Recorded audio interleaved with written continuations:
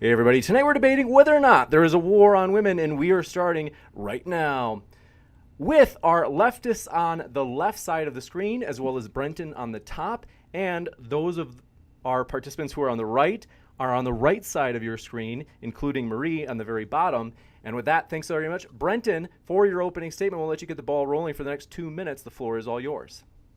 So I've been thinking about this issue a lot, due in large part to the unilateral and unpopular overturning of Roe v. Wade. I think before we say anything, we need to define our terms, because language is tricky and a single word or phrase can have multiple meanings, a fact that is absolutely exploited by busybody culture warriors for clicks, cash, and clout.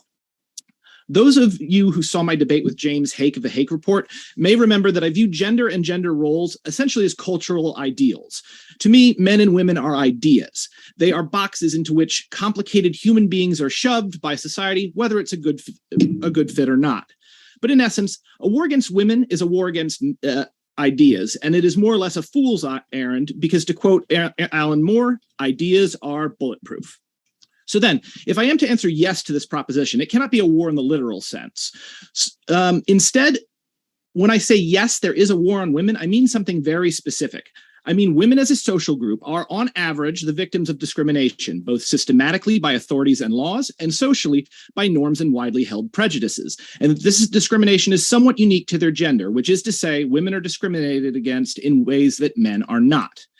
Now, the truth of this proposition should be plainly obvious to everyone. And to be frank, I think on a certain level it is, hence the need for political reactionaries to mount hysterical, pun very much intended, response to attempts by activists and institutions to ameliorate this problem and redress these grievances. Some people just cannot handle change, and that moral and intellectual failing leads them to some very dark places, which I hope we will avoid tonight.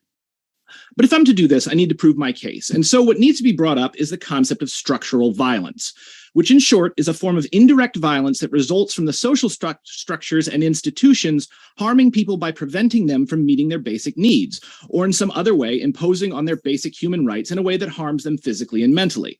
This is obviously happening. The most glaring way in which it is expressed is the most recent ruling on Roe v. Wade. The USA already has huge problems with maternal mortality, the worst in the developed world and nearly twice that of our nearest neighbors, France and Canada. And by direct use of state violence to force an unwilling woman to remain pregnant against her will, many women will lose their lives, while many more will experience exponential hardships due to this foolishness. 2 minutes. Thank you very much for that, Brent. Well, and there's quite a bit more. Okay. Yeah. I got some things to say about that. Am I good to jump in here? Yeah. 100%. I mean, I'm surprised that when you said that the war on women is a war on ideas, I thought we were actually going to talk about the kind of social treatment of women. And I'm surprised you jumped straight into laws, especially considering, if we look at the legal system, women are far more likely to get shorter prison sentences for the same crime as men. When we come to hiring practices. Well, you'll notice I said laws that relate to reproductive. Keep the interruptions to a minimum. Okay. When it comes to hiring practices, they're more likely to be given favorable treatment due to things like affirmative action. And then to bring up Roe v. Wade as a aspect of the war against women, the Roe v. Wade and certainly conservatives' position on it has absolutely nothing to do with women and has everything to do with whether a fetus is a human being or not. That's the discussion. Not are we going to oppress women or not? It's do we need to prevent murder in this case or not, which is what conservatives believe. And it's always an extremely disingenuous thing, in my opinion, when people bring up things like ectopic pregnancies or when they bring up maternal mortality. I cannot think of a single case where a Republican lawmaker, Republican commentator, anyone who is against abortion has stated that we should let a mother die if there is some sort of complication that requires an abortion. That has never been an argument from the right wing. That has never been an argument from people promoting laws against abortion. There has always been space for things like treatments against ectopic pregnancies or treatments to help the mother to survive in those cases. So I think all of the points that you brought up in your opening statement are a bit moot for this discussion. Can I respond, or does somebody else need to talk? I think we're doing opening statements. Well, I'll go first. even though I'm conservative, I kind of have a different viewpoint. I think there's a war on men and women, and I think that you can just prove it. Why you say, how is there a war on women if you're on the conservative side? Well, you look at Leah Thomas, who swam on the men's team for 3 years, was ranked 457th, and then got to take gender hormone therapies and compete against the women. So in my mind, that's against women. And also, I think abortion, letting women get an abortion is a war on women, because that's actually killing half the babies would be women. So that's actually murdering women. And then on top of that, the idea of feminism is a war on women by making women work in the workforce their whole life instead of having a family. I think women are meant to be mothers. It's their job to have babies. It's their job to do traditional family roles. And so this whole feminism movement is a war on women. Now, obviously, I think it's, the trans movement too is a big war on women, because it's 72 genders versus men and women. So I would say that equally, that men and women, biologic males and biological females have a war against him, against whatever you want to call it, maybe the gay mafia. I don't know, whatever you want to call it. But it's there is a war waging on biological sex, because they want every kid to be indoctrinated and sexualized at a young age so that they have gender confusion and body dysmorphia.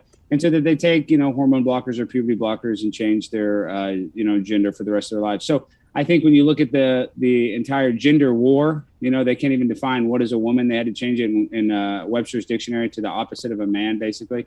So yes, there's a war on both biological sexes. And I think it's pretty simple. I know Brent won't agree with this, but they said in Kindergarten Cop, boys have a penis, girls have a vagina. And I think it's that simple. So I think there is a war on both sexes. Even though I'm conservative, I think there's a bigger war on men, but I still think there's a war on biological females. Yeah, if I could jump in on that. I also am inclined to say that there is a war on women.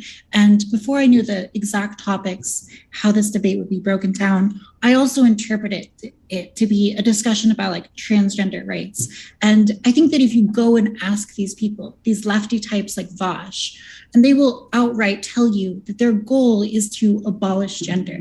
I've had these debates with these people, and I think that that's a real mistake. I think that there are innate differences between men and women, behaviorally as well as biologically. And I really despise that the transgender identity and like whether or not dysphoria exists within some population has been like weaponized as a way to destroy the concept of gender. Like, moreover, I think that when you look at the ways in which women are discriminated against in like the workplace and whatnot, I think what you find is that really there are these innate differences and they're contributing towards lower pay, but for very good reason. Like women, I think, hold a civilizational burden to have children and to care for children when they're in infancy. And that's difficult and it's hard and it should be lauded. And that's why you see these lower wages. I also think that like there's real virtue in having boundaries to the gender identities that exist. Like I think that in order for something to have meaning or value, it can't be something that anyone can just opt into. It has to have restrictions. And so I think the desire to destroy those boundaries and those restrictions is also a kind of desire to like destroy the potential virtue within the archetypes themselves. But I think that's just one side of it. And the other side of it is that you have people who have like rightly observed that there are all these difficulties with incorporating women into the workforce and into politics. But I think that like they're just taking this in the complete wrong direction. And they want another kind of war on women where they want to bring them back to like medieval times, bring them back into the home. And while that's valuable in some ways, I think that in the modern economy where human capabilities extend far beyond just your muscle strength, women have a lot to contribute politically and, intellectually and whatnot. And what we need to do is learn how to manage female pathology, which scales across the internet, in the same way that we've learned to manage male pathology through our institutions. And we need to do that so that women can contribute without also corrupting or making the public square worse. Anybody from the right? Yeah, I'll say mine. I'll do it first. Hang on. We already heard from a girl on the right. You're on the right. You needed to let me go first. All right, thank you. Well, I'm sure you have a lot of great things to say. Okay, but I want to talk first. So, my position, I guess, is probably the most extreme on this side. I know. I thought I was arguing against Lauren Southern actually on this debate. I know. Aren't you disappointed? I am. We haven't talked since the Boogaloo stream, my friend. We got to chat. It's been a long time. Well, we talked a little bit during the Thought War as well. I don't know if you recall that, but we talked a little during that as well. But so anyway, so I'm kind of the oddball, I guess, in the group. Good morning, by the way. And thanks everybody for being here. I think it's going to be a fun debate. I just want to say did you just say good morning? Yeah, I just woke up like 10, 20 minutes ago. So classic gamer move. Disgusting. Yeah. Disgusting. Yeah, you want to talk, a lot about disgusting. Your whole life is disgusting. But anyway, so listen, I want to say this. So. I want to say this. We'll get into that later. I think that there is not a war against women. I think the war is against men. And I think the problem is that we are not waging a war against women. I think that women are the author of most of the problems in the society. I think that women's liberation, starting a couple hundred years ago, is the beginning of the end of Western civilization. I think that women being educated, women going into the workforce, I think that women raising young men, I think that prostitutes running our country and women being elevated through affirmative action, I think it's completely wrecking the country in basically every way. I think that women essentially have kind of two trajectories in life. They can be mothers and prostitutes. I think those are really the main tracks throughout history that women become. They're really defined by their sexuality as opposed to men. Men are sort of intermittently sexual. Women are thoroughly sexual, and they're defined by that relationship with men. And so I think they can either do that within the binds of marriage and do that being a mother and having children, or they could do that selling their sexuality in some way, which is kind of what they do all the time in the modern society. And we don't think of it always that way, but if you look at it, that's kind of what they're doing. So I would say that there's not a war against women. Women are being elevated. And we talked about this in the last one. I think Alex Stein and Dooby and our girl Stardust were there for that one. I think the war is against men.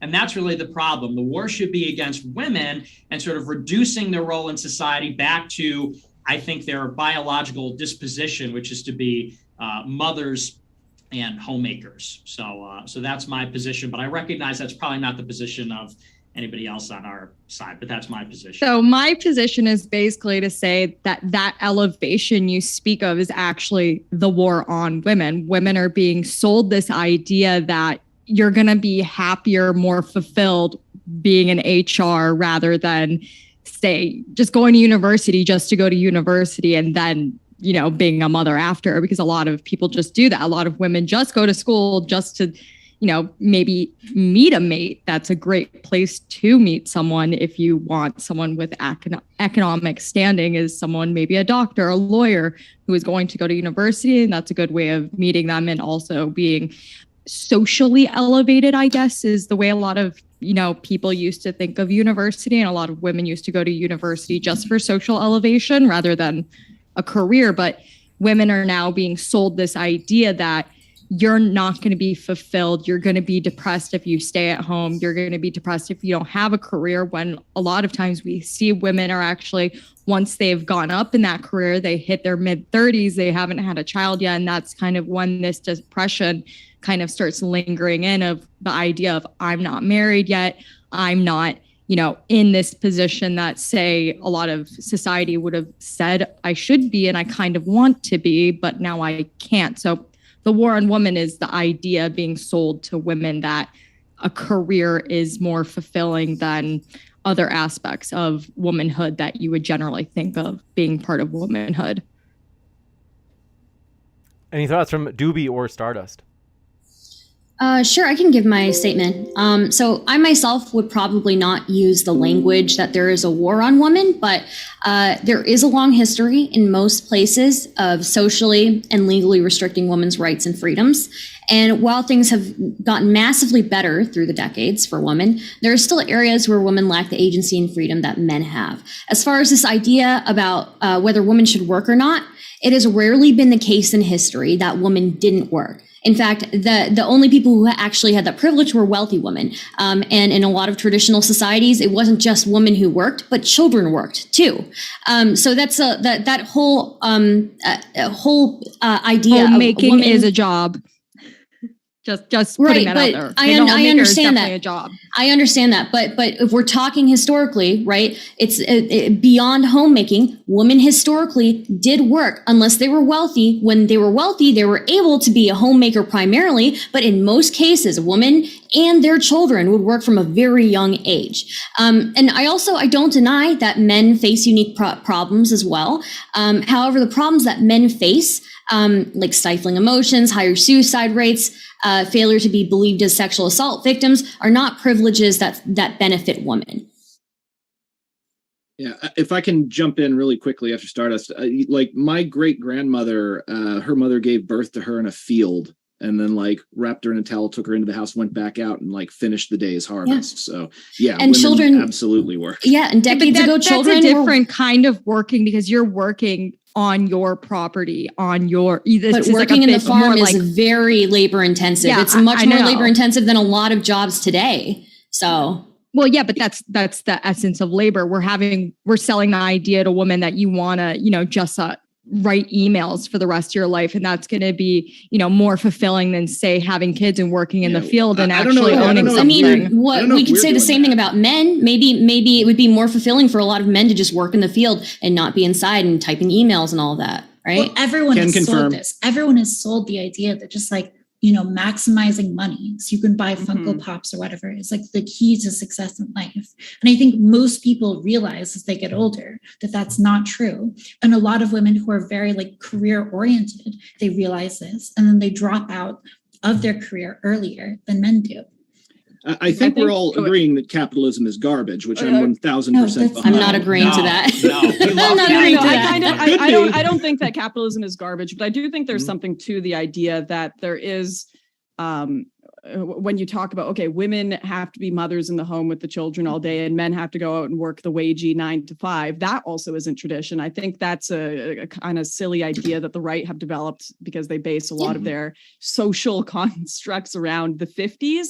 Whereas I think, the whole idea of the nuclear family, it kind of defeats the community. It should be a community working together, mothers all working and raising children together. The men should be including their children in their work. It used to be super common for kids to go out and, work with dad in the field, go on the tractor, enjoy that, partake in that. And the idea that, women should just be in this box where they spend all day with the kid, it's good. It's fun. It's wonderful.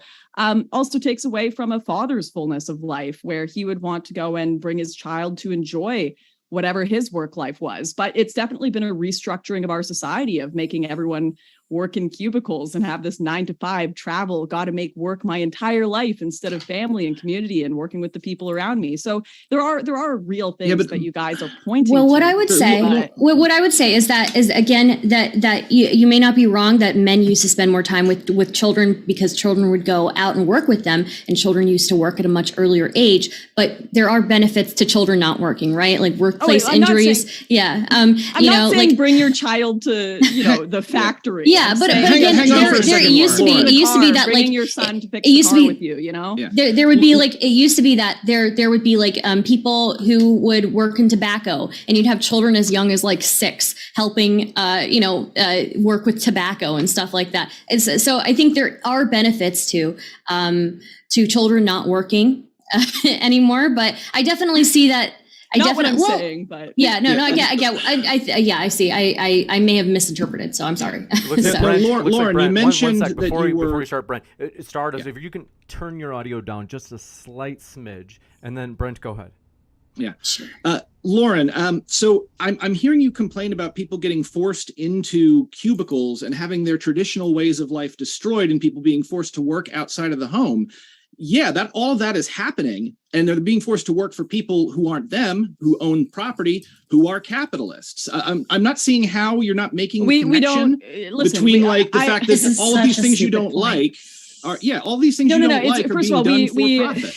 real capitalism has never been tried. No, of course there are problems with capitalism. It's a complex, broken system, but it's the best we've got. And a lot of what we're dealing with is corporatism and also government pushes and social pushes towards certain types of work styles and certain workforces. And a lot of, the big companies with the cubicles tend to be far more favored by governments and government contracts than small businesses, which families used to be able to run together. Of course, but because this if is you're powerful, you take control of the state. a lot of that has to do with government intervention. So Yes. when we see all these policies come into place that are promoting corporatism and kind of hurting these smaller community jobs and small businesses, you don't sit there and blame capitalism. You can, but that's a really weak point in my opinion. Capitalism is a part I of it. would disagree with you. I think it's a very strong point. You It's just a don't lot of understand social issues. Oh, I just don't understand, I guess. This Yeah. is the real No, it's war a on tough women. thing to get I'm too your mind stupid wrapped to around. It takes years understand to your figure Well, out. you know I what? wanna jump Instead, in because real of quick. We capitalism, haven't heard instead from of people Dooby at working all for yet.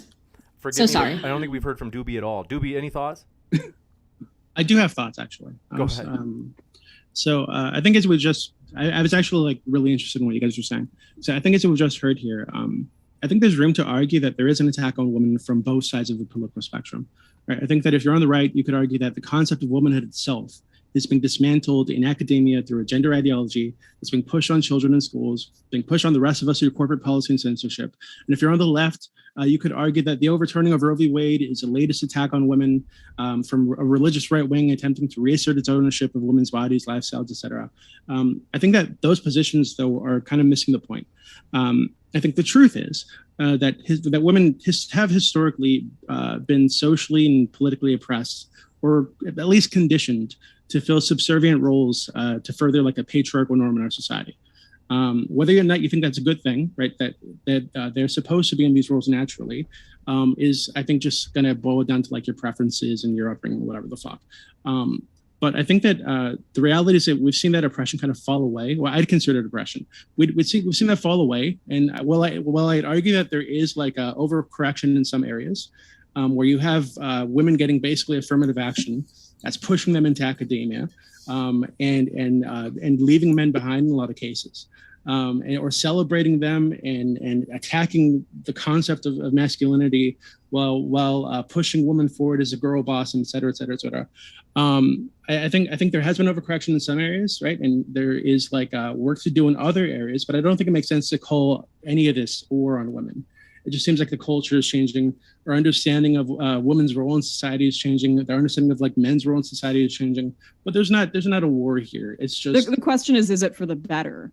Yeah. Yeah. Well, and what do people mean when they say war on women? I think that's going to boil down to so Nick, for example, Nick would probably say that, hey, you teaching these women that they should be out there grinding away 9 to 5 and not at home raising children, keeping the house clean, et cetera, learning all the good things that come with motherhood, et cetera. You teaching them to go out and do that, to leave their households and to go out and slave away for these capitalist scumbags or whatever. That's actually an attack on women. Right? That's not you presenting them more possibilities. That's you giving them chains in the disguise of like freedom and like choices or options or whatever the fuck, right? All you're really doing is enslaving them to the same capitalist like monster that the rest of us are enslaved. So then, wouldn't that not be a war on women? Just I a think war the on women both should be sexes? enslaved, but just by their husbands instead of Well, okay, but the point that Dooby is making is that, again, in response to what Lauren just said, the point that Dooby is making is that women are in that way, they're basically in the subservient role, right? And it may be true. Yes, it certainly is true that there are disadvantages to being a man in society, but those disadvantages for men often negatively affect women in addition, right? Whereas the disadvantages towards women don't really affect men in the same way.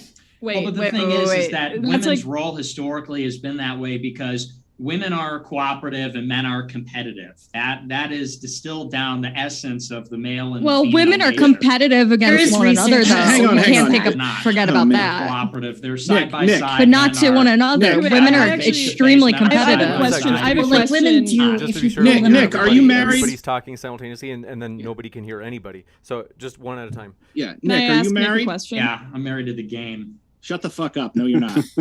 Now, Well, here's no the need thing. to cuss. No need to First cuss. of all, what Brent. you're Keep saying. it Did you have a clean. question, Keep Marie? it clean. Marie, did Yeah. you have a No, I question? didn't have a No, question. I had a question. Lauren, go ahead, Lauren. No, Nick, I assume you agree there are outliers to that rule. Like there are men who are more cooperative than competitive, although outliers, vice versa. Yeah.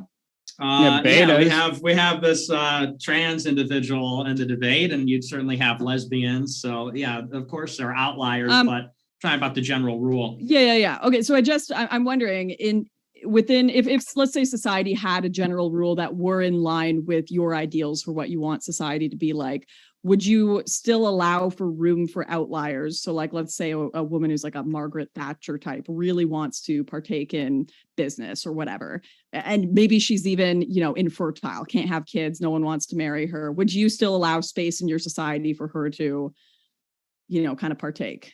No. And I think that historically, that's not true. I think historically these exceptions are not allowed. And I think there's a danger in allowing the exceptions because in cases like that, it almost concedes the principle, and it's unfortunate, but, society is clunky and, these are the kinds of things where you can't tell the society, well, women are mostly like this, but, some are not really, and some can do what they want. The problem is that society creates let him its finish. own Let him ideal. finish. Thank you, Lauren. Thank you for sticking up for me like that. So I think that women should not be telling men what to do. And I think it sets a bad example. I think that, and this is what you'll hear all the time from women and from feminists is, well, what about, the biker girl? What about the girl that is really good at math or whatever? And yeah, that's great and everything. But because of that, we've set this example where now everybody thinks that there's no principle at work here, that we're all individuals, that everybody's got a limitless capability. And so everybody should have a limitless opportunity. And that's created a completely co-ed egalitarian society. There needs to be a society that is clearly bifurcated between the domain of the men and the women. And I agree with you. I think that you're right about the nuclear family, and you're right about sort of what we consider women's work. And I'm not saying women should be necessarily in the house, but they should be in the domain of women. They should be the nest builders with the other women in the community, like they were in the ancient days and historically, but they should not be working side by side with men as lawyers and doctors. Ancient days and historically, right? We could look to Greece where men were fucking little boys' thighs, right? And this was totally socially acceptable, right? So I don't know why we'd appeal to history and how things used to be in ancient societies, right? We're in 2022, and I don't want just a current year meme, but it is a current year. Why would we be shaping our society based on shit that happened 2,000 years ago? I'm not saying we should base it on that because it's old. I'm saying that that's the. Give me a reason. That's the model. I'm saying that the nuclear family is anomalous compared to the long view of history. We should do these things because they're consistent with our nature, not necessarily because they're old. Although they are old. Why isn't pederasty consistent with our nature? Consistent. What's that? Yeah, we could argue that a lot of consistent with our nature. In ancient Greece, older men would take young boys as apprentices, and part of that relationship was them putting olive oil on the young boy's thighs and fucking it. Right. Okay. So I'm not sure what that has to do with. Yeah. Can I bring the conversation back on track here? Well, look, if we're making an appeal to the way that things used to be in tradition. We have minimum. Listen, time. I got 20 minutes. Go ahead, Lauren. Go for it. I'm sorry. Yeah. Nick, I think you might be setting yourself up for failure there, because what you're going to do is there's always going to be these outliers that exist, and you're going to have women that are genuinely completely miserable in the sort of family role, right? Yes, they will be the exception. No, I love being a mother. They will be the exception, and they're going to want to read. They're going to want to partake, and necessarily in their misery, they'll probably start some sort of feminist uprising so that they can partake, rather than naturally just being allowed to partake where and when they can and compete with men where and when they can, while the natural social order still stays in place within your ideals. The thing is, though, women cannot compete with men. If women try to compete with men, they would physically get killed. There's no woman. Depends on how they're competing. It depends on what arena. I want to make one point. I want to just make one point, though, that women do have a lot of power, though. They hold it in their pussy, because this is why there's an old Chinese proverb that says, a key that'll open every lock is a master key, but a lock that will open with any key is a shitty lock. So what I'm saying is women, even a fat, ugly woman can get laid a million times, but a fat, ugly guy can't. So women do have, when you talk about the war on women, they actually have a lot of power of the puss. So that's something men don't have. Yeah, I think the I think there's a is point always that Nick is making That's that's your really issue, not interesting theirs. here. And it goes back to like the historical reasons for why women were not involved in much of the economy. And it's because for like much of human history, women could not effectively contribute to most important economic and political things. Women could not wield a sword as well as men. They could not till the fields as well as men. And so like it makes perfect sense that you wouldn't like have women leading kingdoms because the majority of the population would not have built up respect for her through like going to battle with her, right? But the fact of the matter is now is that like our modern economy has shifted such that we rely less on physical muscles and the economy relies more on intellectual developments. And so like there's all of this research into how women exist in STEM and in various fields of higher learning and contribution to the economy. And the reality is that like women they still don't take up all of those high prestigious spots. They're not the ones winning the awards. Men are still doing that, but that's not to say that women aren't contributing anything. In fact, women's like contribution to the economy now is massive. And if you want to have a civilization that is powerful, you need to harness all of it. And so here's the thing. You can have a civilization that has women in the home and they're be great homemakers. But when you compare that to a culture and a civilization that knows how to utilize women as homemakers and as mothers, but also allows them to contribute to the economy when they're able to, that civilization will be far superior to the one that doesn't. And it's really that simple at the end of the day. We want to create things that last. And the way you do that is you find a way to include women. Here. Okay, wait. So, sorry, I'm really curious about Nick's thoughts on this because you say, yeah, allow women to compete. But the problem always has been when we allow women to compete, we do have to give them too often like a handicap to allow them to compete with men, where Nick was saying women will generally lose. So what I would say my argument is, Nick, is let them lose. Allow them to compete in egalitarian society and let them lose and let people learn that social rule on their own without any of the handicaps. Sure, if you want to go join the WWE or whatever wrestling thing against men, great, go die. Go join the army, get shot in the front lines. Let women lose without the handicap and people will learn the rule. And then the women who are absolutely exceptional will actually have done so of their own accord, and no one will have to look at them twice and think, hey, you're only here because you're a woman and the government forced you into this position. Yeah, there's an unspoken. There's a spoken assumption here that is being made by a lot of people, both by Nick and Lauren. Poor human nature, what horrible crimes have been committed in thy name. Every fool from king to policeman, from flat-headed parson to visionless dabbler in science, presumes to speak authoritatively of human nature. The greater the mental charlatan, the more definite his insistence on the wickedness and weakness of human nature. Yet how can anyone speak of it today, with every soul in a prison, with every heart fettered, wounded, and maimed? Emma Goldman. The fact of the matter is that this idea that the women are homemakers and mothers, like, yes, they are literally mothers. But the fact of the matter is that we have been on this planet as a species for 250,000 years. For 244,000 years, we did not have the state and lived as nomadic hunter-gatherers. And if we look both at the historical fossil record and at contemporary hunter-gatherers today, you find that these are the most gender-equal societies on the planet because everyone has to be educated in every aspect of the culture. So really, we're talking, when you guys are talking about this being somehow like women's immutable essence, it's just not true. It is objectively wrong. It just feels like an immutable essence because who did the gathering? Who did the gathering though? They both did. Everyone in the society. The hunting and gathering. It depends. The hunters left for weeks on end, and the gatherers had to go every single day to feed the tribe or whatever, the community at the time. But the hunters, this is actually saying this. It's not true. 1 sec. I think Stardust was saying this. I think this is like an old idea.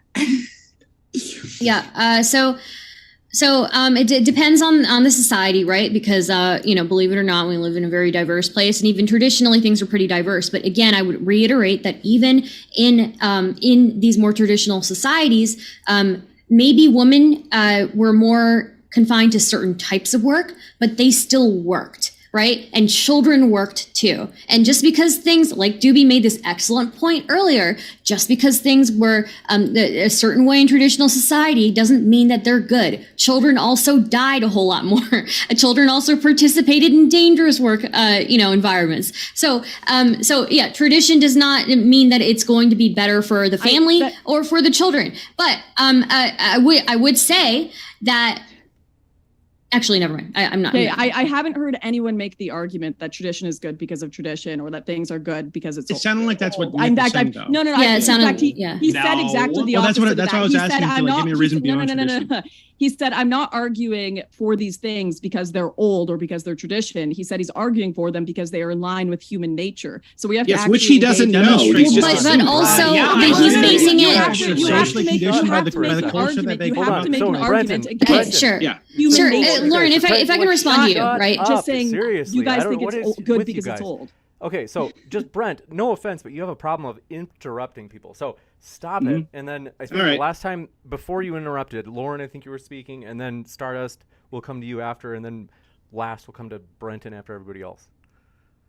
Oh, no, yeah. I was basically just saying that the point being made here isn't that tradition is good because it's tradition, quite the opposite. In fact, I think I've attacked the idea that we need to emulate the 50s. The idea here is what society works best in line with human nature. So the argument has to be around what is the nature of a woman and what is the nature of a man. Are women more timid? Are women more suited in better roles that are more towards being a mother, towards being et cetera, are men more suited as hunters? I'd rather hear the leftists on the panel engage with that concept rather than this appeal to you guys just think, it's good because it's tradition, because I haven't heard that argument made once. Okay, so I guess to respond to that then, I guess what I would say is that, there's no doubt that there are differences between men and women. There's no doubt that men and women gravitate to different things, even in the most, gender equal countries. You'll see men and women actually diverge even more than they do normally in which careers they choose, right? But they're still choosing careers. So I'm not denying that there are certain trends among based on your biology and based on your sex, right? But there are always going to be outliers, and I think these outliers are a lot more common than we give credit to. And there are ways that also we benefit from women being in the workplace. There have been studies that show that women might be making better doctors than men. That's all. That's what I would say in response to that. Yeah, let me just jump in here and say, where all this comes from with nature. It comes from biology. It comes from what we know about biology and what we know about physicality. And, you can throw your head back like that, but women are weaker than men. And so, Lauren says, well, why don't we just let the men compete with the women? And, that makes sense if we're talking about a controlled, sort of constructed competition with rules and a referee and things like that. But the world is not like that. The state of nature is not like that. There are not rules, and there's not a referee, and there's not a sort of artificial surrogate goal. There is just all against all. And the kinds of societies that emerge from that throughout all of history, everywhere. And I love when leftists bring this up. They're like, well, we found a village in the Amazon jungle where there was a woman priestess or something like that. It's like, okay, but every other civilization, whether it's the Arabs or it's the Russians, Chinese, Japanese, Europeans, it's male kings, it's male generals, it's male dominated, male superpowers. That was the Soviet Union, that was Rome, that was America, that's all of it. And primarily that kind of situation prevails because men are physically stronger. And when it comes down to it in the world, men can make women do what they want because they're stronger.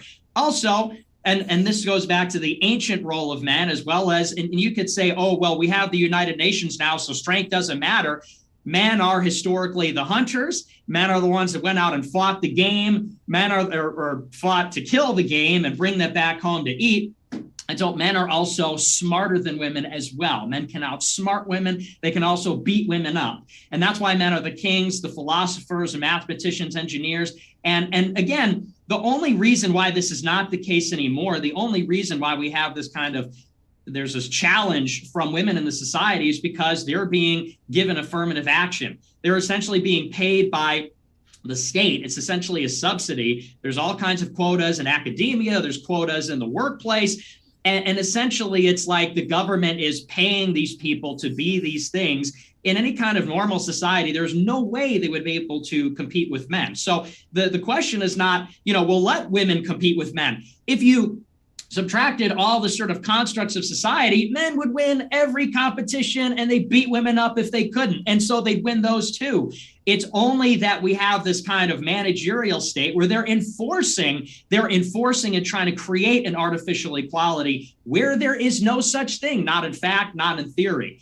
And so if we took all of that away, the sort of natural thing would resume. And it's always fighting back. You see that in women's preferences as children. You see that even in preferences for women as adults. Women's nature and rebellion against what's being pushed on them artificially. It's irrepressible. I want to bump it over to Dooby or... Oh, I got 5 more minutes. So can I respond to that? Sure. Sorry. Nick, I was saying the opposite of what you just said. I'm saying allow women to compete in that free for all, and then allow people to naturally see them fail without the structure, without the rules. And then the women who are absolutely exceptional, if they succeed, they'll succeed because of their own merit. I am curious though, who do you think structured the society where women are getting all of this affirmative action? Because assuming that men are so powerful, which I do believe they are stronger and on average smarter, this is just statistical truths. Would there not be some sort of concept that it was men that created and structured the society to a degree, especially because they had power for so long? And perhaps the issue is less with all women causing this, but with some moral failing in men as well that allowed them to allow this civilization to persist. Right. So I think it's kind of ridiculous that we're appealing to the fact that women were better suited to stay in the cave with kids in hunter-gatherer societies or behind walls or whatever the fuck. When we're communicating with each other, across the fucking planet in real time through esoteric lightning magic, and I'm a fucking frog, right? I don't understand. And again, maybe it works back then, right? Sure. But men don't need to go out and hunt mammoths anymore, right? There are plenty of jobs that need to be done to sustain our society that don't require physical strength. Our understanding of the roles of men and women, I think, are going to be molded by the circumstances we're in. And in the modern day, it's very beneficial to our society to have women involved in the workplace, in academia, and in politics. So give me a good reason. Give me a way that the gender roles and social norms of the caveman days or the medieval period are useful today. Why are they more useful than what we're doing right now? Wait, I have to disagree with you that you don't think men need to be strong or even have strength in order to defend your well, you kind of did say there's no need for men to be able to. I said men don't need to go out and hunt mammoths anymore, right? We don't need to send people out every day. You said they don't need the physical strength. They don't need that physical strength. They don't. They can get guns. Forces. Yes, you do. They can buy a pistol. We're not fighting you do. Suddenly, if Brock Lesnar's running at you, you can shoot him in the fucking face, right? It's fine. But you need the strength in order to defend your property at the end of the day. No, because I would say the strength needed to defend your property is still nothing in comparison to like going out and hunting and the endurance required to go out and hunt for long periods of time. You had a horse. Who the fuck has a horse these days? Yeah. Back in the day when they did the hunting, they were hunting on the war on women though. So does anyone? Horses suck compared to a car. I do. Alex Stein. Like hunting is not. Go ahead, Alex.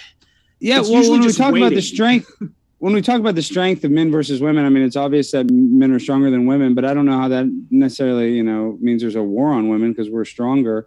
So I'm kind of confused why the argument's gone in that direction. I keep making this point, and it's like, I think it should be very apparent. And I think Dooby is like keying into this, which is that like the economy has changed such that women can contribute a lot more with a lot less muscle power.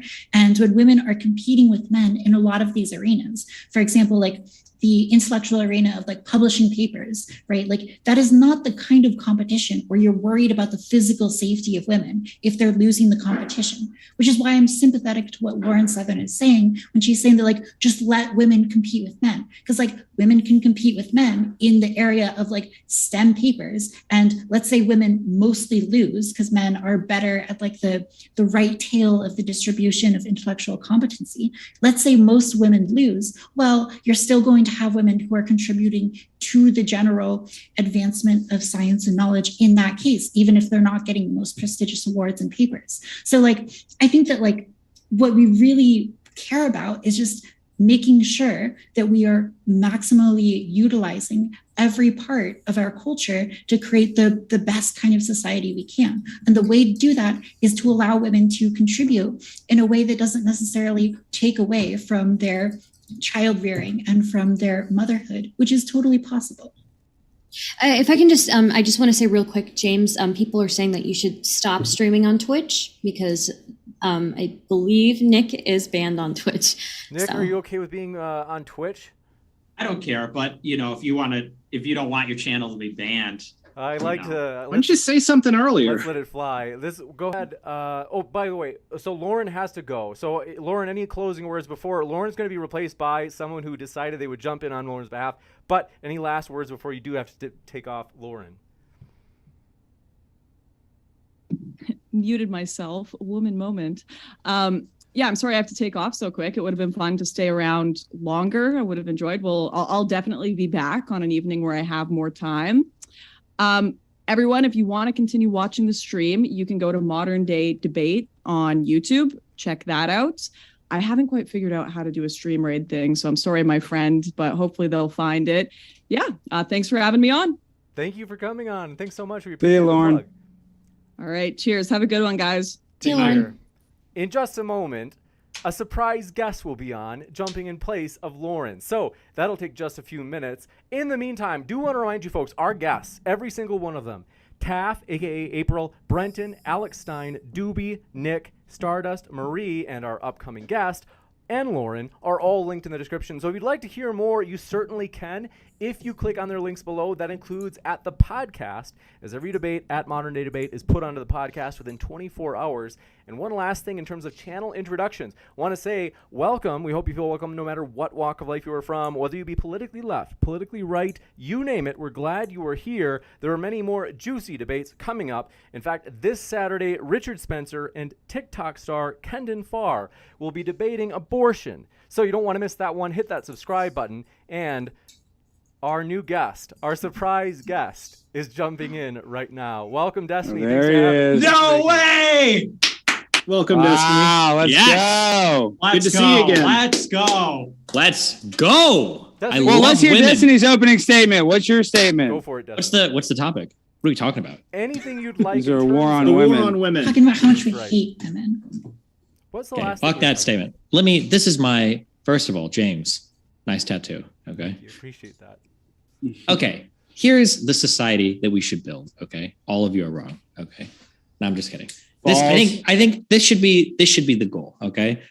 We have some sexual traits that are varied between men and women. That much is true. Men tend to be taller, men tend to be stronger, women might be gravitating more towards like caregiver type things, psychology, et cetera, et cetera. We can recognize that there are some realities here and accept that that is the case. But just because we have to acknowledge that there are some differences, I don't think that means that we have to build a restrictive society that prevents somebody from stepping outside of those differences. There might be a gay dude that's really fucking good at making certain types of shoes. Let him make shoes. He doesn't have to live the life of a fucking hunter-gatherer that's ready to shoot and kill criminals breaking into his wife's home. He could live with his boyfriend in San Francisco and make awesome clothes. There might be a woman out there who she does want to go into the military. She does the work. She lifts a lot. She's tall, fucking Brent of Charth or whatever. Let her fucking do it if she can. I think that we deprive not only individuals in our society of the ability to pursue the best life that they can, but we also deprive ourselves as a society of their talents by boxing them into these really rigid gender roles just because like 85 or 90% of people happen to fit. Well, because of that, that's why we have the WNBA that nobody watches, Destiny. So thanks a lot. Wait, didn't you dude. say that you watched the WNBA in the debate with Yeah, me? I watch it because I crank it to it. I have a sexual fetish for female basketball players, but that's just me. Good God. Don't worry wow. about it. Don't worry about it. It's just a sexual, fetish. You that I are like. one weird dude, I- Alex. I didn't need to know that It's a about you. fact. Well, I just like to let that be known that I'm into WNBA chicks, but everybody else isn't. I wish more people would be. If Then I if can see women their want to play in the games, their games WNBA, would be on- what's wrong with that? What, like, if you could have a world where there is a WNBA with someone willing to play basketball, why not have that world?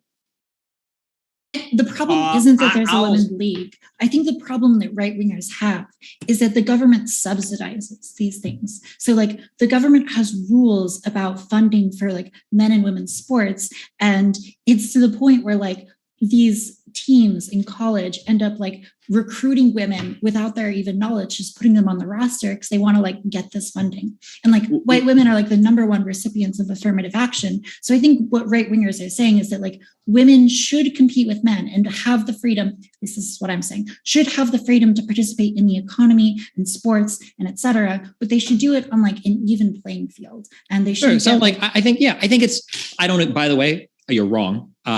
I agree with what you're saying, but that's not what conservatives feel. That's going to be the Mott and Bailey bullshit argument they wheel out to try to pretend that's what they feel. But what they're really saying is, I think what they're saying is women are fundamentally equipped to do different things and they shouldn't even try to compete in the traditional domain of man. Now, if there was a conservative that said, listen, if women want to do these things, that's fine, but we should like trim back some of the affirmative action. Sure, that's fine. I think that in schools, we've seen that it has gone a little bit too far. Graduation rates are like 3-2 between women and men. It's like 60-40. That split is unreal. But the only reason we even know that split exists is because we used affirmative action to get there. You know, you could argue that affirmative action has gone too far today, for sure, but it sure as fuck wasn't reality that men are 10 times better at school than women. That's not true. And we've seen that even absent some affirmative action, women are just as competitive in school, if not more so than some men are, because there are things that men might be wired to do well, like hunt and gather, that makes them more predisposed to things like, say, ADHD that women don't have. Women make better students, right? You might say that men are these strong hunter-gatherers and they do all these type A things, quicker reflexes. That also might come with an increase of like risk-taking behavior. So when you look at a skill-based activity like driving, you might think like, wow, this is something that men are obviously better than women at. But then you look at accident rates and insurance rates, and maybe being like really physically capable doesn't make you a good driver. Maybe it's being a little bit slower and cautious. Maybe that's what makes you a safer driver.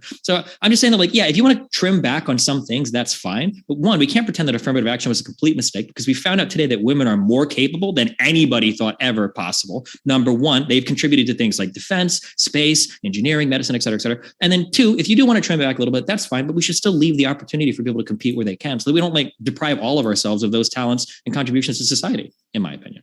Here's the I agree 100% with Hang Destiny on. there. We've heard from the pro-woman side, and Destiny, I'm very disappointed. I thought you hated women like I did, but you're coming in here and telling us they should be rocket ship designers and building missiles and things like that. He's not being menaced by their sexuality.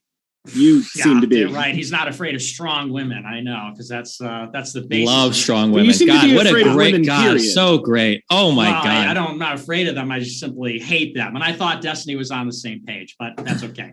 So the thing is, and I said this with Lauren when she was on earlier, I don't think the problem is necessarily that women are working or even maybe the kind of work that women are doing. It really has to do with the segregation and the promotion of women in certain fields. The problem is the co-ed nature of what women are doing right now, that women are intermixed with men throughout the society. The problem is that women are pursuing career and education at the expense of marriage. And if you have a traditional view of sexuality and sexual morality, this is almost necessarily a problem. The more that women are educated, the more that women are in the workplace, the lower the fertility rate, the longer it takes for women to get married. This is a real problem for a society that's trying to retain sexual morality. It's a problem where men are supposed to express their sexuality in a virtuous way. And then also the problem is in some instances, the domains that women are in that I think are a total construct of affirmative action. I think that, if women want to be, researching or whatever, I think you create a women's division of that, like you have a women's division of sports and women's division of everything. I think the principal objection is not that women create value in the society. Women can create value in society a lot of ways. I think that primarily that is through child rearing. In the old days, they would answer the phones and be the secretaries and school teachers. And, I think that, again, when that's segregated, maybe that's appropriate. The question is maybe not necessarily could that be expanded to other things? I think the question is that being pushed to the detriment of motherhood? Is that being pushed to the detriment of regeneration of society? Is that being pushed too forcefully, artificially, or forced at all? And then the problem is when it's not segregated, does that create a problem with temptation, sexual assault, all this ambiguity that you see Me Too movement, all of that is because of men and women working so closely together in the workforce. That's a source of adultery. That's a source of temptation. Nick, Source of I'm hearing a lot of the. I'm hearing a lot of. You're interrupting assertion. again. You're interrupting. Yeah, I am interrupting. Why are you interrupting for like 10 minutes? And I hate interrupting both of you, but just to hear from anybody that we haven't heard from in a while on the left side. Yeah, so I again will say that it's not the case that women were just answering phones or that historically women were just doing easy work. Women were working out in the farms. Actually, in fact, a large percentage of women still today in the global economy work in farms. And they have historically, and that's not easy work. These are 10-hour, 12-hour days.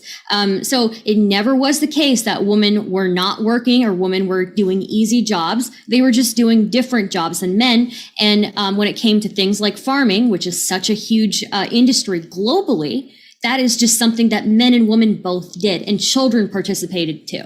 But the farm is domestic. I have to give a shout out to Destiny because he proved his point perfectly. He said that there was a Mott and Bailey going on, and that's exactly what Nick did. Because he started the conversation saying that we should enslave women, and now he's basically moved over to like mine and Lauren Southern. Yeah, they should be. I think they should be property essentially, but so say should that they not be able to? That's fine. That's good. But that's good. I love that. I love that. I like that. Right? We can talk. We can attack the Mott and the Bailey. Okay, that's fine. So moving the conversation one step further. Okay, this is something that we have to recognize. We're not having a conversation right now about women's roles in society. We're having a conversation about the structure of society and whether or not we want a more liberal world order where people kind of have a right to choose what they want to do, or if we want to have a more Christian nationalist, I don't want to say fascist, but like, because I'm not trying to be insulting, but if we should have a world order where people are kind of forced to inhabit these gender roles that are building good Christian societies.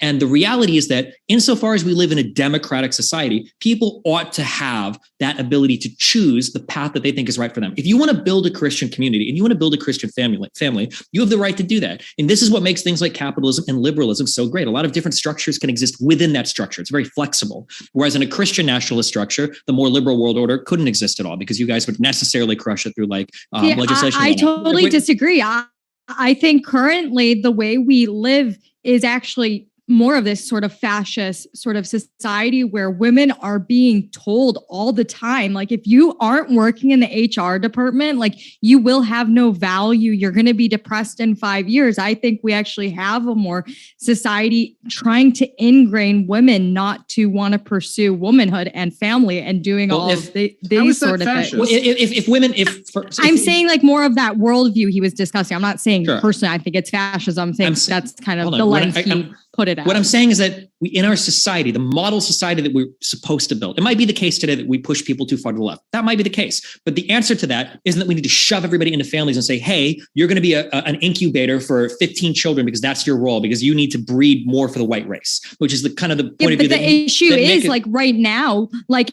everyone's saying, like, I talk to so many women and even men, the way in which they view having children is extremely toxic. They say your life is over. You have no freedom now. Because and that's what it means. Because that's what it means. Societal thing. No, that's what it means to have. That is education. That is, yeah. So again, that's what it means. It doesn't have to mean your life is over and your freedom's over. Parents, we need to one toxic part. Who has kids on this panel? Just because Stephen, I have kids. Okay, yeah. So trust me, as an absentee father, I'm an expert on this. Okay. Like children, yeah. Okay. Hold on. So especially as a woman, but in most families, having children sets you on a different path in life. You do lose a lot of freedom, and you do lose the ability to do a lot of things you would have otherwise. Ask any man ever. Yeah, but let me finish my thing.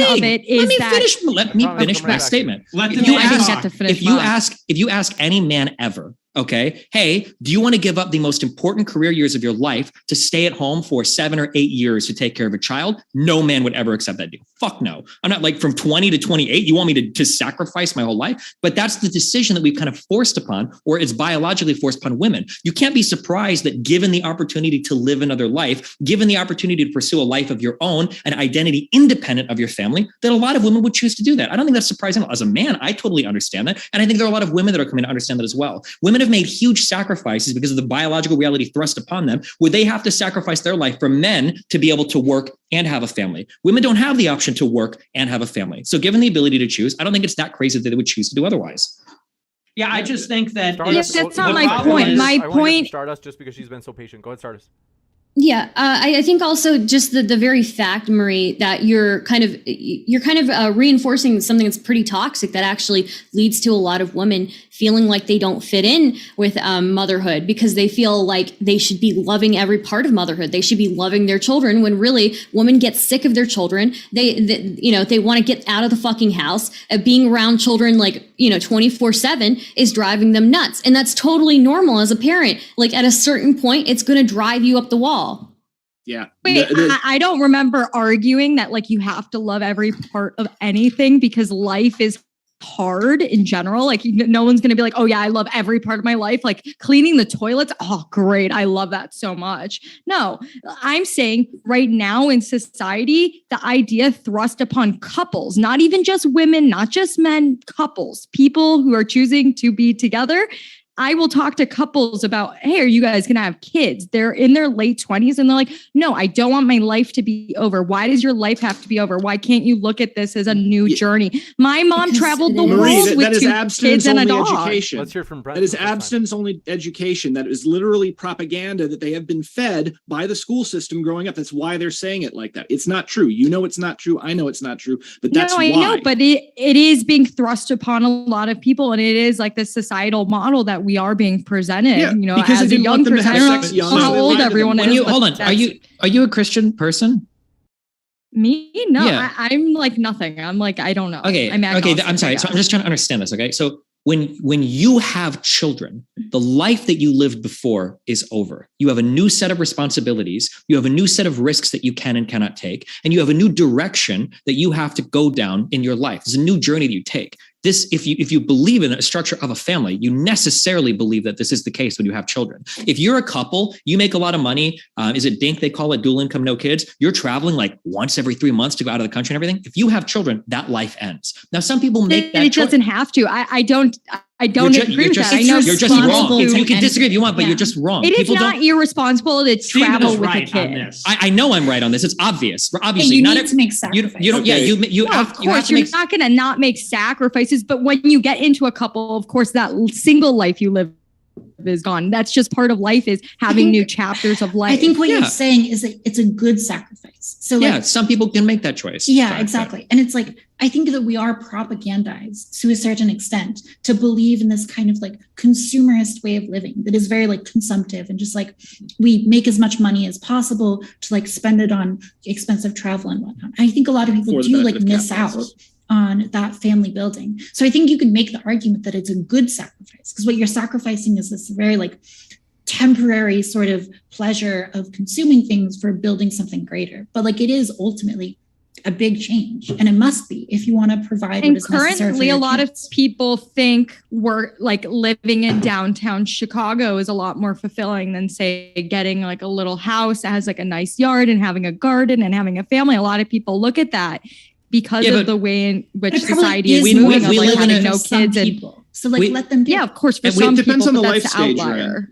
And we live in a democratic society. You have to make that argument. It's the onus is on you. If you believe that's a lifestyle that other people ought to live, then the onus is on you to prove it. Like show like, hey, this is a lifestyle that's more fulfilling. You either preach this through your communities, you preach it through your churches, you do it through the media that you have people engage in, whatever you want. Make the argument for that lifestyle. And there will be people that'll be like, you know what? I want to make this sacrifice. I want to have a kid. I want to get rid of like what I'm doing, in the past. But you can't just expect everybody to automatically throw away what is otherwise. It could be like really fabulous, really fun, really carefree lifestyles and say like, because we need to keep breeding to like forward our race, or because there's some like weird imperative, like religiously or biologically or whatever. Otherwise, you can't just say that people have to do that if you can't make the argument for it. Well, I can make the argument, and I would say, before you do Steven, that, I'd like to just clarify something. Hang on, can I jump in here? We've heard from the opposition. Let Dooby do it. He hasn't time. spoken for a while. Thank you.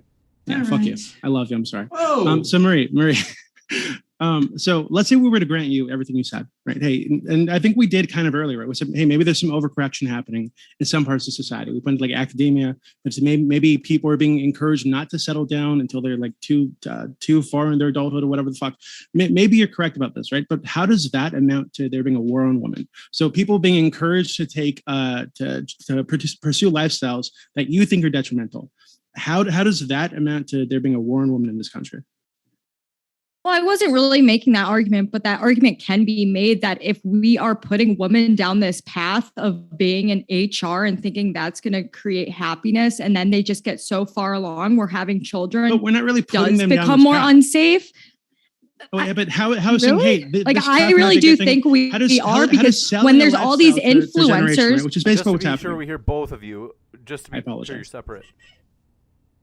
Oh, I'm just saying, how does selling a lifestyle, which is basically what's happening, it's just saying, hey, don't settle down and have kids when you're 18 years old. Maybe explore your options, maybe pursue a career, whatever the fuck. They're basically just selling a lifestyle, and some people agree they like the product that's being sold to them, so they pursue it.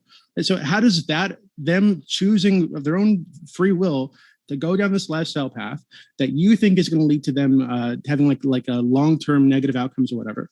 How is this us forcing anything onto them? They can choose, like Destiny said, to do the trad wife thing. They can choose to have 10 kids, start helping out kids the moment they hit 18 years old. Right? We're not saying that, hey, you can't do the trad wife thing, or you should be shamed for doing the trad wife thing. We're just saying, hey, you shouldn't try to force people into boxes, and we should provide the options and let people go where they want to go. No, I'm not Absolutely, arguing that here. you shouldn't, that like this is something like you should force upon people. I'm actually arguing that the opposite is actually in a way being societally forced onto people. That was my argument. I'm not saying we should force anything. I'm arguing that sort of lifestyle of living in a city, these are the things actually being forced upon people because they are made to believe this is the only way to live. This is the only way to get a job. This is the only way. But like, if you're going to make the argument that this type of lifestyle is being forced onto women because it's kind of glorified or whatever, we can make the same argument before women were entering the workforce in the same way, right? We can make the same argument that like, oh, well, we glorified homemaking and women are kind of being indoctrinated, and now does that make it so that their biological clock is going out if they're going into homemaking, or is there actually like an adverse effect actually being happening? What do you mean by biological? Well, yeah, there are do studies live that show that women who are stay at home are actually like more likely to suffer from depression, things like that, right? This whole idea that women are happier at home. You're is a telling complete me myth. women who have like a stable home are more depressed than women who live in the well, city? they don't have a stable home. A lot of the time they have like a more economic stability because they don't have their own source of income.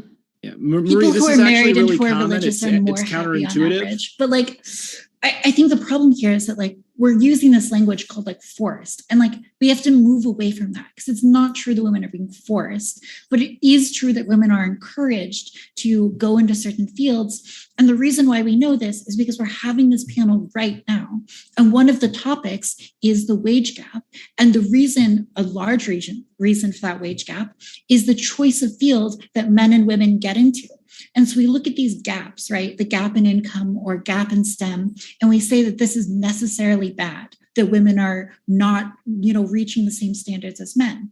And it's not necessarily bad because it's fine if women are choosing to do other things with their life. So like, I think that that's what we should focus on, is that like, it's not forced per se, but it is obviously encouraged.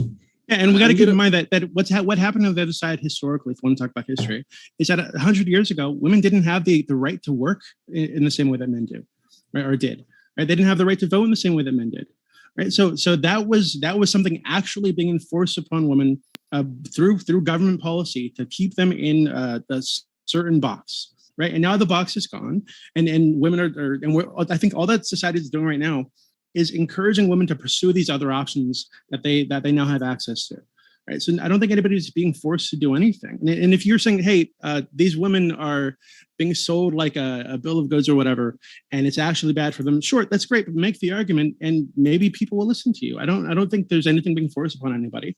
And Nick, I think you're going to have to demonstrate for your side of the argument, because I think you do want to put women back into that box. You're going to have to demonstrate why that box is beneficial to us today, right? And I tried to do that earlier, and then I got cut off by that girl. And I was going to answer Stephen, my best friend, who posed the question and said, why should they not be allowed to do something that's fulfilling or something like that? Here's the thing. It's not about women's fulfillment. And the other thing is, it's also not an individual society. I'll just say it very plainly. It's not a question of, are women happy, not happy? Are they fulfilled, not fulfilled? The feminist society isn't working. And we know that it's not working because of one reason alone. Family formation is not happening. The fertility rate is below the replacement level. Society is not regenerating itself. You could say that maybe the best metric, the surest metric, maybe the most relevant or one of the only relevant metrics is, are men and women getting together and forming families successfully, staying together and having kids, because that is what you need to perpetuate the society. That is what you need to imbue culture from one generation to the next. That's what you need to have a next generation, is for men and women to get together. And ever since, and you can see this across the developed world, and some people say this is because of the economy. Some people say this is because of technology, but and certainly those things correlate. The fact is that all of these societies where women have this role in the workplace, where women are being educated, where there's co-ed workplaces and education, families are not being formed and the next generation is not proceeding. Now, the same cannot be said in the Middle East. The same cannot be said in Africa. Same cannot be said, well, increasingly it is, but historically in Latin America. The feminist idea is failing basically on that metric alone. And so if you have a society that's blowing up and exploding because it's shrinking every year, because men and women are not getting together, because women are going out and exploring work and men are not interested in that, and then they're not forming families and not having kids, you don't have a society. That is the quintessential problem. And why are you having that problem? You're having that problem because men and women need to be getting together when they're fertile. Nick, and why do you want to live in the Middle East? Wait, hold on. No, stop. Why do you think honestly, I would. I said that on my show last week. They're building the line in Saudi Arabia. It sounds awesome. There's no alcohol. Women can't drive. You're forced to wear burqas. So you are it's moving a super there. City. Okay. Yeah, if you're a Christian, I would be fine with that. Cool. Also, you interrupted me. I'm with Nick on that, actually. Yeah. Okay. Okay. But Nick, wait 1 second. So Nick, so Japan has a lower birth rate than the United States does, right? They also have a very patriarchal society, right? That does push women into, I think, traditional Japanese roles, right? That are I think pretty similar to like traditional Western roles. So why do you think their birth rate, given that they have a much more patriarchal society that is being enforced, why do you think their birth rate is so much lower than ours? I don't think that's entirely true. I think that women are working in Japan, and I don't really know that much about just the fact that they're working. Like that's it. Well, isn't that kind of the question of this debate? It's the role of women in society? It's not though. Yes, it absolutely is. If women are, you just talked about women being given the option to be educated and work, and you say it's not relevant if women are to a large extent being educated and working in Japan. That's the principle. That is one of the things that defines modernity, along with technology, along with education. It is the expansion of the role of women. That's how you classify it. That's why we say Africa's primitive. I think when we talk about this, bigger I think predictor is the welfare state. So I think one of the big philosophical question here, and people from the left run from it, I don't think we should. I think it's a thing to talk about, right? Is there's this unspoken assumption that we ought to be slaves to the continuing of society. And I think that assumption can be challenged. I don't think that you have the right to tell 50% of the population that we are necessarily going to force you to live a certain type of lifestyle, because if you don't, then within 1,000, 5,000, 10,000 years, it might be the case that humanity goes extinct. I don't think that that's acceptable, that you are forced to carry the burden of the existence of the future of the human race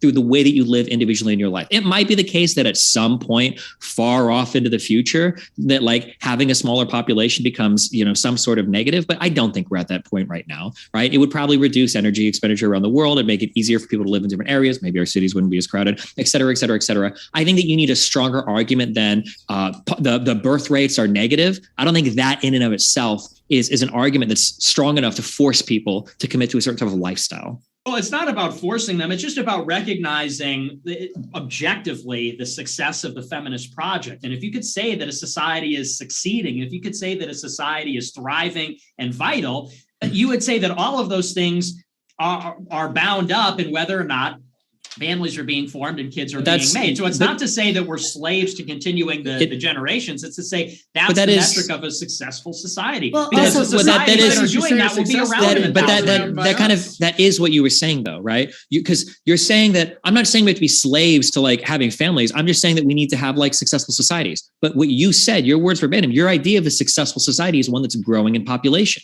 Your measure of that was not exist. Wait, hold on. But you don't strengthen a society just by having more people. There are tons tons of different ways to strengthen societies. We can talk about it sociologically. We can talk about it culturally. But that's a baseline. That's baseline. Society can't be strong if it doesn't exist. And society only exists if people have children. So like you can't have a strong society in the first place. So if you want, open Wolfram Alpha or get a fucking math friend and you can plug in the functions, do the math. We're not going to lose everybody in 2 years or in two generations or in 200. Okay, so the idea that in 10,000 years, humanity might go extinct, therefore half the population right now needs to be forced to live a certain lifestyle. Otherwise, we're going to run the risk of not being able to repopulate the planet. We're doing that with the climate agenda. No, we're not doing that with the climate agenda. That's exactly what your side is trying to change the way in which people live because of something very changing how people off. live is not the same as telling people they can't have children. I don't know how you're even making that connection. You're telling people they can't have certain cars anymore. You're telling people that every year they have to go to the DMV and get their emissions checked for God knows why. One of these is your body. One of these is your body, and one is the consumption of goods. Speaking at the same time.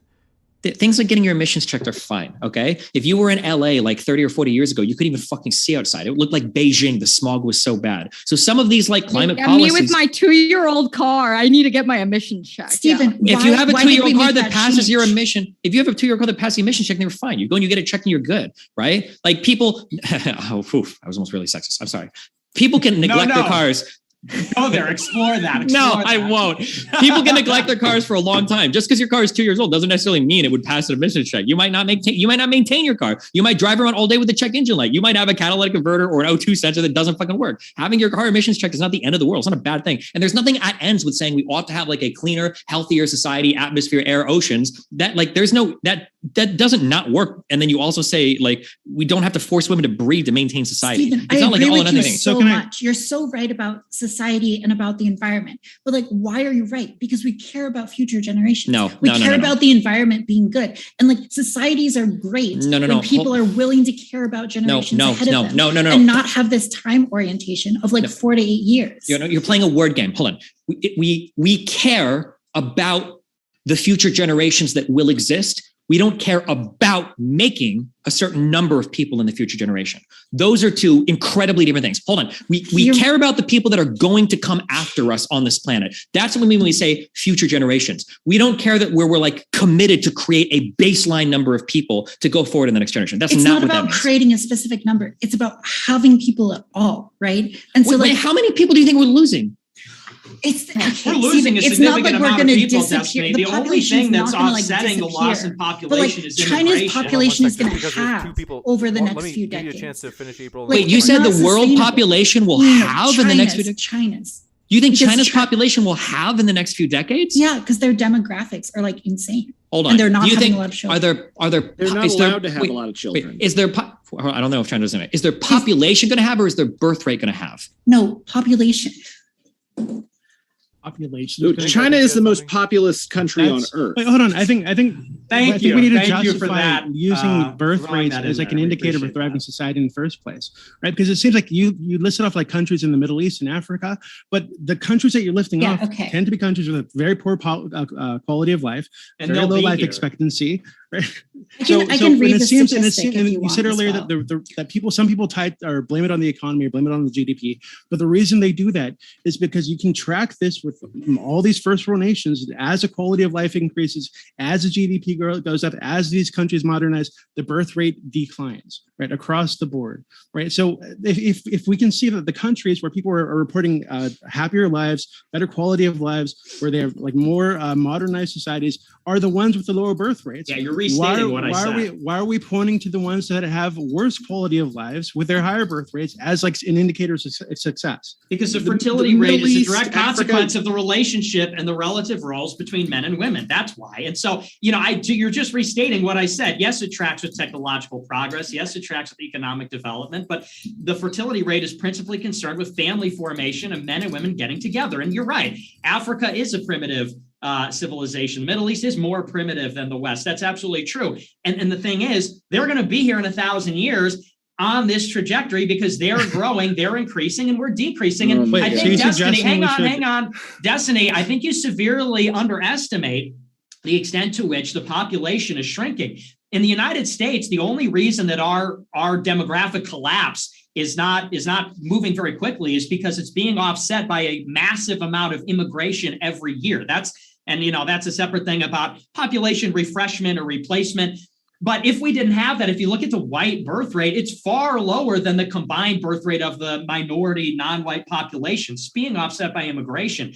Japan is in a James, this is demographic verging crisis. on hate And, speech. I don't know how many years, that's not hate speech. I don't know how many years in the future, it's just math. I don't know how many years in the future it will take for Canada and Japan and China to have no children, but the population reduction is significant. And the point is not to say, well, we need to do this so society is a certain kind of size. In terms of rate, this is a good metric of whether a society is succeeding. If you could say that male and female relationships are good and optimal, you'll say that families are being formed because that means that they're attracting each other and having children. If they're not doing that, then the relationships are poor. And the point is simply to say there are consequences for saying we'll just give women these menu options and women can pick what they like. That's fine and well, but we tried that and now it's having society-wide consequences. I don't think. I disagree. Okay, so if anything, we used to.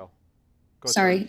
So if anything, again, people used to work much longer hours, and it actually was worse for the family. There are higher children dying. Children used to die much more. Women and men used to work ridiculous amounts of hours, and they would still reproduce more. I believe the decreasing birth rates is more of a sign of increased wealth rather than work, right? Because we actually work 8-hour days now, or most people do.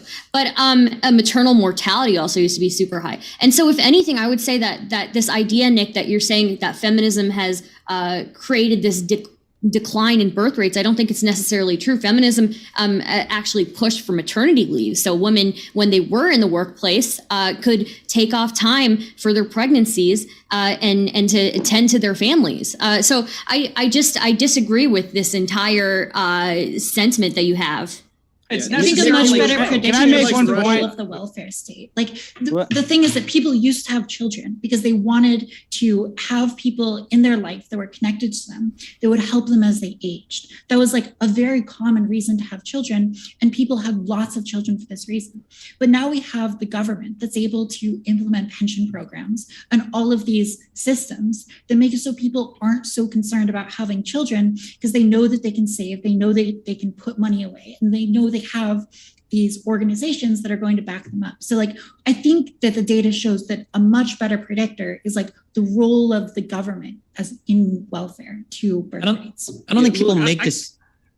No, go Destiny. I don't think people make decisions on having children based on them taking care of them in future timelines, except for maybe really. Yes, they do. Hey, don't interrupt That is a him. very common Steve thing. is talking. That is very common. Seriously, I don't care. woman-splaining. He's done it too. Yeah, Okay. Straight up. Let Steven speak. Sorry. Yeah. Okay. I'm We sorry. wanna hear- Let me make a stronger statement. Nobody is deciding in Western countries. Yeah, in Western countries, people aren't having kids to take care of them as they get old. Why? Right? Because they don't need to.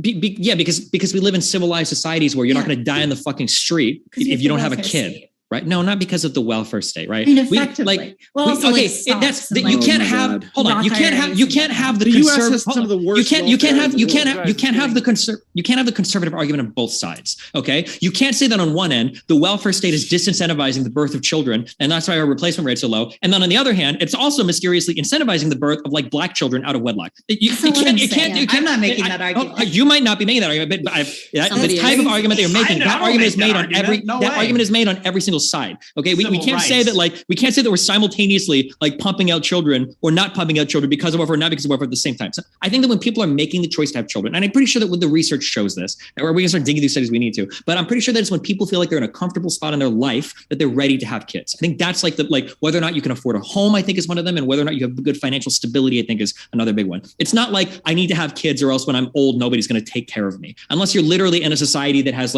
is so bare bones, and I don't mean the difference between Canada and the United States and Sweden. I mean like the difference between like fucking Sweden and some country that has like 6 ongoing genocides. Okay, that's the difference. So that's the disparity we're talking about. Saying. Like, okay, hold on. But then the prescription they're giving me is we need to go back to some fucking prehistoric fucking bullshit where we're running around in tribes trying to shit out 20 kids because 10 of them are going to die in childbirth and the other 10 are going to take care of us when we're old and the fucking voodoo witch lady's trying to remove our kidney to sacrifice for some fucking rain. Okay, I don't know if we're going to go back to that the society. Only other parent on let Alex go. Let Alex go. Hold on, Alex hasn't gone for a while. Go ahead, Alex. Yeah. Well, yeah, I mean, I haven't been able to talk, but one thing that nobody's refuted, and I think we should talk about this on the conservative side too, when we talk about the war on women, what about trans athletes that are biological males like Leah Thomas that's getting another to compete debate against women?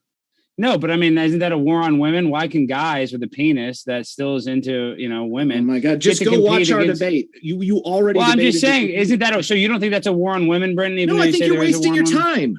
We've got other shit to talk about here. You're letting guys compete against women in sports, taking away scholarships. You think that's okay? You don't think that's a war on women?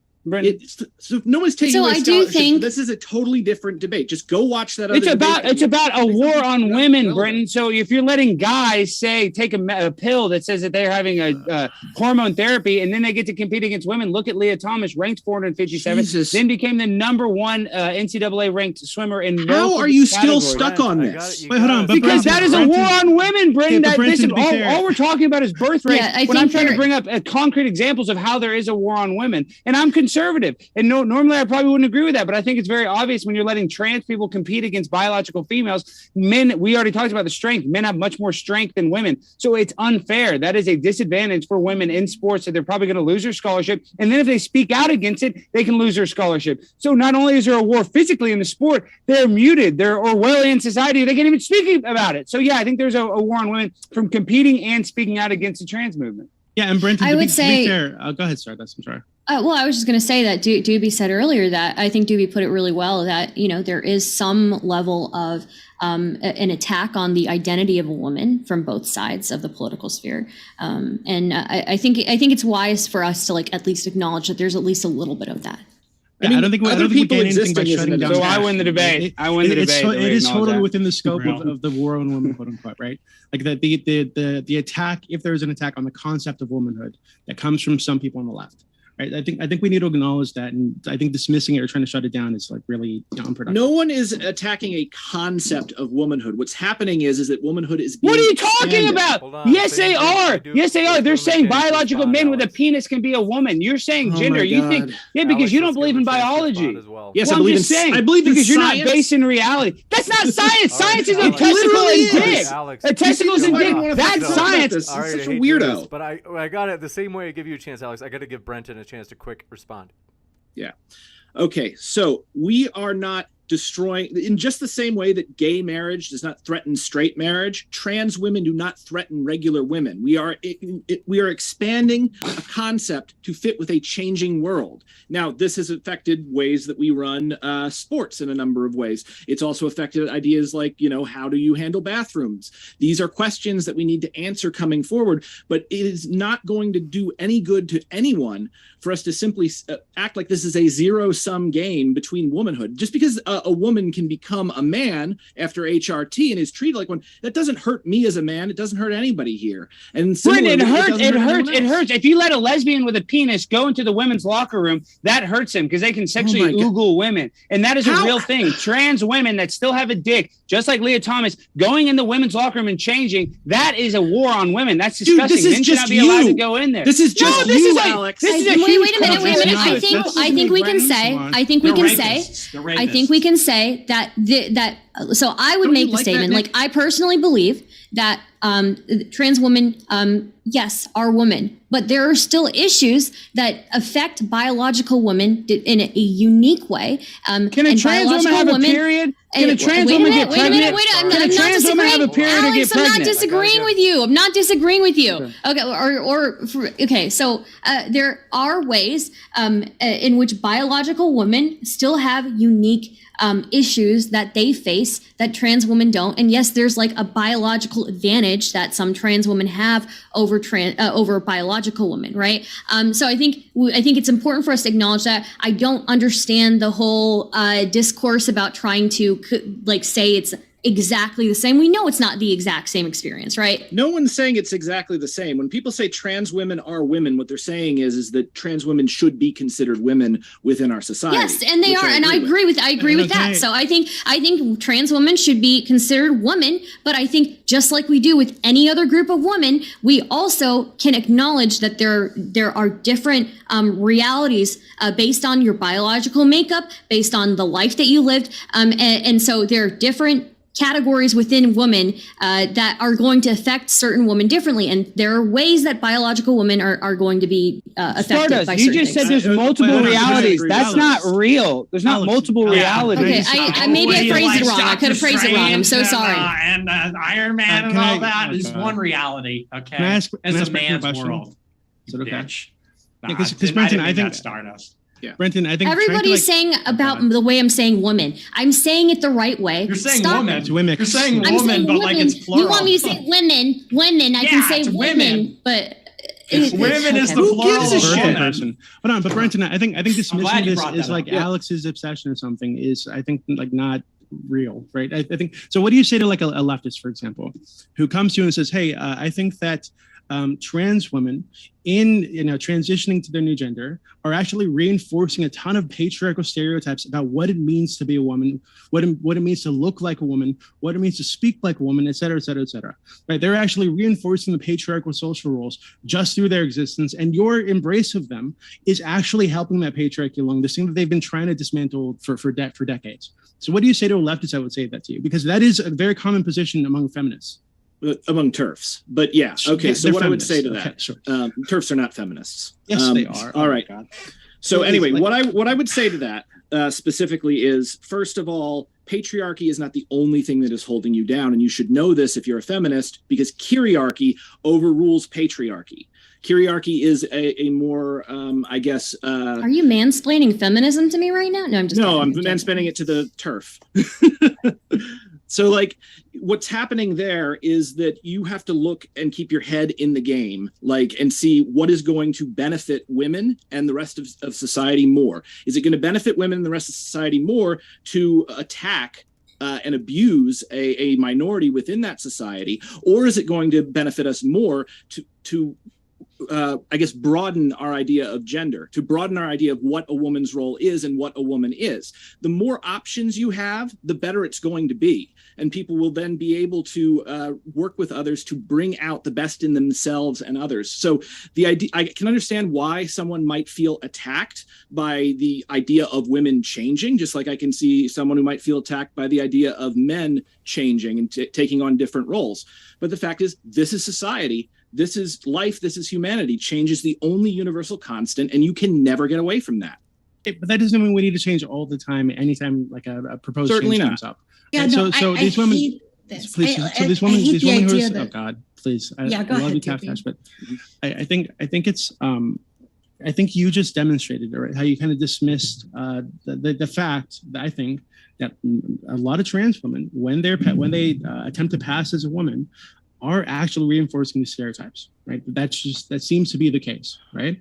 And you said, hey, well, they need to realize that it's not just. Why do you think they need to pass? That even though trans women are reinforcing patriarchal stereotypes, what you should actually be focused on is the kyriarchy and how that's also oppressing you, right? But this is still reinforcing patriarchal stereotypes. If right? you're attacking kyriarchy, you're not. Patriarchy is a subgroup in kyriarchy. And then further, if you are saying that, hey, also you need to be okay with what they consider to be males, men, being in your spaces, being in your sports, being in women's abuse shelters, being in women's prisons, et cetera, et cetera, et cetera. But maybe having access to grants in education that are formed and put in place for women to try to knock through the glass ceiling, whatever the fuck that the patriarchy has put in place in the past.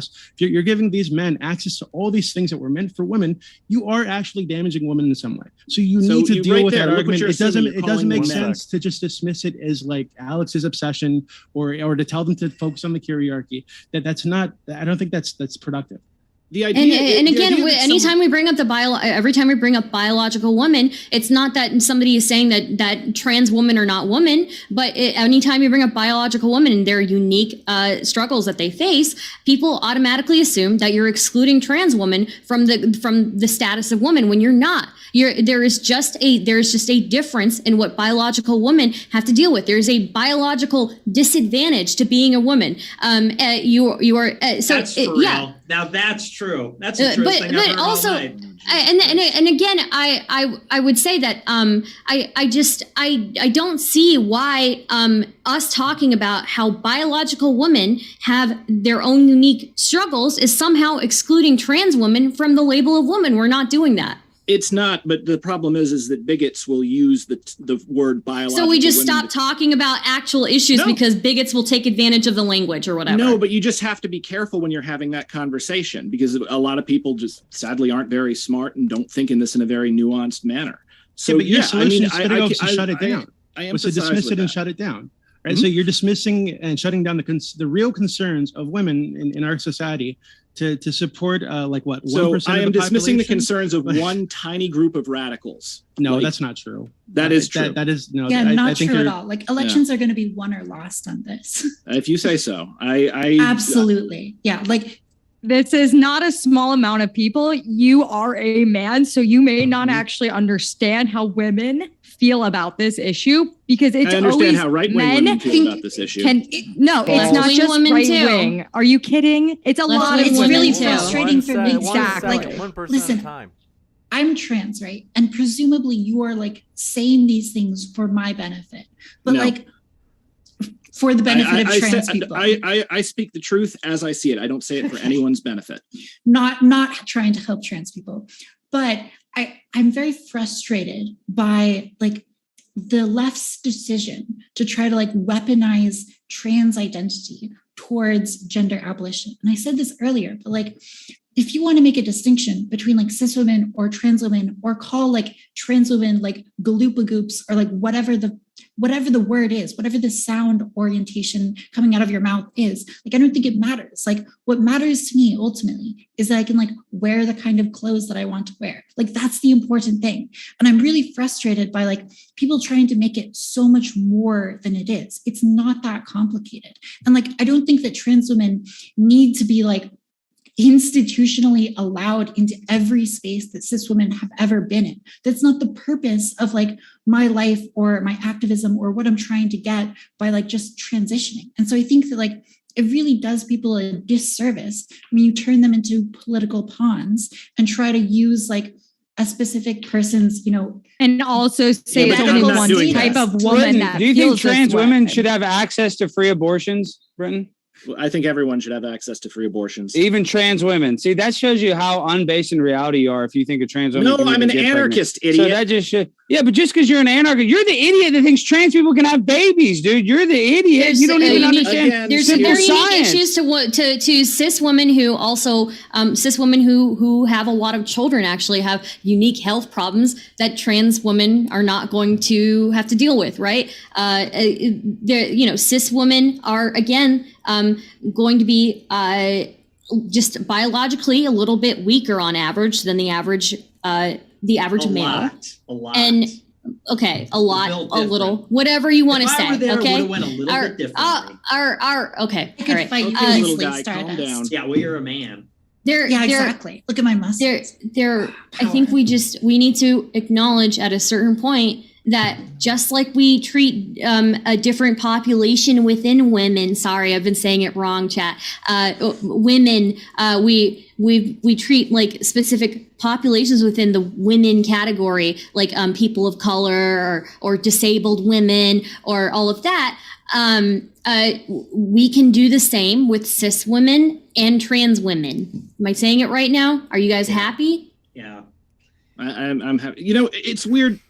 Okay, so throughout this whole thing, there's been this point that keeps coming back when people are like, men are stronger. And what's the problem here is I feel like strength, like physical strength, which is, tends to be more a masculine thing, is being confused with power. And that men are more powerful because we are stronger. This is not true. And in fact, a good example of this would be the PKK/YPG. The YPG was an all-female fighting force. They are still holding their territory after being betrayed by the U.S. government. They're the single best warriors, local warriors against ISIS. So the idea that women cannot exercise power, they won't exercise power in the same way that a man would, but they will absolutely exercise power. I don't think that's the issue, though. Men are actually smarter. It's the issue. That's why I'm winning this debate. All right. I don't know if I buy that. I'm going to disagree with Wait, that. I want to jump in here on the question of here's why that matters. It's because, if we were all in a room together, I think Alex is the biggest one here. It's like we could elect a leader amongst us or something. But if Alex is the biggest one in the room and the leader, whoever said, well, hey, I think it should be this way. Alex could just get a big rock and smash it over the other person's head. And that's a definition of power. And the thing is, most interactions in society it's not a warfare scenario where there's arms. Most domestic scenes and most workplace scenes and physical intimidation, it works with strength and size. And and the other thing too is that men are smarter. So, and from that proceeds, by the way, the relative roles, not necessarily. From that proceeds the roles of men and women, but it also indicates something about men and women, which is that men and women are fundamentally different. And I think that maybe one of the big differences in our worldview is that I am not an individualist. I don't believe in this abstraction of the individual, which is sort of sexless, raceless, who should have rights and get to say what they want to do in society. Because it's really not an individual. I'm literally an anarcho-communist. I am not an individualist. Okay, well, Destiny is. And I think the trans person is individualist as well. And this presupposes that there's not fundamental differences between men and women. And then as a consequence, they have to be treated differently. Everything about them is different. These are essential differences. And so to say that we're just going to say, oh, men and women are just going to have the same roles and men can become women and women can become men, it is a fundamental misunderstanding of the composition of society. So where are the essential differences? Well, I would just say, I disagree. I think just because men. I'll give you a really quick and pithy one, Stardust, and then just in case anybody hasn't spoken for a while, Marie and April. Okay. Go ahead, Stardust. All right. So just because men and a woman may have inherent differences in what they do and what they gravitate to doesn't mean that we don't create a society where anybody can choose to go outside of that role if they feel the need to, if they feel like their calling is outside of that role. And I also wanted to touch on one subject. Dooby brought it up very briefly, but the idea of passing I thought was really interesting because I feel that there are a lot of trans women who pass better than cis women, especially just with the way that norms are and the beauty standards that we have and stuff like that. And so I thought that was a very interesting point. I know a lot of cis women who feel that they don't pass as well as a lot of trans women. So, Brent, are you bisexual? Is that true that you're bisexual, Brent? Why does that matter? Why is it relevant? So which sex do you like? Which sex would you rather have sex with? Why is it relevant to the conversation? It's a good question. But who do you prefer to have sex with, men or women? Alex, when you jerked off last, I prefer to have sex with multiple people at once. So. Yeah. Oh, gross. So much information. Multiple dudes. Hold on, if we're getting he just said he jerks off to the WNBA. Are you worried about monkeypox? At least Alex, it's women. Last time you jerked off, which page of the Bible were you looking at? When I cranked it, I was watching the WNBA. I was watching the Liberty. Okay, that's actually the basic. Yeah, I was looking at AOC, my favorite big booty Latina. All right, next topic. Before we go into the Q&A, I actually want to remind you, folks, our guests are linked in the description. We're going to go into the Q&A shortly, but I do want to remind you that includes if you're listening at the podcast, we put our guest links in there. So check them out if you want to hear more about their views. Any last closing thoughts, any final thoughts before we go into the Q&A? Yeah, I had one really quickly. And so people were talking about passing and trans women passing and them, being overly feminine when they do this. Can you think of a reason why trans women might want to pass beyond simply like pretending to be a woman or whatever, or reinforcing patriarchy? It's so they can get jobs. It's so they can get housing. It's so that they will not be harassed on the street by people like Nick. Like there is a practical reason why they would need to pass and why they would need to, and sometimes probably overdo it with some kind of hyper femininity. Well, like if you want to be a woman, like I don't understand that, because like if you want to be if you want to be a trans woman, you're saying you want to be a woman, so wouldn't you therefore logically want to pass? Yeah, typically you would want to passing, pass, but it doesn't really make sense. Typically, passing is like helps like gender dysphoria or whatever, right? So like when they're passing, they feel like they're passing, they don't feel as dysphoric, and this is helpful to them. Like, and they also are in a far less danger from the rest of society. You're wrong. Yeah, it's purely autogynephilia. I don't know what you're talking about. God. Well, I don't think anybody's denying that there are reasons for why people want to pass. You know, it's just. I think the best meme is hey, listen, when a Pizza Hut closed down and they tried to put a Chinese restaurant in it, everybody knows it's still a Pizza Hut. So, you know, some things can only change so much. You're always going to know. God. And then when you show up and try to order a Pizza Hut at the Wendy's, like you look like a fucking idiot. Right? Like okay, Dooby, you're just annoyed. Are you trans or something? Why are you so mad about this? I'm not. Why are you constantly attacking people personally? I'm not. I'm just wondering why Dooby's so mad at me. I'm talking about the Alex is the most emotional person on this panel. Okay. I wear my heart on my sleeve. I wear my heart on my sleeve. I'm an emotional person. Don't ever tell me that women are more emotional than men again, because Alex is here. Okay. That's true. I'm so emotional. Oh my God, the one women. I agree with you. Any last thoughts? Anybody else? Last thoughts. Can Dooby talk? I don't know if I'm allowed to say this. Am I allowed to say this? No, you're a woman. You're not allowed to say shit. Go ahead. Okay. So there's been a meme going around on Twitter that everybody calls me white. So I just want to say I'm the new savior of the white race. So just want to let you guys know I have taken the crown. It's my thing now. So yeah. You got it. You're not white. You're brown.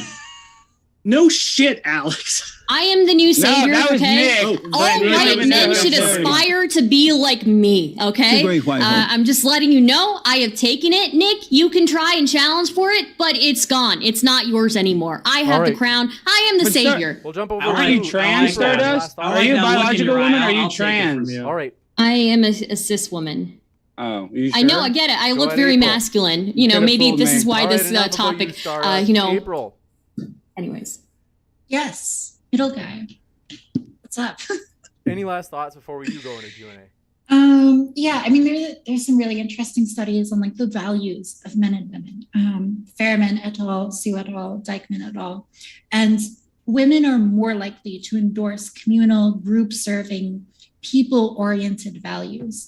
And, you know, I think that's why people like Nick are ultimately endorsing a feminine ideology, one that is not very individualistic or competitive or masculine, but one that just basically, like, I don't know, gives handouts to the people who are not succeeding. What? So I'm not talking about handouts. That's all I gotta say. And blames the failings of men on women. Yeah, women are succeeding, and I'm not. I didn't blame it on women. I blamed it on and other I'm not people, married. And I'm not married. I don't have at. kids, and et cetera, et cetera. And it must be because women are pushing me down. The patriarchy has been dismantled. Now the matriarchy is forcing me into my room to yell at women all day on the internet. Like it seems, I don't know. It does seem pretty feminine. Yeah, except that's not what's happening. Except that's not what's happening. I said blaming it on another minority and is then also everybody yelled at me. Well, Nick, why? You can say that on Twitch. You can say that on YouTube. That's like Nick. Traditionally, like someone like you would be married at like 18 years old. Like, well, why? Yeah, but I'm an asexual incel, so that's where you don't understand my life. I apologize. Sculptor, not the clay. As we like to say, like Schopenhauer said, I'm the sculptor. Any other last but I don't know. words? Maybe I'll Stardust as a new savior of the white race. I don't know. You She's make considered white. Maybe we can repopulate the earth. Look, I'm just saying that all white men aspire to be what I am. So, you know, that's it's true. That's what it is. Sanpaku look in your eyes. You know, if more men had that, I think we'd have a different kind of movement. But my closing thoughts on this whole deal. I mean, look, it's just reality. We're talking about men and women.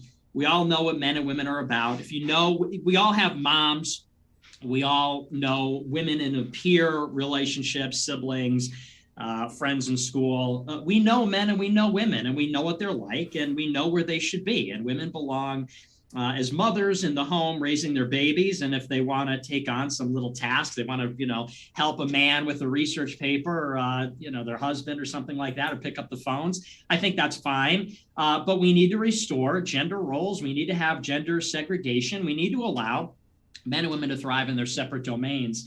And we need to cease the elevation of women in these roles where they don't belong at the expense of men. It's killing society. And you could see that in this is just a contributing factor, but the decline in the fertility rate, as well as a number of problems between men and women, within men and women. And on some level, we all understand that feminism is the real enemy. Feminism sort of goes hand in hand with modernity, which is poison. So I would say that incel with no family, no wife, no kid. That's right. You have no room to talk on any of these issues. Absolutely, I do. I'm a theorist. Can I disagree? I would like to disagree with his statement about feminism. You're a fat bisexual in the Ukraine Pentagon, and you look homeless. You don't have right to talk about anything. Brenton, we've heard so much from you. All right, Stephen, any last words? Yeah, no, I'm good. Where are we? What was the topic of this again? Jesus Christ! I disagree with. I disagree with his statement on feminism. You can look at how the ways in which feminism.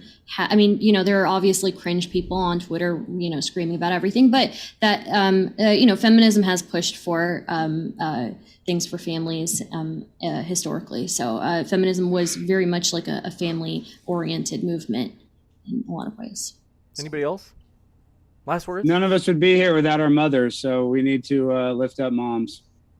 Gotcha. And want to say, folks, our guests are linked in the description. I'm going to jump into the Q&A. If you happen to have a question, you can submit it by adding me, namely at Modern Day Debate, the YouTube channel. We're live right now. If you have a question, come on over. Freaking John says, Dooby needs to speak up. Let's see. And I don't like looking at Brenton. All right. So, folks, I want to remind you, we don't want insults, not even of Brenton. This one coming in from Andrew. Come on, I'm kidding.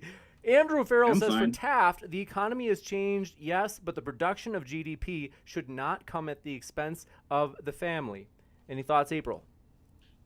Yeah, no, I agree. I think that you have to strike a balance here. And that balance means making sure they're not depriving women of family and of infant rearing, which I think is important on a civilizational level. And maybe Destiny doesn't care about this, but I think it's really important to look way into the future. If it means thousands of years into the future, then thousands of years into the future. And so I think that having children is important. And you ought to preserve that, and you ought to allow women to contribute to the economy where they're able. This one from Dave Gar says, could you please use more inclusive terms such as soy person or soy human or soy entity in your polls? Yeah, we can.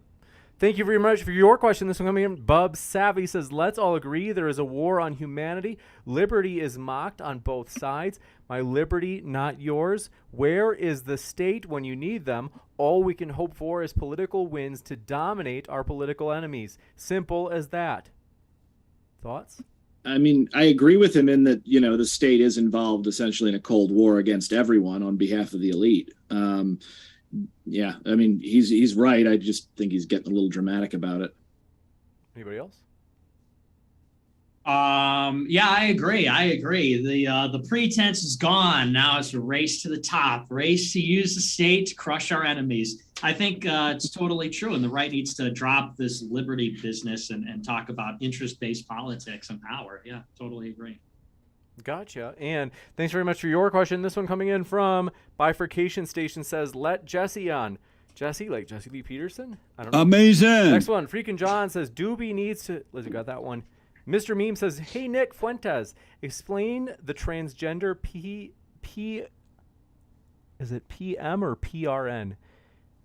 Never mind that. Alan, great. Says, Alan says, great debate, guys. Nick, what are your thoughts on Lauren and how she lives? Let's see. I don't want to do anything when Lauren's not here to defend herself. Mr. Monster says, do you think women should be told what to do by men, or are they more powerful, independent of men? I think that one of the things that I don't think we got into enough is the fact that people are kind of socially conditioned by their society, right? And we talked a lot about, women are inherently this way and men are inherently that way. But there are plenty of examples throughout history in our civilization, in other civilizations, where it is just not the case that people are a certain way, right? right? Or like inherently.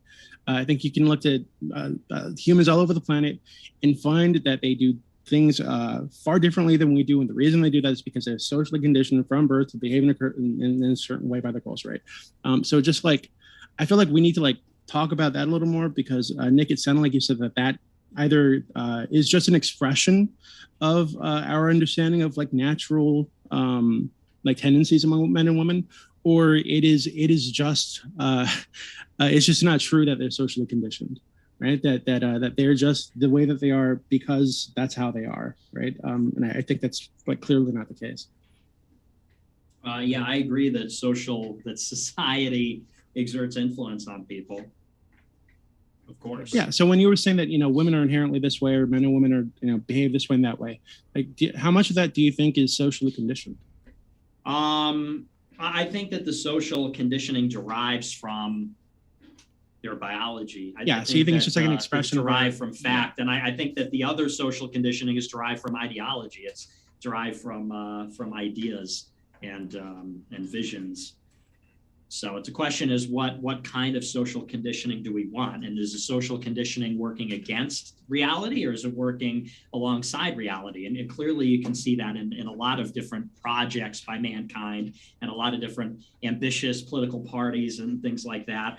Some things work with our nature and some things work against our nature. So, but yeah, I don't think that's in dispute. It's just saying things that are obvious. I think that is in dispute. What? I think there are plenty of examples where men and women in other civilizations act in ways that are far, far, far outside of the norm of like Western culture, right, or our culture. So hard to hear you, Dooby. Oh, I apologize. I think we can, again, you were talking about history, and we can even look to like recent history, right? And this is something I like bringing up a lot because it's really funny. But we could look to like even like Papua New Guinea, like 6 years ago, right, where people were socially conditioned to believe that it was masculine for young boys to give the adults in the tribe blowjobs every day, because they thought the only way for them to become real men was to ingest semen daily. Right, so from the age of like 7 to like 16 or something, they're giving blowjobs to the men in the tribe every day, and this was a masculine thing to do. And if they didn't do it, they wouldn't be real men. They would be feminine because they needed to suck the dick to get the feminine influence of their mothers out of them. Right, so I think, and that was a totally like a rational, reasonable way for them to behave to them. Right. So given that you have like extremes like that out there, or you have cannibalism on the other side, right? I don't think it makes sense to say that, hey, women or men or anybody behaves in a way like inherently or naturally. I think it's absolutely that's just a false syllogism to say primarily some like things are subjective and everything is subjective. That's just wrong. I didn't say everything. That is essentially primarily what you're saying. There are things that are objective and there are things that are subjective, and so but I think you need to demonstrate that something is objective if you're making that claim. Okay, it's rooted in biology. Men are stronger than women. Women have to bear children. Women are more relational because of that. They think of people and faces and names and are cooperative because they have a biological function to produce offspring. And so that we don't need to get into the science. We're in the Q&A session, okay, but this is you're saying that they have this subjective tradition, so I just any behavior. But what you just pointed to valid. is a subjective tradition that's relative to the time and place in which these things were useful, right? I asked you earlier, okay, tell me why we should be appealing to like cavemen social roles in the modern day when we're speaking to each other from across the planet on the internet. Like, why is it useful to say, hey, men are stronger, men are physically stronger, so therefore, they're dominant in our society, or they're dominant in this way or that way. And not to say that, hey, yeah, women can also interact with our society in plenty of ways that don't involve their physical strength, don't involve any of those biological limitations, as you call them, and take on dominant roles or leadership roles in our society. Like, why should we be using yesterday's like social roles when they just don't seem to apply? The biology hasn't changed. The biology hasn't changed, and I'm not arguing that men should still be hunting mammoths and women should still be, knitting things out of leaves or whatever. The fact that you're arguing should means it's you're not interrupting objective. me. Yeah, because you're saying stupid shit. Yeah, well, that's not how this works. You want to go live in Papua New Guinea where they're eating people and drinking cum? You probably would like that. You freak. You probably would. You look like you'd like that. Let's jump into the next. I hate to do this, we have so many questions. Well, Legend Riv says the U.S. is a service sector economy, and most of this sector's industry is women run. BLS Gov admits this. I think Bureau of Labor Statistics. There is no war on women. There is an argument that the deficits created here is damaging the economy. Thoughts, please? Any of you? What is the sector in question that they mentioned? Service sector, the largest part of our economy, I think. The U.S. is a service sector economy, and most of the sector's industry is run by women. And there is no war on women. There is an argument that the deficits created here is damaging the economy. Thoughts? That is no argument. Anybody some people think that like a service economy isn't real, and if you're not like manufacturing like fucking bricks or cinder blocks, you're not actually doing real work. It's just it's a dumb. Okay. Yeah, it's one of those like. Destiny, come on! I wasn't it's sure. It's like that fucking stupid meme where it's like fake jobs and it's like computer programmer, nuclear engineer, astronaut, and then it's like real jobs and it's like carpenter, electrician, guy that fucking shoves his dick in a tree. Carpentry that's like a service? Isn't carpentry a service job though? A service is a job. Well, yeah. Well, no. Yeah, but you're like It means like production. You're doing a like when you're that is a service. I'm talking about like where you're like, I guess electrician Like a carpenters might physical actually be considered service. Yeah, but like when you're That is a anything related to service like job. manufacturing, sure. Anything related to like manufacturing, whatever. People think that's like if you're not like making stuff, like working on stuff, it's not like a real job or whatever. I agree with that. I think that this whole Russia debacle is proving that, because we're like, we're going to cut you off from international trade. And it's like, okay, well, we have all the oil and gas and food and you don't. That's why the British are paying 5,000% premium on gas from Belgium. And I know that was. If you say so, it looked to me like Putin just fell on his face. Like he was supposed to take that country in like a day. I don't think anybody believed that. He destroyed the Ukrainian army. It's going and if he had destroyed the Ukrainian army, he would have won. At the moment, it's ironic that you're an anarchist and you're shilling for like NATO. I find that just to be clear, hold on. I'll shill for Ukraine. Okay, the Russian economy is currently fucked. Yeah, no, number the Russians one, are doing and number two, Russia massively fucked up the Ukrainian invasion. It is nothing but weapons grade copium. If you think rolling around tanks on the street with no support and not taking Kyiv in literally 3 days is anything but an abject failure of what people thought the Russian military could do, including Russia itself. So of course that was a massive fuck up. You want to make a bet, Destiny, on who's going to win this war? Putin's already lost the war. Like in maybe they can stop in the way that his goal was like in 3 days. He wanted the city of Kyiv. He wanted a new administration. He wanted Donetsk and Luhansk as breakaway states, and he wanted Crimea to stay his, and he wanted to be over in like 2 weeks tops. That's what he wanted. He ever articulated. This is probably going to last like decades. This is going to be a decades-long war. So and they've humiliated Russia. I mean, it's already taking a really long time. Let's take a bet then. We could all in Destiny in our debate. You were talking about Russia hitting nuclear power plants. That was a fake NATO story, just like Russia using chemical weapons, just like all the other stuff. So I mean, we could talk about the current propaganda, but let's just make a bet about what the What do you want to bet on? What do you want to bet on? Let's say that by the end of the year, Luhansk and Donetsk totally liberated and independent states are annexed to Russia. Liberated. This one coming in from. I need wait. Do they count as liberated right now? Well, I think one of them is Luhansk, I think one of them is completely under Russian control. Yeah, and they're because I need to read a little, but I would almost make this bet with you right now. Maybe I would. Okay, if you're telling me that Ukraine will recognize them as independent states, like that they'll be like, okay, we've lost that. Is that like a bet you want to make, or you just want to? I don't think Kiev will. I mean, they may capitulate later on, but they will effectively be under Russian control, and that's what matters. I mean, the United States. When you say, okay, but I'm trying to push you because I don't want you to be like, are you talking like they've brokered a peace? That's not how I sound. They've brokered a peace deal. There's a ceasefire. And Ukraine is content to say, okay, Luhansk and Donetsk, we're gonna leave this alone for a little bit. No, I think the war will probably be ongoing.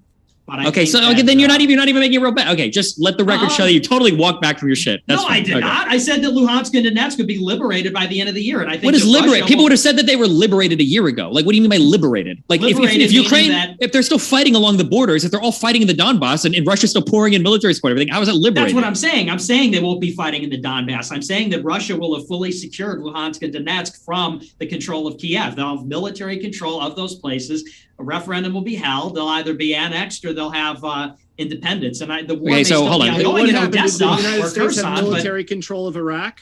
What? Did the United States have military control of Iraq? Not complete military control, but we're talking about a region versus a state. So hold on, wait. The United States did. Hold on, the United States literally installed a new government in Iraq. I would say that counts as like complete military control. Yeah, and we disabled the new government in Afghanistan, and they never controlled the entirety of the country. That's the point. That's what's going to happen in no, wait, hold on. Yeah, and I don't think Russia's going to take all of Ukraine. I don't think that was ever the objective. It was definitely the objective. No, it was not. He articulated on February 24th that he wanted to demilitarize Ukraine, liberate Luhansk and Donetsk, and secure Crimea. And I think that's Vladimir exactly Putin, regular man who tells the truth all the time. He also said he wasn't going to attack. I don't think he said that. I don't think he said that at all. Yes, he did. He said it was just we're totally off topic. Got to jump into the next one. Malivia says, James, how can you say you're a fair moderator when you told Brenton to shut up and have never once told Alex Stein to shut up in a debate? Well, to be fair, Alex wasn't talking. He has told me to shut up. Yeah, but you've told me to shut up. That's right. I don't feel like you told me to shut up, though. I will agree. I think you've been a little loose with Alex. Ooh. Yeah, because I'm a pimp on a blimp, Brenton, and you're a bisexual freak. Right, so that's why. Mr. Memes coming with a question for Nick. Says Nick. Let's see. Okay, that's another personal attack. Rumbly Depew says, thanks for bringing these brilliant minds together. Brenton is right. There is a war on women. He proved it when he claimed Breonna Taylor was shot while sleeping in her bed. Okay. So on the issue of Breonna Taylor being shot while sleeping in her bed, what happened there was, one, I jumped into that debate on like zero notice. And I didn't get the chance to do the research that I normally do. But on the other point of it is that the actual statement, Breonna Taylor was shot in her bed, caught on for two reasons. One, because it echoed the death of Fred Hampton, and two, because even though it was an incorrect statement, it more accurately described the injustice of what happened to her during that raid. So, yeah, she wasn't literally shot in her bed, but she still got the cops busted in her door. It was spiritually true. That's really stupid. I'm sorry. I know about spiritually true. But the fact is, so fucking if you're dumb. trying sorry, dude. Yeah, I mean, you can feel that way, but the fact is that if you're trying to get something into a single soundbite, you need to craft it in such a way that the actual idea is communicated. You need to lie to people, make them feel like the cops are hunting them down in their homes and shooting them while they're asleep. I mean, the cops were doing that, but okay. No, they did not. That's not what happened. The cops have been doing that across the country. I mean, freaking Freddie Gray. Where do cops just murder people while they're asleep? While they're asleep? That's literally how they killed Fred Hampton. That was your claim. Your claim was that across the country, cops are busting into people's homes, going to the bedrooms and shooting them. No, that was not my claim. What's your claim? My claim is that the police were completely out of line in what they did, and it was incredibly tragic within Breonna Taylor's situation, as well as hundreds of others. What was out of line from the police side, other than the dude that was shooting through the window like a crazy person? I mean, the rest of the police returned fire after her boyfriend shot at the police officer. Yeah, of course he shot at the police officers. Okay, I understand the argument about self-defense. I understand, right? Yeah, that's fine. I'm happy to do this, but we have so many questions. Legend Rivs says, let women practice their Second Amendment rights if there is a war on them. This gets rid of sexual harassment, fear, and toughens up women. Hashtag Uwagawuga. Ooga wooga. True. Next one. Light of the Twin Lamps says, question for Nick. If you support USA becoming a Catholic theocracy, shouldn't you support illegal immigration from Catholic Latin America, who are more likely to support your views than secular USA? No, because then it won't be America. If we have to fundamentally transform the identity of America, on an ethnic basis, on a genetic and heritage basis, cultural basis, then that's not a Catholic America. I mean, and also, these Latin Americans are not. They're not the kind of Catholics that people say they are. I mean, they vote for abortion, they vote for gay marriage and all that. So. It's not like they're voting for the Guadalupe Empire or whatever. So, no, I think that's a lot of like soft conservative Catholics believe in that nonsense. It's like a different version of natural conservative from Paul Ryan, but it's like a Catholic bent. So, no, I don't think that makes any sense. That's up. You got to thank very much. This one coming in from Minecraft Player says, how can there be a war against women if women aren't real? I don't think I've seen one ever. Must be Photoshop. Also, shout out to Sonic Inflation. Okay, gosh. For the first part, disregarding the sun. Any thoughts on the first one? This one coming in. I didn't even understand that. The Legend Riv strikes again. Just Google Sonic Inflation. You'll get it. I the would U.S. rather is not. officially in a recession. Is it like Rule 34 or something? This one coming in, they say the U.S. is officially in a recession with a 2-quarter negative GDP print. Also, savings rates at 5%. Last time that happened was the 2008 recession. Male jobs like production aren't around. Help us out, women. Any thoughts? Don't Google sonic inflation. That's true. Next one. I don't think we are technically in a recession because I This think one. the government decides when to announce it, and they've chosen a different path. Quick poll. I think recessions are like very economically technical definitions, and numbers are always revised like up and down depending on like some people would say it's 2 consecutive quarters of negative GDP growth, but like There is no like universally accepted. Yeah, accepted. What is the definition? Yeah, so like it's hard because like there's disproportionate wage growth like right in now. my economic textbooks, we had definitions of recessions for different countries. So there cite them? are definitions. It's actually the 2 quarters of negative. No, because that's used negative sometimes. GDP. No, but that's in an economic textbook. No, Like, okay, it just is I guarantee there. you, because And I there's also went to business school for this. cycle. Like, I It's the studied- business cycle. It's the But, business like, cycle as well. April, what's up? Yeah. No, I mean, like, the fact is, a recession is just like a decrease in economic growth, right? Like, fundamentally, that's what it is. And like, where you draw the line as far as saying, like, this is enough decrease to be like getting a special title is like, yeah, but in very a business hotly cycle, it debated. is 2 quarters. April, There's a traditional way of defining it, yes, and that is with the 2 quarters. So when I say like there's no official thing, like I'm kind of making fun of the fact that we've decided not to use the traditional definition for this current shrinking of the economy. Yeah, in 2020, when there were 2 consecutive quarters of negative growth under Trump, everybody said, okay, we're officially in a recession. And, and that was true. But now that it happened, they said, oh, well, in the first quarter, that was because of an increased trade deficit. So it technically doesn't count.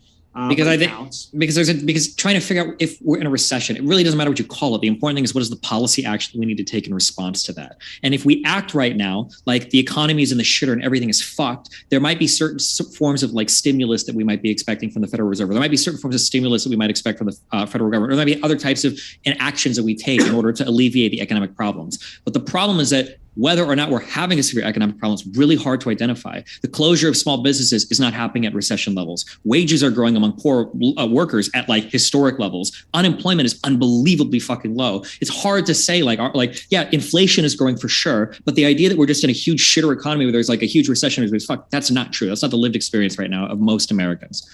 Wait, what are you talking about? That is so wrong. All of the polls are showing that people are in really bad economic situations. You have 500,000 subscribers. You have said that you make X amount of money on YouTube. So like, it's not maybe your lived experience, but for people who are dealing with this and having their mortgage rates go up, yes, it is very much their lived experience, and all the polls for lived and experiences, to back this up. Polls will ask you if you think this is backed up by surveys. It just is. Polls, I don't care what an average person surveys for if they think they're doing, good or bad. That's not relevant to literally anything. Okay, you can poll an American on whether on if they like the ACA versus Obamacare, and you might get a 50-point difference in the poll. That's not how we're looking at like the economic well-being of people, right? So when you say things like, it looks at how did you feel last year compared to now when the economic I don't care how you feel because how you feel literally might just be because the president. Yeah, but it's also your mortgage payments will tell you how your mortgage payments how much money you have. Your mortgage payments. Yes, they will go. They will change. Why? Most people, a lot of people are on variable rates. That should be reflected. Not every mortgage is a fixed rate. Wait, your mortgages are going I didn't even up. finish my original point. Hold on. You can't. Yeah. First of all, you should be on a fixed rate mortgage. If you're doing adjustable rate mortgages, that's on you. That's your own shit to figure out. You're a dumb fuck. You deserve to lose your house. It's been good. It's been a good idea for the last 10 years to be on a variable rate mortgage. It's called a gamble. Okay. If you want to gamble on a $200,000 plus loan and a variable rate, if rates go up, you deserve to lose your house. Fuck you. You're gambling on the market 100%. So that's number one. That's number one. Lose your house and deal with it. We're still at all-time lows for interest rates, so I don't think people are going to lose their houses because a 5% is still, in comparison to 20 years ago, extremely good. it's still extremely low rate. Okay, 5% mortgage rates are very low holy shit, hold on, wait, it's just like so much dog shit information. If your rate was 3%, how is that dog shit? How is that dog shit? It is a better rate than it was like 10, 15, 20 years ago. The rate's not a comparison to what it was 10 or 15 years ago. The rate is going to be compared to what you actually open your fucking mortgage at. If you open your mortgage at a 2 or 3% rate, your rate bumps 2 points, your payment is going to go massively increasing. It doesn't matter if it was higher 10 or 15 years ago. Destiny. Let me just say this point. No, hold on. No, wait. Destiny. Stop. You know we've printed more money in the past year than we have in years past. So you know that we have more money that out has there. Nothing to do with anything. That has nothing to do with anything. You don't think that lowers the value of money, the fact that there's more out there? The USD is literally outperforming like every fucking currency in the world right now. What the fuck are you talking about? There's more of it, so that's why we're having inflation. All right, we have to go to the next one. Inflation is good if you owe a bunch of money. Yeah, thank you. This one coming in from Rumply Depew says, can you ask Nick if he has hated my people ever since the time I filled an empty Fritos bag with salted Mohel scraps and he ate them all? What does that mean, Nick? I don't know what that means. Whose people is that? This one coming in from Sausage Lore says, Nick and Destiny, the Hispanic tag team duo. Let's go. Wow, that's pretty neat. This one coming in from Mike. Huh? I said, yeah, we're BFFs. It's pretty cool. This one from Minecraft Player says, shout out to women. And wait, who's this black guy? Huh? What? Who's this black guy that just jumped on? Oh, wait, Dooby, you're black? Sorry, I didn't realize that the thing had gone off. Yeah, I didn't know you were black. Not that there's anything wrong with that. I love blacks. Learn something new every day. Deej, thanks very much for your super sticker. I didn't see your question. How do you talk? You talk like an old man, Nick. What is going? It's like somebody took you. It's like you came out of like a time portal from like 30 years ago. What? He's black. Black. It's literally like somebody took like an old guy who was like living 30 years ago and like put him in a time machine and like and brought him here and and put him in a suit and that's literally Nick Fuentes. Thank you. So Thank you. Projected him into a 14-year-old. This one coming in from GJM. 30 years ago was only 1990 though. So Pete, is that true? Oh my gosh, it's true. Well, if he's an old man in 1990, it's even further back. Yeah. Jesus. I was born in the 19th century. Yeah. GJM says, for Brenton, what is the word woman referencing in this context specifically? How do you define a woman? Yeah, so I've said this 3 times now. My definition of a woman is for someone to do 2 things. 1, identify as a woman, and 2, be accepted by their community as a woman. Woman is a social role. This one coming in from Light of the Twin Lamp says, we'll talk about that later. The Legend Riv says, if you want info on women in ESG funding, namely environmental safety and governance, visit Ryan Dawson's Substack. What is everybody's thoughts on Ryan Dawson? I think I've always said this. I think he's cringe. I mean, we agree on like 9/11 and all that, but he's like a bleeding heart liberal. He's like, oh, like I don't like Israel because they're mean to Palestinians, and I'm like, I don't like Israel because, well. All right, let's move into the next one. Okay. Any other fans of Ryan Dawson? Okay, this one coming in from Vasily says, Destiny says democracy gives everyone a free choice to choose, but would he accept the argument that most Western countries put pressure on women to work so it can't be called free choice? I mean, in that case, if you want to go fully deterministic, there's no free choice for anything. There's always pressures to do everything. There's going to be pressures from your church. There's going to be pressure from your community, from your school. Like everybody's pressured to some extent. We just kind of have to choose like how to balance those pressures out in society. And some of them might be obviously too far, but others can be like a little bit more hidden, right? Like boys are pressured to play video games in a way more than women are, et cetera, et cetera. Yeah, I think you may be edging just slightly on a nirvana fallacy there, Destiny. Yeah, obviously certain things are going to have more pressure than other things. Nothing's perfect, but I think like there's specific things that we see happening economically that push people in a particular direction. I mean, like a good example was me and my wife right now, we are weighing whether to have another kid. And the pressures that are on that is not just, do we want another kid? It's what's the political situation? Like, how dangerous is it for this to happen? Do we have the money? Do we have the stability? So, like the larger society puts a huge amount of pressure on people within it and incentivizes certain behaviors and disincentivizes others. Yeah, I don't disagree. I think I said that. But I'm just saying that there's always pressures. There's no such thing. Anytime you live in any sort of society, there's necessarily pressure. Like pressure might actually even be like an intrinsic property of just being a human. You've got biological pressures. You've got pressures in your family. Like there's always going to be pressures to do everything. I would argue actually that it's an inherent part of being alive. You don't know who you are until you meet like some sort of thing that's not you. Like the end of Evangelion. You ever see that show? It's like that. That's like the one anime I haven't gotten into.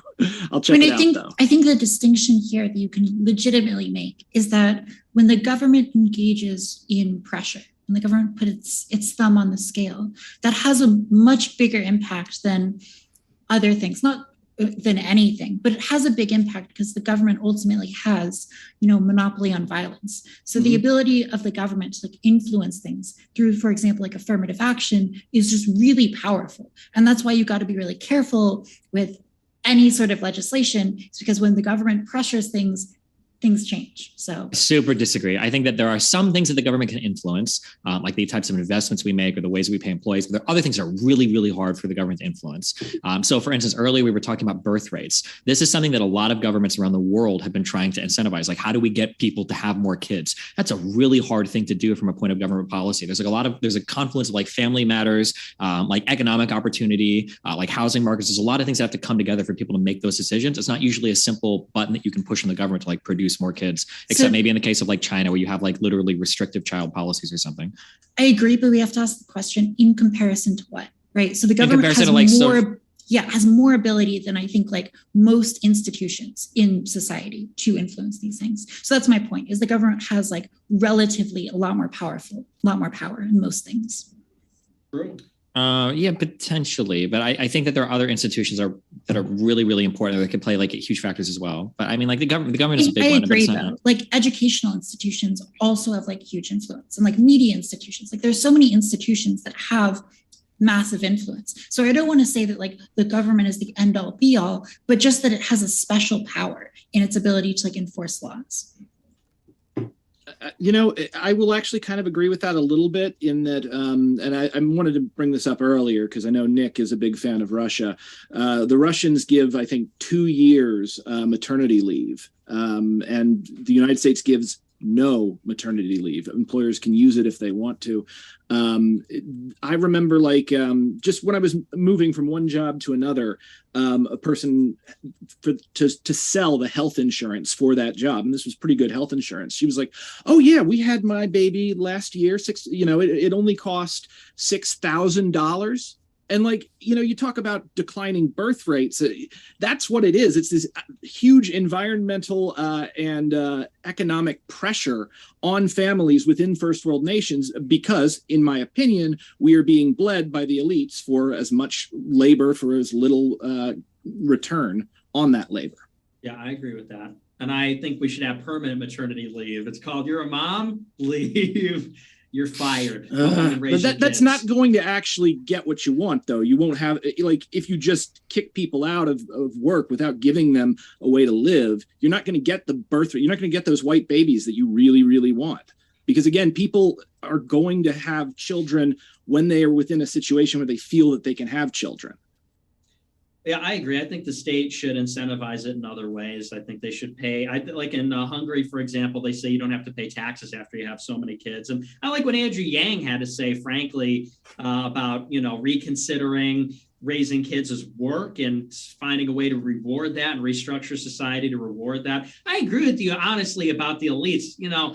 Maybe we just misunderstand exactly the structure of the elite and what is you think it's a specific minority. I think it's rich people. The difference is that Brent thinks the elite are working 24/7, but Nick thinks they take off like Saturday evenings, basically. That's funny. That's good, Destiny. That's good, yeah. Bulletproof Tony says PS is greater than IL. This one from Zayton says, I agree with Destiny. This one from Silent Zero says, Destiny, I did it and would not do it again. There is no amount of money or job title that can compare to the value of my kids. Yeah, that's cool. That's good. If you make that decision, you should have a right to. That's awesome. That's fine. I hope that's cool. This one from Zayton again says, Destiny is the chosen one. He will save America. This one from Bullet Tooth Tony says, y'all see that Ryan Dawson versus Fuentes debate? Did you guys debate, Nick? Uh-oh. We did, yeah. We debated, I think, twice, or maybe just once. I'm not sure. Ooh, juicy. And 3000 Mover says, thank you, Destiny, for being the voice of reason. You got a lot of fans out there, Destiny. Jake Lesba says, let the right wingers speak. It's a 2 versus 6, James. Was it really a 2 versus 6? I thought it was relatively. But JJ Cello. I had trouble tracking who was on what side. You know who got hammered on? A lot of you, Brenton, you got some pushback from your own team. But you know what? JJ Cello says, Marie, to prove Destiny's point, your mom traveled with 2 kids and a dog. What did she sacrifice to do that? Her retirement? Your college savings? If nothing, then who paid for that travel? The man? Who's the cat? Was that a cat? Oh, Alex. There's my cat. Nope. She made a good investment before she had kids and it paid off. Gotcha. And So workers paid for it. No. What do you mean? No, literally, workers? she made an investment in a company that extracts surplus value. Did I say that? That's the only way you can make money off of an investment. That's how the stock market works. Maybe Is she the bought a lottery only way ticket. to Done by invest someone money else. is a stock market? She If bought a you lottery invest ticket. money in a stock Is that market, the only investment? I never said stock what did she market. well, what? Did Why do she I have invest to? in Why do I have to bonds? say? Well, no. Why do I have Because to? there's no tell other thing you can invest in. What? There's maybe a what lot you of other think. things you can invest in. Economic Invest literacy. in level of housing. Frustrating 1,000. Stardust. This one coming in. Jamie Russell says, Trump Lengel 2024. Are you a Trump fan, Brenton? No, I The hate biggest. man. No, false. From yeah, Oh, from that's hell's right. heart I stab at Did thee. somebody For say my hatred's name? sake, Yeah, that was me. I I said spew my last breath at thee. Out of quick curiosity, who do you guys think is going to be in the 2024 presidential election? Trump and Biden? Do you still think it's going to be Trump and Biden, Stephen? I do. Lord, I Yeah. hope not. Michelle Obama. Yeah, it seems like it's going So to be somebody, I do think it's going to be Trump. or Trump and Kamala, but So I do think it's going to be Trump and Biden, but I also, somebody brought up that Pence might run, and it looks like with more and more time, that actually seems like a really good observation. I think that is actually, that Pence is going to run at least in the primary. I don't know if he'll win against Trump, but yeah. He doesn't have a chance. That'd be a waste of time. This one from Yeah, DBO Farms. Israel has a high GDP and a positive birth rate.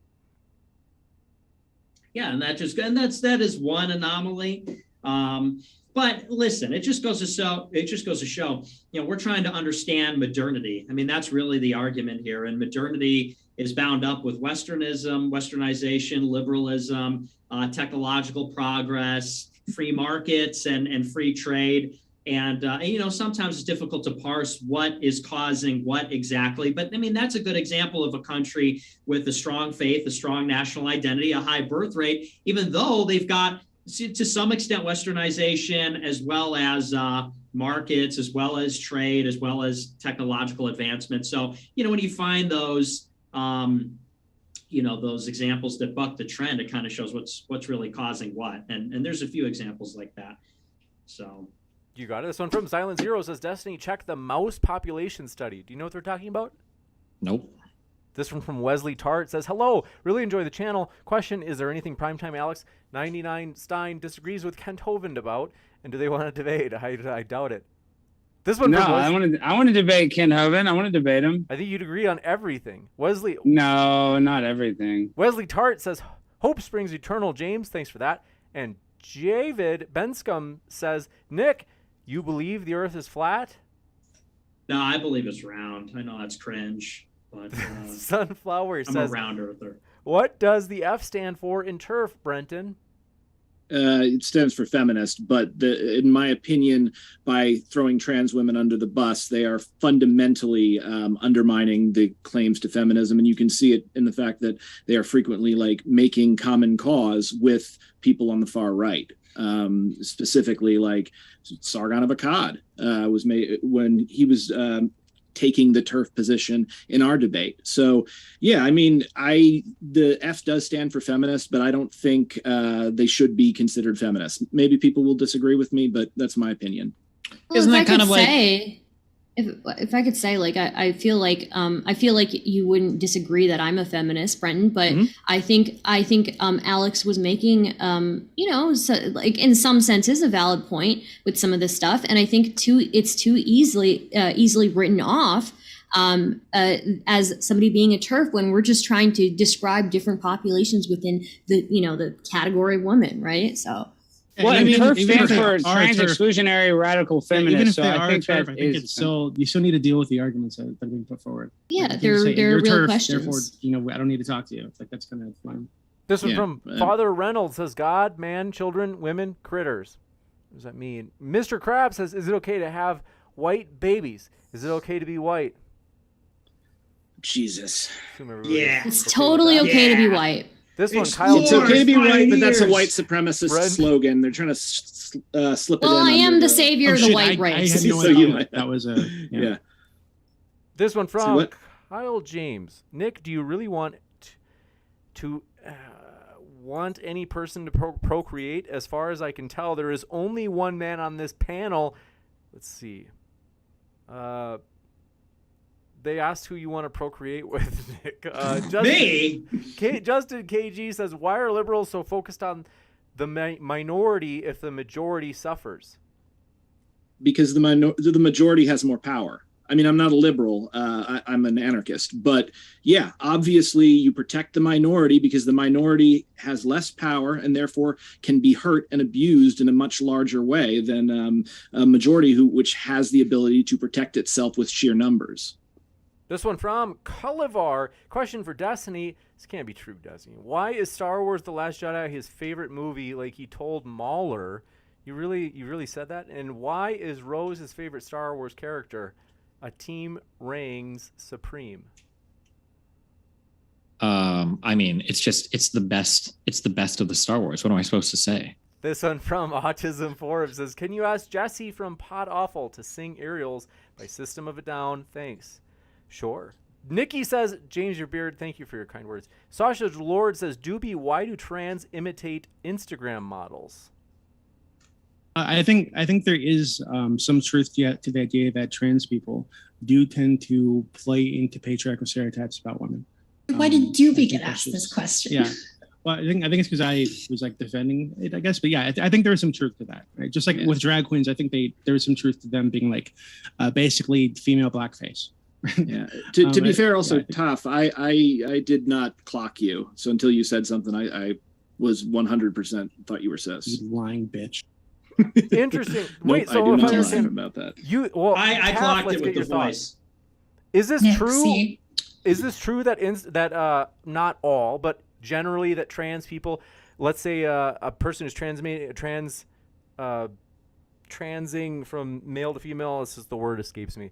Morbing. That's what we call it in the community now, is morbing from male to female. So go ahead. Thank you, Stephen. Is it true that these people, it's like these people, sorry. What I'm trying to say is it true that like where it's like a sleek and fit woman and then, like the bazongas, like, like huge, like, is that true? Is that what you mean by archetype, Dooby? Are you confusing trans people with I was laughing drag at queens? No. I was laughing at something. I think he's asking like, why do trans women try to go for a certain like female archetype, try to look a certain way? I think I have somewhat controversial opinions on this, but I think that like, if you are someone who's raised as a man your entire life and like biologically you were filled with testosterone, and there's like a high prevalence of autism within the trans community as well. And so like, if you are kind of a socially isolated person raised as a man and you are trying to you want to be a woman, and you're trying to figure out what a woman is, I think that your conception of femininity is very likely going to be based off of a few different sources that are maybe not the most true to life. So like one of these is pornography, another one is anime. And so you see in like the trans community, a lot of people wear like thigh-high socks and like little like anime skirts and stuff when they're early on in transition. And they emulate a kind of womanhood that is like very specific to the kind of women that they're aware of within their world. So I think that's why you see like certain trans like aesthetics, like the thigh highs and whatnot, developing is really because of that kind of dynamic. I think that as people morb further into their morbition, they kind of, they just want to be like attractive, and like they've got an idea of like what is attractive by society standards, and that would be like, I don't know, I guess like the Instagram model look. And so like some people will go after that. That's not really something that is easy to achieve, but like I think that trans people probably pursue that for the same reason as cis women do. Yeah, ultimately. I think that question was for me, but I totally agree with everything April or Taftaj just said. Yeah, I think I just want to say, Alex clocked me before he clocked Taftaj. So What does it Well, mean? Alex clock? knows. I knew April. not really No, clock, I knew but- April. Oh. Yeah, we I go just didn't way know back. if you were started. Yeah, we're tight. You mean like Oh. take a jab at? Is that what you mean by clocked someone? No, just Well, I don't realize know. that they're trans. But like, Yeah, I mean, I'm not Stardust isn't trans. really, Radar, but- I'm not like trans, radar does. but But you are a turf, Your though, dick right, went off. Stardust? You're a I'm not trans a turf. exclusionary radical I'm not a feminist? turf. I'm not a turf. Lame. This one. No, from- I did not clock Dooby as black. That's the one that evaded me because he doesn't sound black. I'm still I think that was a surprised. fake reveal. You know what I didn't clock? I didn't clock Nick as literally an old guy from 30 years ago. I There's a didn't. black on my Really, because I screen. clocked that immediately. I think he has Benjamin I love Button you, Nick. disease. Well, you know what? He does have like the mannerisms of an old man, sometimes. So What? it's The not a issue bad thing. is- It's just a thing, So I have a theory. It's kinda and funny, though. My theory is that Nick is an addict. And he's not an addict necessarily of drugs, but I've worked in radio for years and years. When you say radical, very, I guess, things that you're not supposed to say, you get a shot of dopamine to the brain. And a lot of people, when they get pulled into like a radical hole, it's because they are self-medicating in some way. They're chasing that next hit of dopamine. Do you think that's why that you're they an get. anarcho-communist? No. Oh, okay. No, I'm an anarcho-communist another reason for for that, okay. a number of Sure. reasons. But I will say that I did recognize it in myself when I was working in radio, and it's one of the reasons I stepped out. I'm not a shock jock, though. I mean, I make jokes. And to be I fair to enjoy Nick, like that. I think most people wouldn't assume that I'm black. Right? I think that's totally a fair. I would say Nick's biggest problem is he wakes up at 8 p.m. and that's morning for him. That's true. That's degenerate. Yeah. Not you're good. right. No, I got. Not I'm good, Nick. basically a The vampire. worst I'll thing. throw Nick a bone there. Curtis Right, Fowler Steven. says China's population will be half of what it is, or 50% of currently living folks in China will die by 2050. I can't find a projection for the first one. It's between 2050 and 2100 or like 2100. So I think that's usually where the estimates range. And like you have to be like a little bit, obviously like predicting the future is always difficult, but like by current trends, or if you guess that trends are going to accelerate or decelerate, you'll get different predictions. Gotcha. GBO Farm says, why does Dooby continually talk about man-boy sex? You don't talk about I that was find it kinda weird. fascinating for a ton of reasons that I'd love to talk to you about later. That's gay. It is. Let's see. Austin. It is interesting. This one from Austin Autism Forums. Please ask Jesse to sing anything by System of a Down. I have autism. Okay. Mark Lozano says, is anyone going to mention how women are hypergamous? Also, That's not SO to Nick, keep being awesome, champ. We love you. Let's Are go. women hypergamous, gang? No. Yeah. It's absolutely not. Like, first off, like hypergamy isn't a thing in humans. But then second of all, what you're trying to say is women are constantly trying to date and marry up. I mean, True. everyone is trying to get the best partner that they can, that they vibe with the best. Women are under added economic pressure to find someone who they don't just like, but can also provide for them. I mean, you mentioned Taft, the sort of the MRS degree. I mean, there's specific economic reasons why they would do that. I think what's happening is that some people who feel like they can't get a woman blame it on hypergamy, when in reality, women are like 51% of the world at the moment. So like, there's actually more women than men. I don't know what that has to do with anything. It means there's enough partners for every single man. Yeah, but that's not numbers, how guys. that plays out. Like, Yeah, it's not how we it know is. that No, sex is certainly not. decreasing for like millennials, but that's not true for like the most attractive, like most competent guys. They're having way more sex, and so like the slack needs to Where are you exist getting somewhere. that? Where are you getting that information? From Well, OkCupid actually, data specifically. They did like a big study. If Well, I I would recall have to see correctly, that I study. remember seeing a study just a little while back that it was like a few years behind the male virginity study, but essentially virginity it showed in a study that virginity was on the rise for women too. I would have to look into it again. Maybe not at the same extent that it is for men, but it was showing that virginity was rising for women as well. Yeah, millennials are having, or like the youngest generation is having way less sex. And it is disproportionately, that figure is contributed to by men, and like a very specific group of men, which is like men who are like on the bottom half of like looks, attractiveness, competence, and whatnot.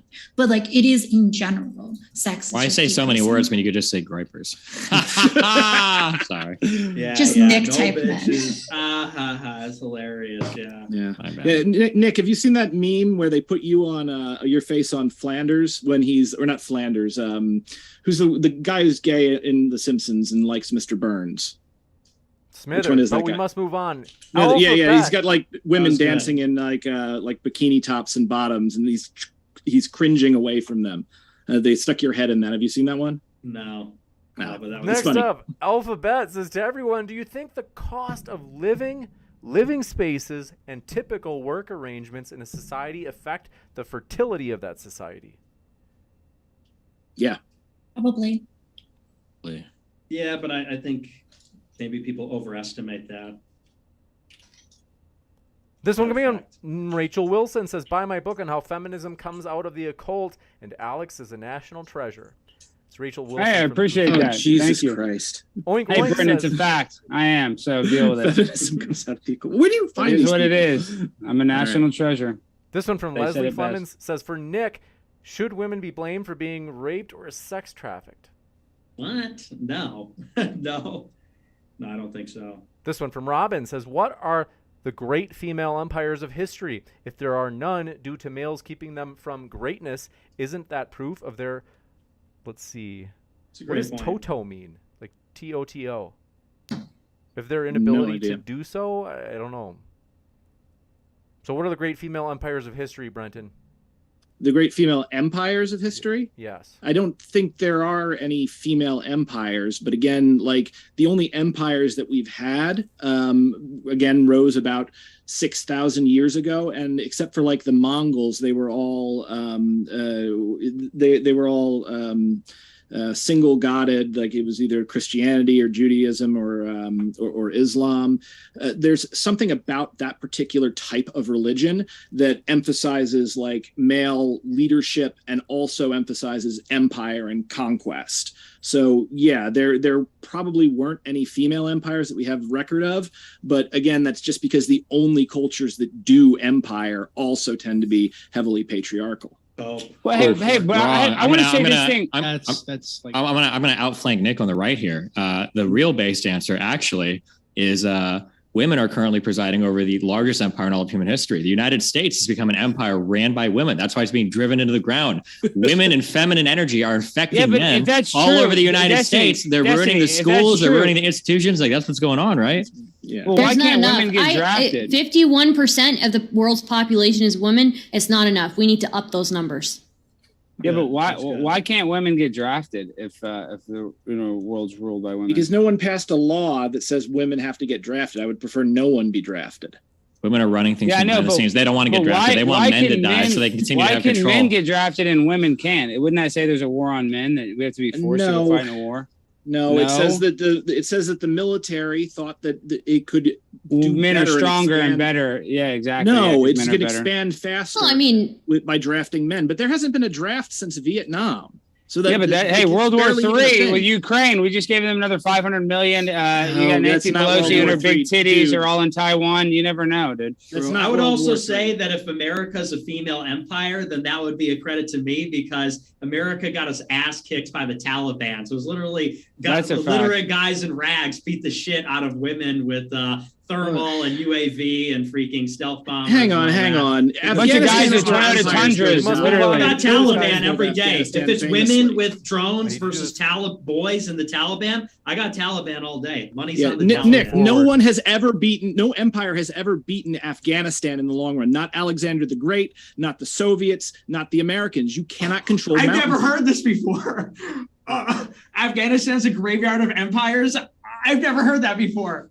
So then why are you saying stupid shit if you assume that you did see it before? And they got their ass kicked by the Viet Cong, and we got our ass kicked by Iraq, and we get our ass kicked all the time by the boys, or by ISIS. Perhaps Not that I support ISIS. ISIS that created war by is Israel. actually really Super late. hard, and empires have difficulty against this new, more or less new Just tactic girls. of permanent Because we're not insurgency. grasping the nettle. Okay. This one Not coming being in from forceful Robin. enough. Says, what are the great female empires? Got that You one. just asked that one. Way to go, Def- Robin, dumbass. Defkey says, please settle the debate. Are you natural? I'm all natural, only creatine. John Coyne says, Democrats changed to the definition of what a recession is for Brandon. Is this true? Wow. Yeah, actually true. I heard that one of the reasons why Biden has been so fucking slippery lately is because he's been up late every night trying to edit that Wikipedia page. Him and Kamala, I think, are in the Oval Office on their MacBooks. They keep trying to change the definition. It's not working. We caught him.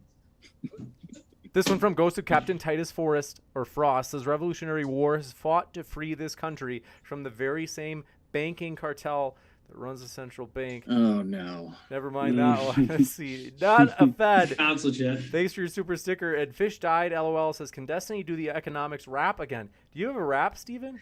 No. This one from Dan. Yes, do it. Do you not have it? Economics rock. Economics can suck on my cock. Economics are really gay. Economics every freaking day. Inflation station. Joe Biden is retarded. When I go to the club, I still get carded. I'm a pimp on a blimp. Inflation can suck my dick. All right. You're like someone transplanted the brain of like a middle schooler into a semi-adult body. What are you talking about? This dude's a fucking genius. How dare you, Brenton? Thank How you, dare Stardust. Thank you. Yes. You know what the Finally. real topic should have been? I don't know. Did anybody chastise Alex for his disgusting treatment of AOC earlier? Shut up, dude. That's my girlfriend, Steve. So listen, you need to shut your trap. That's how we make love. And that's how I, my sexual energy. Actually, yes, and she liked it. And she liked it.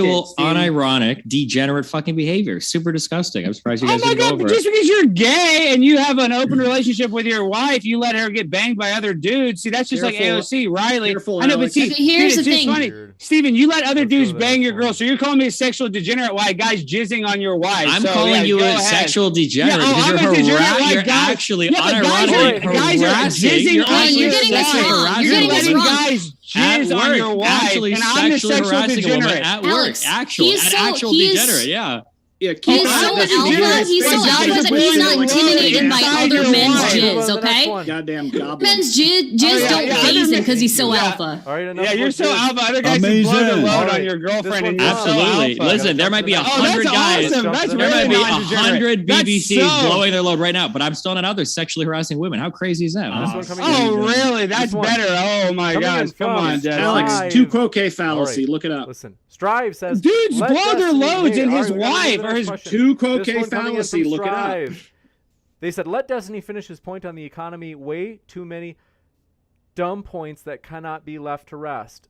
I think they were enjoying your. I think the point I was just trying to make is that it's hard to tell if we're actually in a recession. It's a really hard thing to measure. People will focus on certain figures on like the CPI or whatever, or people will look at like mortgage rates, or people will look at like 2 quarters of GDP growth. But there's also like really weird things happening right now too. Like unemployment is very low. We don't have like a huge unemployment crisis right now. Wages are growing really quickly in certain sectors that are outpacing inflation, even depending on the sector you're talking about. So it's a very weird economic time we're in. And the idea that like everything is shit just because gas prices are high is kind of silly, and it's not tracking on to the lived experiences of a lot of Americans at the moment. Yeah, but the employment Shopify participation just got rate rid is of lower. 10% of its workforce. Who? It's like Shopify. No, who the That's fuck like a bunch of Why the fuck would I companies. care about what one company like? Yeah, but offload that's some not people? one company. Let's That's go. just you're seeing it happening. It's rippling throughout the industry. What's- all then the you look at time. the- You then just you look at happen the- to have a shop through Shopify. Is that why you're paying attention to that? No, you just look at No, the it's unemployment because rate. like I see everyone freaking out on TikTok. It's You see- hilarious. oh, okay. But Why not like, just it's look- in just- the Okay, so news. that's because they have a Shopify. All right, Just that makes sense. Look at the unemployment rates, right? They're very, very, very, very, very low. The idea that like we're in like a traditional recession where everybody's getting fucked and like everything is something that is just not true. It's a very Yeah, but weird that's time we live in because- economically. Not Labor everybody's getting force fucked. Just your participation girlfriend, rate. Steven. It's Labor because a force million people participation are rate is dead. lower. Like Oh, that's okay. why we're That's having not this, why. in my Thank you opinion. very There's a much. million Labor people are shortage, dead. people frustrated dropped with out of the us. labor force. This That's one why from- wages are rising. That's why unemployment's low. Dandy says people who subscribe to moral relativism will never agree with people who believe in objective good and evil. Thoughts? Jesus Christ is King, Revelation 2:9.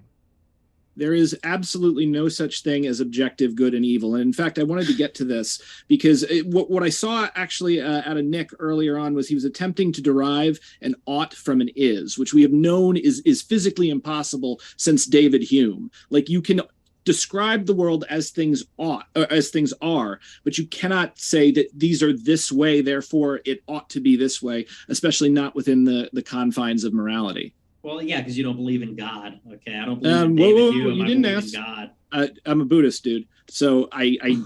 Oh my gosh! This one gets better and better.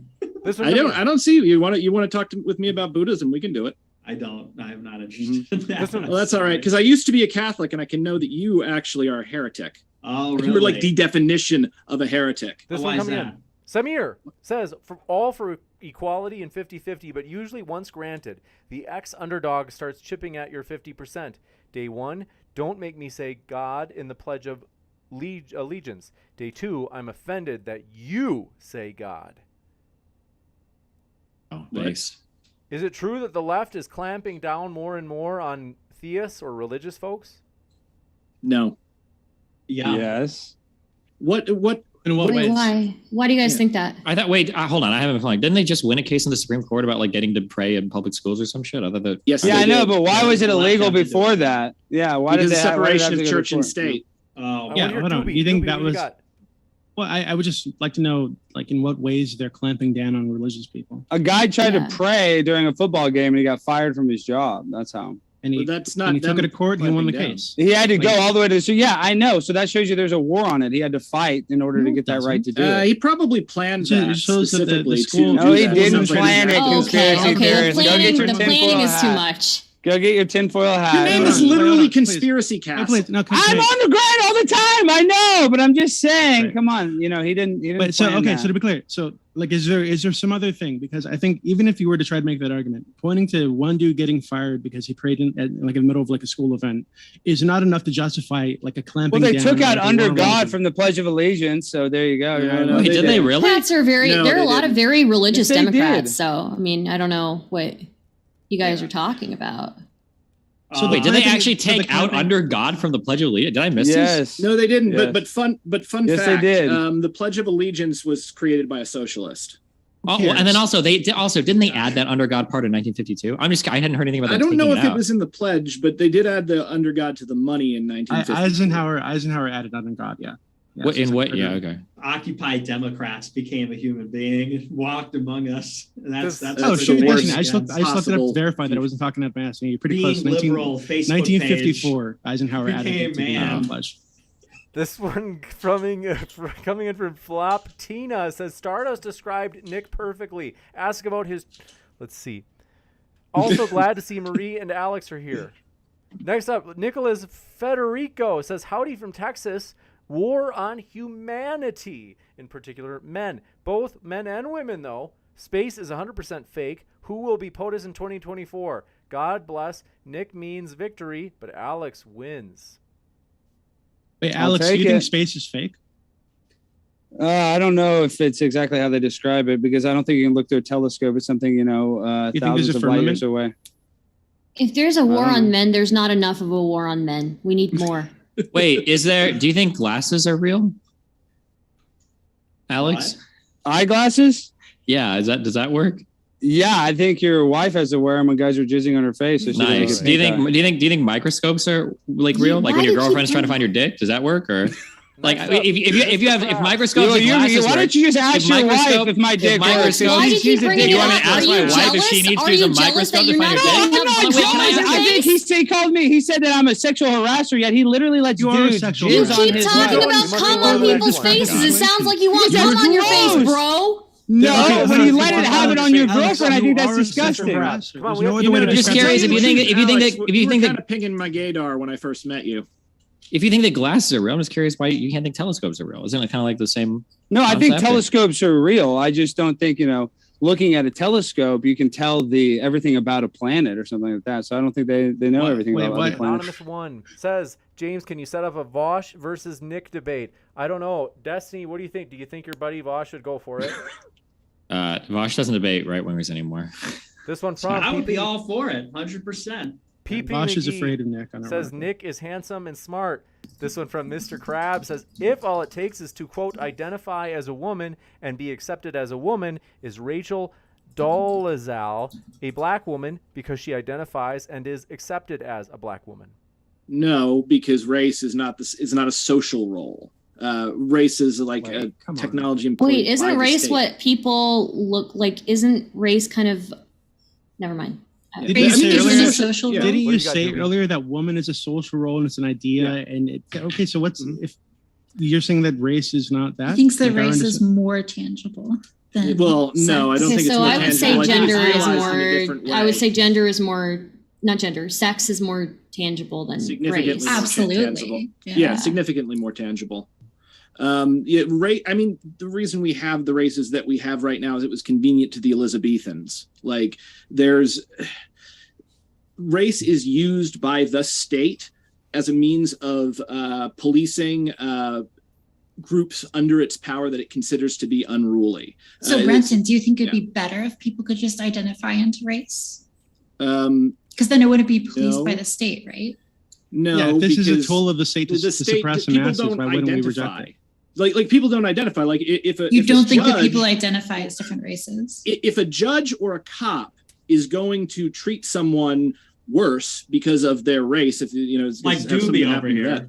Like yeah, it's me, not. It has nothing to yeah. do with them identifying as one race or Wait, the so other. for It has do somebody with the to cop. So Somebody go be back black. to my Guy who original calls- question. By the way, Nick is the dude who calls 911. Do you think the 1% world would be 1% of the better time. if it was a world where people could identify into race without having it projected onto them by a cop or whatever? Do you think that'd be a better world without it being projected onto them? where It would people be a just better- well, identify and that's it? I think you're defining race out of relevant existence. It is the projecting onto them by sovereign power that. But you think it causes would be that. a better world, right? Where Rachel Dolezal can identify as a black woman and be a black woman, right?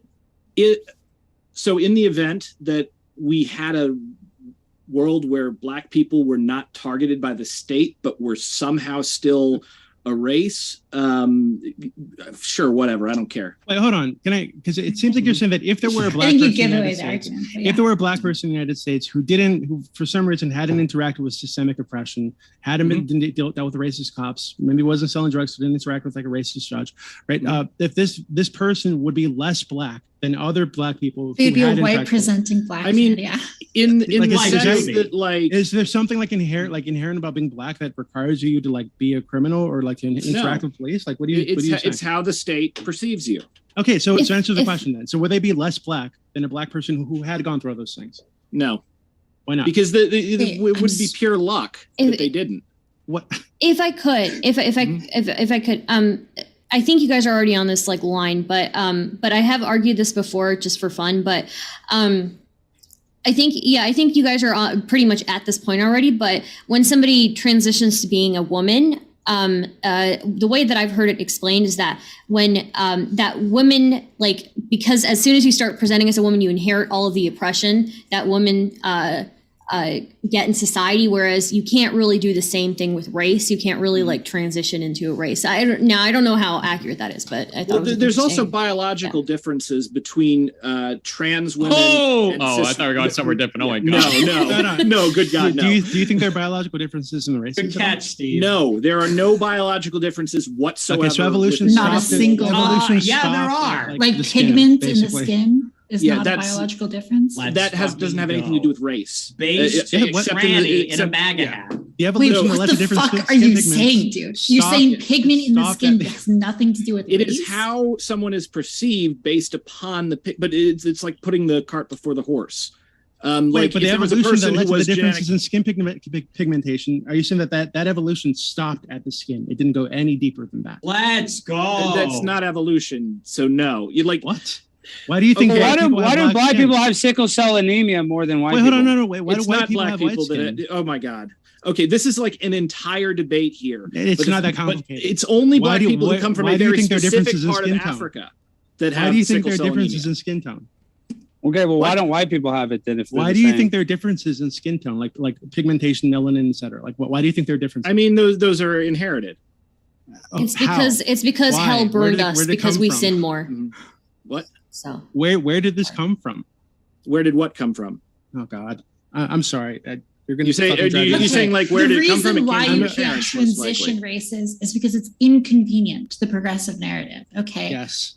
that's like the No, fundamental reason. Wrong. Okay, hold on. Jesus fucking Yes. Christ. The reason why is because you don't have your brain doesn't have a fucking race. You don't have an internal experience of race, right? Thank you. Exactly. That's what I was That's trying to what- go seems, to. but Okay, you do. but that's why you, progressives would argue that you should theoretically should be able to transition races. No, you can't Because, like, transition you- race. That you doesn't make have- sense. No, hold on. That'd be like transitioning ages. It doesn't make No, any sense it's to social transition roles. race. It's social roles. No, is it's what the not fucking progressives social say. roles. What are you talking That's what about? he's arguing. That's what he's arguing. I don't get what he's not. That's what he's Scientist or saying janitor. right now. Wait, that's who's saying? Brenton. Brenton is not a progressive. He's an anarcho whateverist. Okay, anarcho is True. whatever. Okay, it is. just don't. Asexual Okay, 'cause- anarchist. yeah, as a progressive on the panel, that is not my view. Okay, you cannot be transracial, and there's a Okay, fundamental not difference you between the then. internal experience of race, which doesn't exist, versus the internal experience of sex, which I think does Yeah. exist.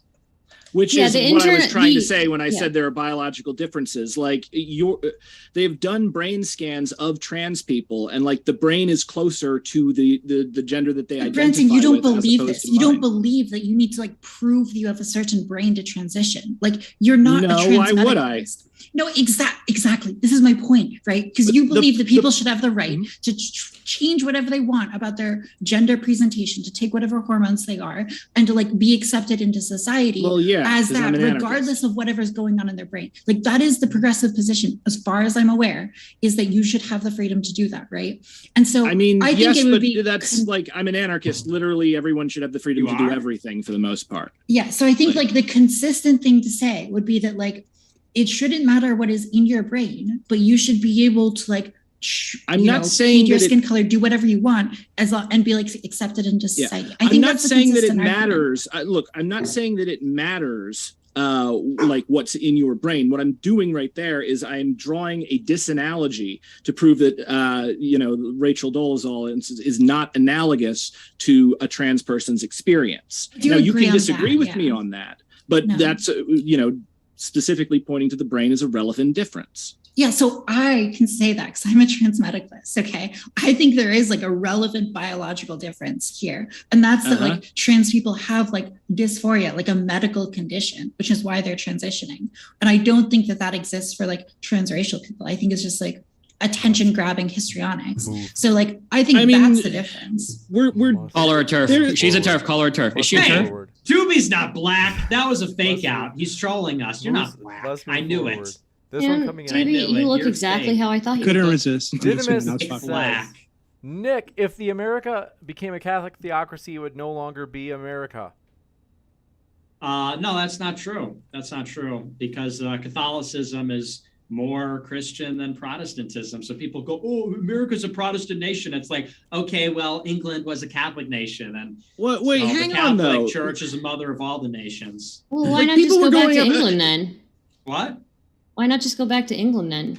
Because we're in America. It's about. Wait, hold on. I want to hear the theological argument. I'm curious. You say the Catholic Church is the birthplace of all of Christian religion, right? Because everybody broke off from the Catholic Church because they gave up on us. Okay, they're losers. But could you not argue that the Catholic Church is kind of like a break off of Judaism? That Christianity came from Judaism, and that's kind of like a betrayal of No, because rabbinical Judaism happened after the death of Christ. The Jews of the Old Testament, their Messiah came. His name was Jesus. Yeah, but what about the ones that happened don't later on? believe that? The ones that don't believe that he's the Yeah. Messiah. He's just another And- prophet. Aren't you and like then- breaking off from them like Protestants broke off from the Catholic Church?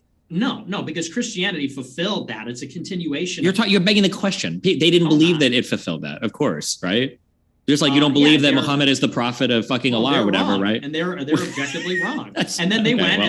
and they wrote down their oral tradition in the 3rd and 5th century in Babylon and in Jerusalem, and it's called the Talmud. And they worship. In the Talmud it says that the rabbis correct God. That's a different religion. So if anything, rabbinical Judaism is a deviation because the fulfillment of the Old Testament is the New Testament. And objectively, rabbinical Judaism is a deviation from that. This one coming in. If it's All I'm objective. saying is that if you like Catholicism so much, Nick, maybe you should go back to, England or wherever you came from. So Okay. it was a bad It joke. would probably be Sorry. Germany. You should England go would back be to like fine. Pakistan or Lamps.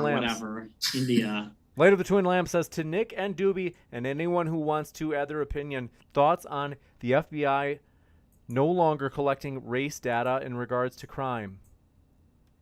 Is that true? I'm not aware of that happening. So for Nick and Dooby in particular, they asked.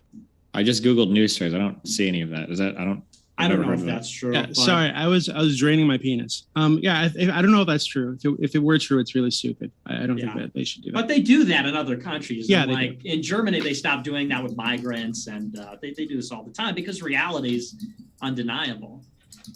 Or they know what happens when racism gets out of control in Germany. Yeah, crime stops. Well, I think if there are specific communities that are having issues with crime, we need to be able to target those communities to like fix those problems, right? That's true. Sure. So that's true.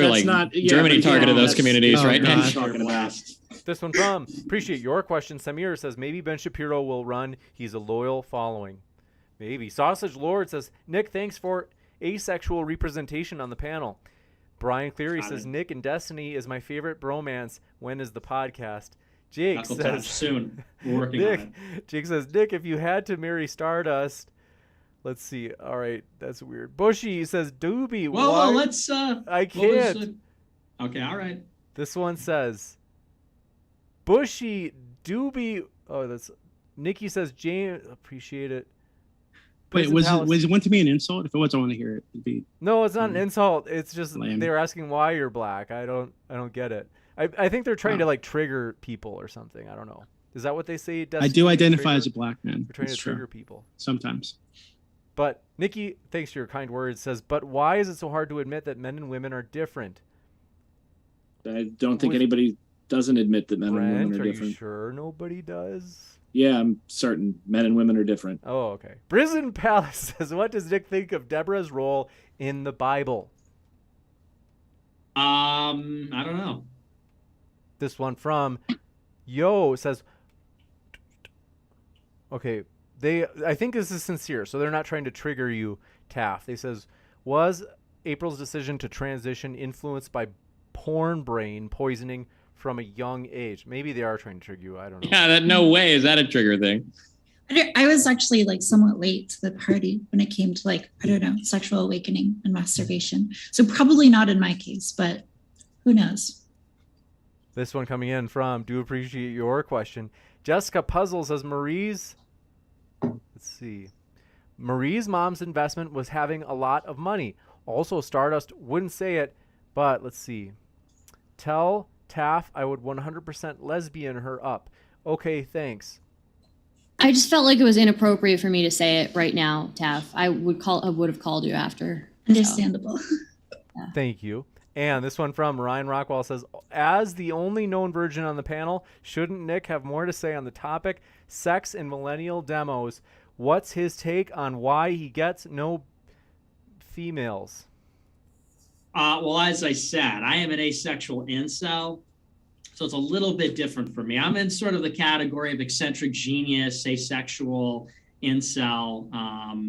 But I talked about it. The problem is feminism. The problem is fertility rates declining all across the board because women are nasty these days. That's not my situation. I'm an incel. But as far as other people, women are not cool. Okay. Hold on. Can you wait? Why do you keep calling yourself an incel? Shouldn't you be a volcel? Wouldn't that be a better term? I am an incel. So you want women, but you can't get them. I'm an internet celebrity and an involuntary celibate. Also, I am asexual. Wait, hold on, so Nick. I don't want to have sex let's with be real. anyone.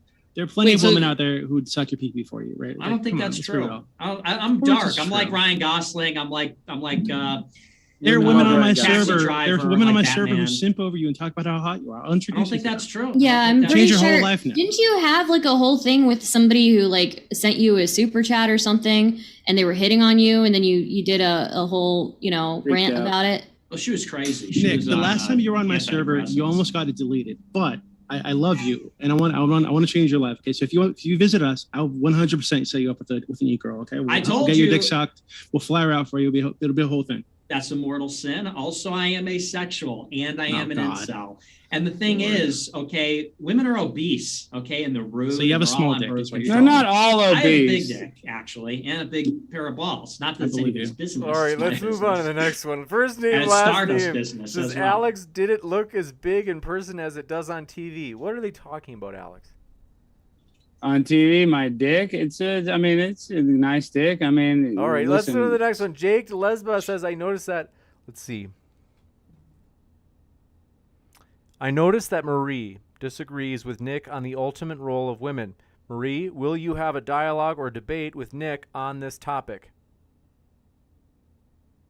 I don't even know if we really even got into that conversation. I'm not sure if we totally disagree or not.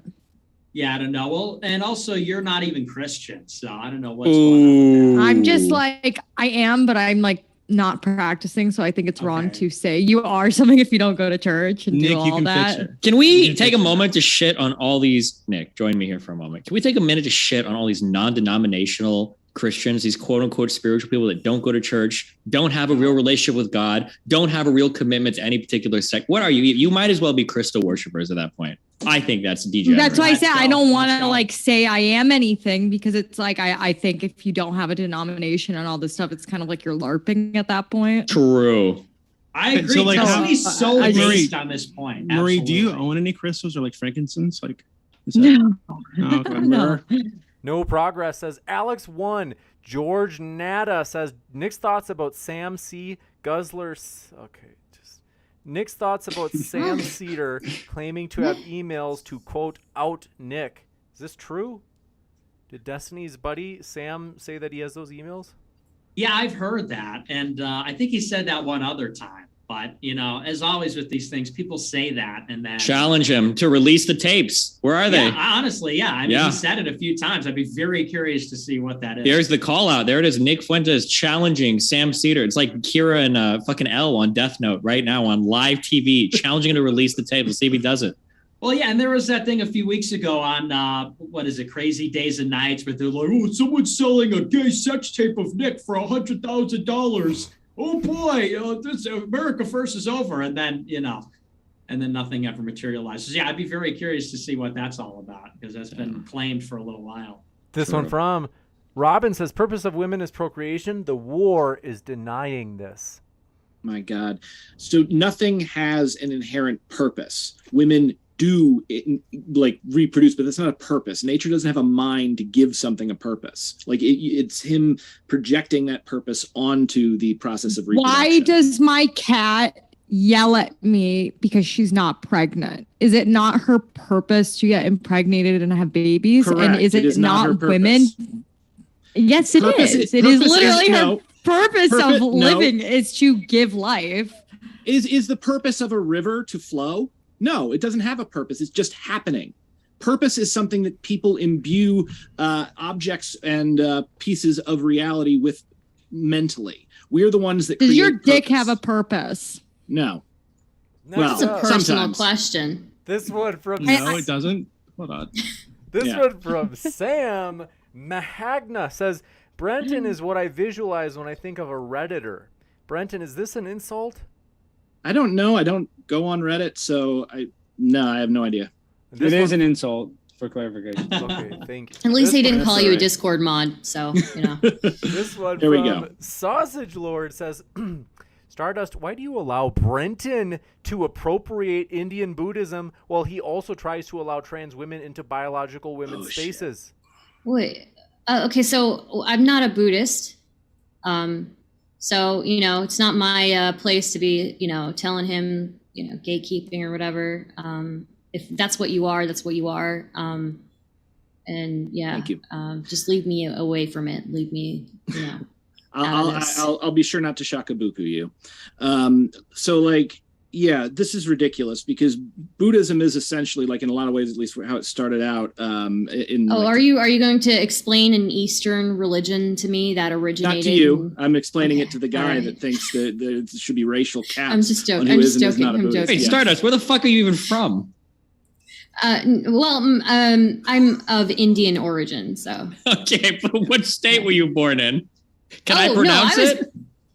Wait, what? Can I pronounce? You're proud. I thought you're an American, aren't you? I am an American. I'm an American first. Are people of Indian descent imbued with the knowledge of Buddhism? Okay, calm down with the racial essentialism. I'm joking. Right? It's called a joke. No, you're trying to appeal to Nick here. Okay, you're emboldening his racist views. All right. Right. How am I emboldening anything? Oh my God.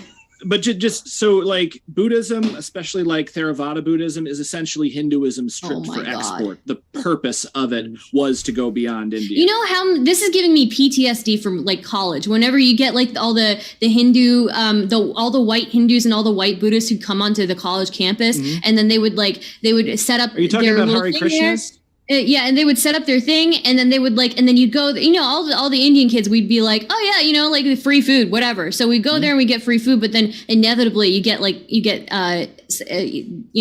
somebody explains Hinduism to you while you're trying to just get free food. Yeah, because it's a Hare Krishnas. Those are a cult. Yeah, it's usually a white person who's explaining. Yes, it to you. It's a cult that recruits white people in America. Yeah. Based.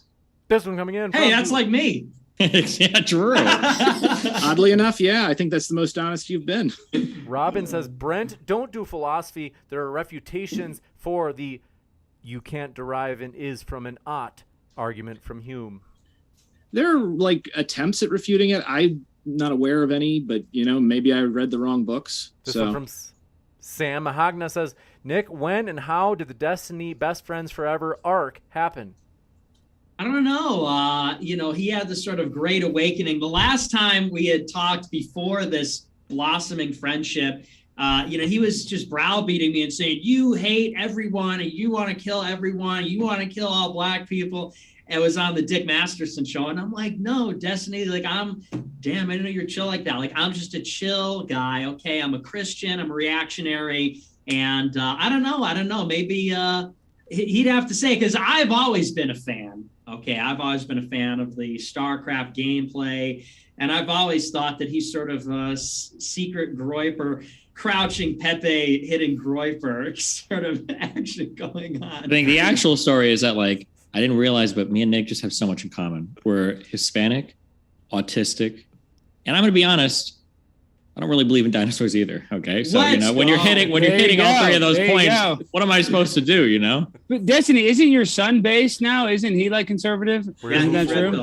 You are obsessed with making cum jokes about my family, so I'm a little bit scared to talk about. I didn't make a cum joke about your son. I'm just saying, isn't he? I think he's teaching you. He's converting you. He's converting. Hey, Alex, I don't think he posts his. Alex, I was conservative straight up until the end of college.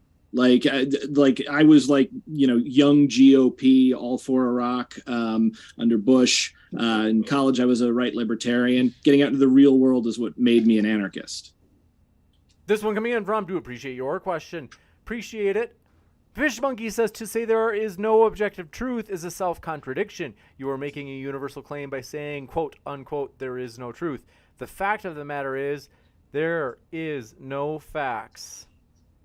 You just made a claim as a universal claim as well. All universal claims, technically, you can say that they're not true because nothing is perfect. So obviously you could argue, I guess, that there's some objective morals out there, but you would have to identify them, find them, and bring them to me so that I could examine them and make sure, oh yes, indeed, this is objective morals. This one from Samir says, Alex, you are smart. Arguing degrades you. Stop. Incapacitating strike says, Brenton, do you huff paint? Wait, I got to ask an important question. Does anybody think that Alex Stein could be that Better Call Saul's guy's son? Am I the only one that sees this? Probably, Didn't you work at a car lot or something, Alex? I got a dealer's license. Yeah, I buy and sell cars. Yeah, what? Come on, they're a commodity. I'm a pimp on a blimp, dog. I can see why. I can see why you did that. You definitely are good. I could sell. That's what I'm saying. I could sell, underwear to ass. I could sell ice to an Eskimo. I'm a pimp on a blimp. Yeah, I mean, I can actually sell. I didn't just sit on a stream. I actually had to go out in 110-degree heat and sell cars in Texas. Yeah, I've actually had to grind it out, unlike a lot of people on the internet. I don't think. Dooby, what have you ever done? Have you ever sold anything in your life? Probably not. Exactly. You never had a real job. What did you sell? What did you sell? I agree with you. Are you talking to me or? I want to tell you. Okay, I actually sell insurance. Okay, that's my job. I'm an insurance person. And so, I don't believe that. It's Yeah, okay. you I couldn't lost it. sell. because Yeah, it's you couldn't boring. sell a It's car to real. save your It's life. It's real. Yeah. Yeah, I'm I used to black manage. I insurance used to product. manage sales, and I would hire you, Alex. You drive me Thank freaking you. crazy, See? but I would hire you. This one Because from I can sell. Sausage Lord says Marie is the only cis white woman on the panel. Do you feel scared? No, I think I'm fine. This one from RH says Marie Fuentes. This one from Lies Fern says, if I can identify as a different race, then if I identify as 100% white, will I be able to join Nick's ethno neighborhood? What? Say that again. If A black dude identifies as being white, can he join your ethno club? Oh, I don't believe in such things like that. And I'm going to be in the Mexican Italian neighborhood anyway. Grays So it's 174 says Catholicism is heretical. Nick, why do you think it's okay to pray to Mary? I'm not getting into that. I mean, that's, if you want to look that up, it's not heretical. She's a mother of God. She intercedes on our behalf. Is Protestant nonsense. This one Yeah, from To Ron. a woman get with sounds Nick on kind that. of gay. Like- So, you know. Well, we're not. Okay. Vedic priestess. Yeah, I feel like This you one, know. we have so many. Just That's let me okay. just- Keep going. Robin says, Nick, Rome broke from Orthodoxy. Protestants followed. That's not true. Orthodoxy broke from Rome. Peter's the leader, obviously. Surfing Cowboy says, a troon, a commie that aligns with every corporation, the 6 millionth comedian, a catboy, a tech support agent, a random. Let's see, what is this? Okay. He's just insulting everybody on here. What is a Like that's what he's troon? doing. It's a transgender person insult. Nice job, James. Oh, That's like the sorry. N word for Well, trans here- people. yeah, that's You really literally. bad. Yes. Wait, hold on. I'm Worse sorry. than It sounds like I'm the N-word. joking, but it is. It's like a Kiwi Farms insult for fucking trans. I don't know if it came from Kiwi Farms, but yeah. Sorry, I did not know that for real. And then the commie, so for real, sorry about that. And then the commie, that must be Brenton though. And Yeah. Then, Wait, all which right. one am I? Oh, the cat boy. Next, Yeah, this maybe is That's Nick. Nick's 100% Oh, it doesn't make sense. Clayton Hughes. Catboy Cammy was a catboy. Clayton Hughes says, "Are Destiny and Nick best friends?"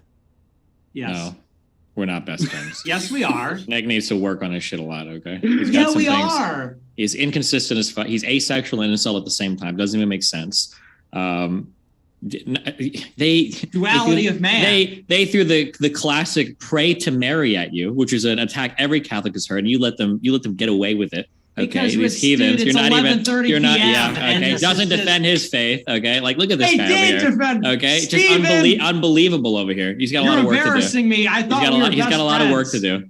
You know, next time I see you and we're hanging out, you know, we're gonna talk about this. Oh okay? yeah, and Yeah. down here in Miami, we can go to Mhm. Hialeah and hang out with my Cuban people. Okay. Yeah, I'm With all our inviting you to my Hispanic friends. birthday party. You're invited Okay. to my birthday party. All right, Light of sounds the good. Twin Lamp says, "Thoughts on Grand Theft Auto 6 having a Latina protagonist? How will they implement the prostitution mechanic?"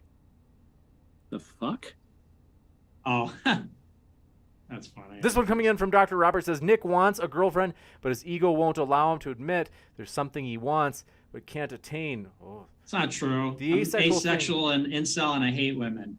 This one from First Name Last Name says, Brenton is an authority on whether things do or don't have a purpose since he since he himself has zero purpose. I'm sorry, Brenton. We love you. No, I have zero purpose. Purpose is something that is created by humans. So I can create a purpose for myself. Someone else can look at me and think that they see a purpose. That's just how it works. It's a judgment. I think I don't know. This is always the conservative or reactionary argument is that like progressives don't believe in teleology. They don't believe in a purpose in life. And so they're kind of directionless. And I don't know.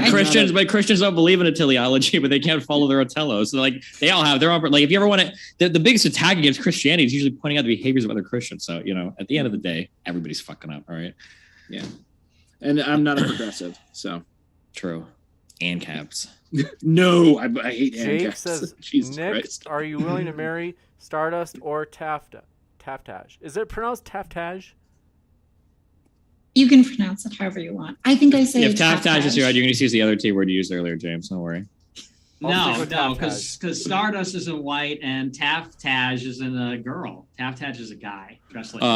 Not based. Excuse me. No, that is based. Okay? Can't we have some Disrespecting my respect? identity. He's just not willing to admit it publicly. Taftaj is a racist tranny, and that Racist tranny. and that confirms that Destiny's subcommunity is just Half right racist, there. trans, and gay people. And that's What did I tell you guys about doping? Taftaj can be a woman if a guy with the last name of Fuentes can lead a white nationalist movement. Okay, I think that's fair. Okay, I think we can. I think we can. Those are not be okay with because that. I never identified as white. I identify as black and Hispanic. Oh yeah. This one Yeah. from I thought earlier you And I'm didn't doing believe the in that. So jobs then, that whites won't earlier, do. that earlier Hey question guys, you it's lied. like 12. If a black dude did believe that he was white, he would be able to join your movement. It's getting close to Brenton's There was a bedtime. neighborhood. I wouldn't let Dooby in my neighborhood. I would call the I cops just have immediately. writing to do. this one from For if you an guys have to ambulance go, for him. It's totally okay. There's maybe like there's a decent amount of questions left. So if you have to go, This isn't How as much important longer? as Snow It's White. fucking EST. Yeah, It's it's 12:30 so at late. night. Okay. it is really late. We can't all go to fucking Subway in 30 minutes and get a free sub like you can, James. Okay, it's late for us. All right. That has nothing to do with the time. Okay, next up. Wait, how do you get a free sub at Subway? Explain. Yeah. Wait. How do you show us, James? How do you get it? Show us, James. No, don't tell us. Show. Don't tell. Forgive me, because I don't know if we can get through all these questions. I'll show the tattoo if the chat can forgive me that we won't get. You through all got the a questions. Yeah, they'll Subway forgive me. tattoo? No, show you you. Don't didn't. spoil it. Show us. It's a small one. You won't even believe how small it is. Show it. Nick, turn away. You Okay. actually have Look a at this. Subway tattoo? Whoa. Oh my God. Whoa. Wait, what? It's so This is good. James. I don't know how to feel about this. What is that? I thought it was based feel- as I well. feel Free that food is- is free hey, food. that is- Reaction That's was, I lost $50,000. That's $50,000 of Subway. Okay, that's free Subway for Holy life, shit. baby. There it What? is. But that's fake, James. It's not I I fake. think initially I lost respect and then Why? I gained it. It was like 5 Just hours, and convinced. it's so painful. I flew to Las Vegas because Subway had a promotion where they said if you get this 12 by 12 inch tattoo, then we will give you $50,000 worth of Subway for life. And I did it. What? You're Okay. trolling. You're trolling. Wait, No, wait, that's- shut up. no. Everybody chill out. You're That's a good trolling, investment. James. Yeah, he got the tattoo for fun. Actually, it is a troll. You're right, Alex. No, that's not a real He just tattoo. likes It's a Subway. real No tattoo. way.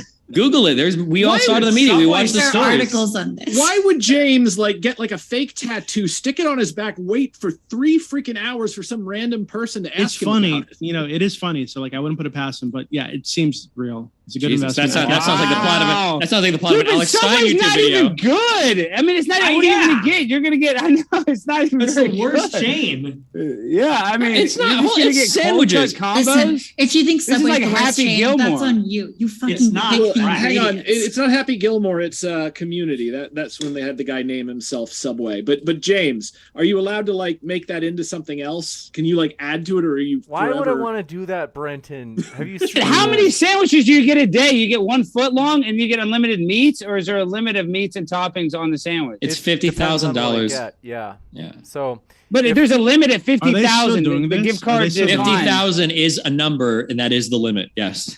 yeah. Are they still doing Unfortunately, they're not still doing it as a 1-day promotion. this? But man. basically, the math I did is the sub that I get, I could get it every other day, a foot long for 40 years. I can just see James. There's you said they let 8 people in. I can just see James Whoa. smiling outside as the 8th guy. The 9th dude is some fucking poor homeless guy that's trying to feed his family. And James is Can you- just can you get it smiling in line. removed?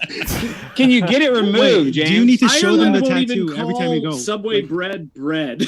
Hold on. Do you need to It's show yoga them the mats. tattoo It's every made time with you go? yoga mats, so that's why their bread's like that. It's Okay, yoga mat let's pick it material. up. 12:30. ESG, We're gonna James. pack What do we it up. got? So I do want to say, folks, a couple of things. One is if you happen to send a question, but it didn't get read on air, shoot me an email at moderndatabase@gmail.com. And want to remind you, our guests are linked in the description. Want to say, we highly encourage you. You can check out their links. We appreciate your guys' questions and want to say thanks so much for hanging out with us tonight. If you have not yet, hit that subscribe button. Oh, this is good. Just let me get this last one in. Winston Fujimori says, if Stardust misses it, Ghost Politics was right about Nick Fuentes and Groyper's. Ghost won. Ralph lost. Baked Alaska is a federal What was he right informant. about? Power Chat is a honeypot. Shoutouts to the farms. Josh Oh, Moon, yeah. Ghost. The Anime Right. Jaden McNeil. Mr. Medicare. That guy's fat and ugly. So This one, there you go. this we'll wrap up with, want to say, folks, highly encourage you. Check out our guest links in the description, and thanks so much for being with us. Hit that subscribe button for future debates as Richard Spencer and TikTok star Kendon Farr debate abortion this Saturday. You don't want to miss it. Thanks so much, though, to our guests. You're Thank you for having welcome. me. It's Free been- subs for life. It was great. Thank you Fun for to have you having here, me. Thanks, everyone. Yeah. Are we on or are we off now? I'm about to Well, go I mean, off we're here. on We're ending. still, but Thank you so Yeah. much. And And let I'll us be know right when back. we Are can you start going to be the trying to next Jared Fogle, James? Are you going to take over okay. Jared On the Fogle's count of job? 3, we're all God. going to I say the don't think worst so. slur that we know. Okay. Okay, Let's here we do go. it. Off One, speed, off speed. All right, 2, 3. 3. Thank you very Smack. much. All right, thank you guys.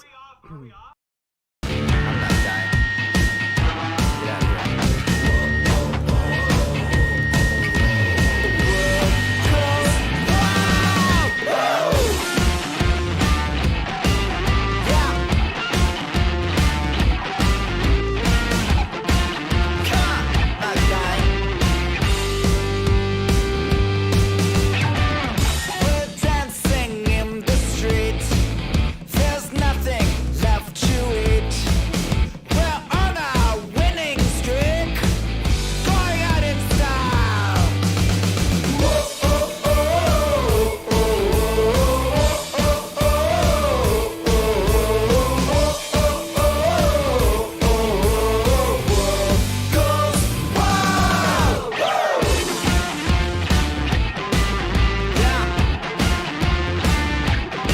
I hear you. I'm not dead yet. Get out of here. Yeah. Bring out the hand grenades. You know it's time to play. Explosions to the brain. Going out in style.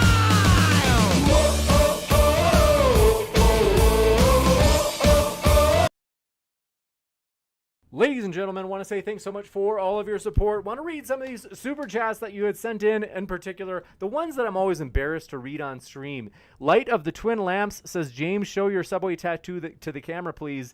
Just did that. Thank you very much for asking. Malivia says, $5 super chat for James to flex once for the camera. Gosh, I don't want to do that. Come on, Malivia. Seriously? You already saw me with my shirt off. Isn't that enough? Kyle James says, James, you are the real Giga Chad. Thanks for that. Says, no need to pretend. Slam down the gavel on these mofos that get out of hand. Thanks for that. Appreciate your support.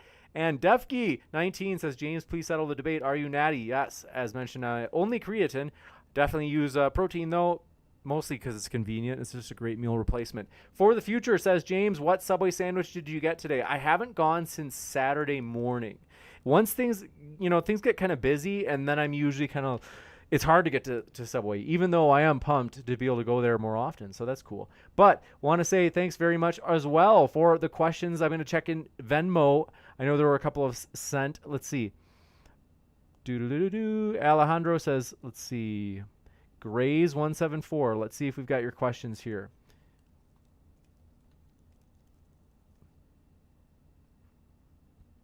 Let's see. This is a little bit awkward. That one, I'm just like, why would you even put that? This one says, Catholicism is heretical. Go pray to Mary, Nick. I did read that one, Grays 174. Seriously.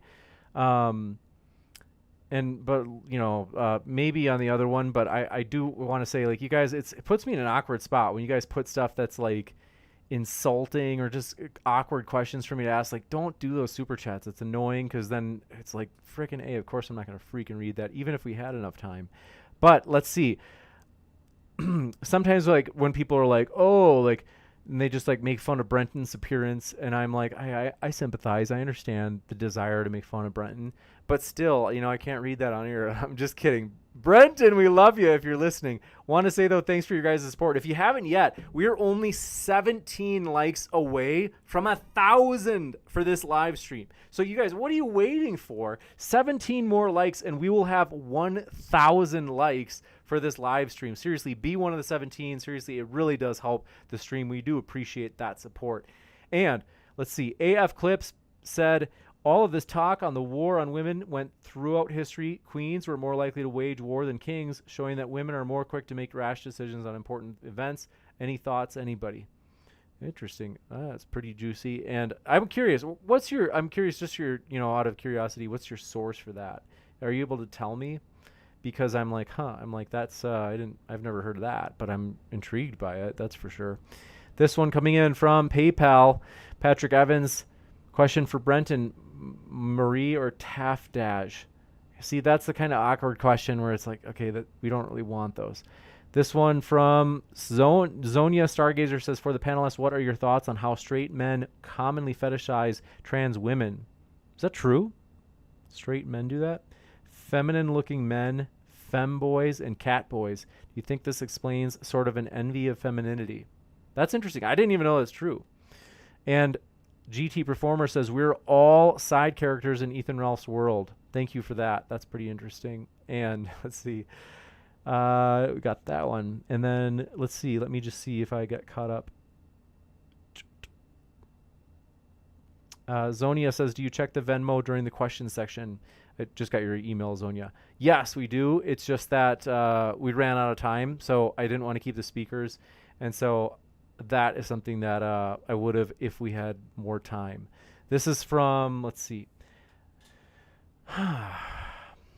Menelik M says, Alex, can you convert Destiny to veganism? And then Dr. Robert says, sorry, I've been bashing Nick, but I will say this. As a race realist, Nick is the only one here truly capable of loving black people for who they are. I don't understand that. GBO Farm says, is Stardust going to have my half-white babies? Gosh. Okay, see, these are the ones that I don't want. Cozy says, nice Evangelion reference. Nick, love you, bro. Golden says, Nick, let's see. Nick 1, let's go. Christ is King, real incel, by the way. America first, total groiper, victory. And then, let's see. Robin says, okay, it's just an insult to Brenton. Again, we don't want those. So, yeah, that's one thing I'm annoyed by is when people are like, you didn't read my insult on stream. Give me my super chat back. And it's like, okay, I've got a lot of freaking stuff on my schedule. I've got a lot of stuff that I have to do. And then, some idiot tries to insult a guest, which, well, like, why would our guests want to come back if they keep getting insulted? Especially some insults are just nasty. And then they're like, oh, give me a refund. And it's like, you were an idiot for even putting that super chat in the chat. Now, I'm just saying that only the ones that are insulting like that. Sausage Lord says, I can smell, let's see, okay. Lots of atheists. Samir says, lots of youth atheists. Is religion on a countdown? Dr. Robert, let's see. Another insult. Mr. Krabs says, there are no denominations in the Bible. If you confess Jesus as Lord and believe God raised him from the dead, you will be saved. Romans 10:9.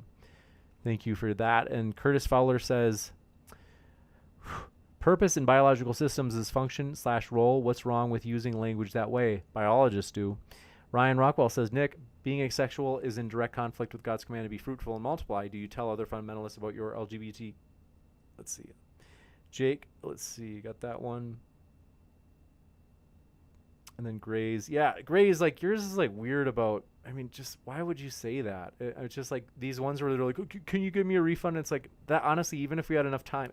Actually, Gray's, I remember that one. I purposely saw that one when we still had enough time and I didn't read it. So yeah, like I would suggest to you, folks, 99.9% of you do a fantastic job where you submit genuine questions, or it's at least not insulting the guests.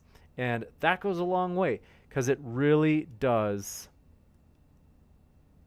help when we have actual legitimate questions that have meaning and they're like good questions. Because yeah, I'm a busy guy, so it's like sometimes when people do that, we're like, I insulted the guest. I called the guest a lying hypocrite asshole. And James, you didn't read it. Give me my money back. And it's like, you were an idiot. Why would we, as a channel that's dependent on speakers, read your insults? It's like, yeah, great. We're going to do that so that we can cut off the branch that we are sitting on as a channel. That's just like idiots. So, but I want to say thank you guys for being with us. Again, that's only like less than 1% of people out there. So 99% of you, fantastic. I love your questions. I love that you ask them. I love that you're reasonable people. And so I do appreciate that. And then let's see here. But yeah, so if for future reference, please remember, we don't want insults of the guests. And then, oh, you guys remember this game, Simpsons Hit and Run? But yeah, pumped. Thank you guys for your support. If you haven't already, hit that subscribe button. And pumped that we actually. So yeah, I'm willing to give a refund for a super chat if it's something that's like, oh, that's actually like a good question. It wasn't insulting the guests. But if it's something like, oh, the person's a hypocrite and they're also secretly gay and just all that stuff, and then they're like, James, why didn't you read it? Give me my money back. It's like, no, you're an idiot if you would like come to this channel. Again, this is the 1%, and the 1% who like come to this channel and they're like, oh, well, this is a smart idea. I'll insult the guests. That way it's harder for James to get them to come back on because the guests will feel like they were treated like shit when they see all these nasty insults in the live chat through super chats.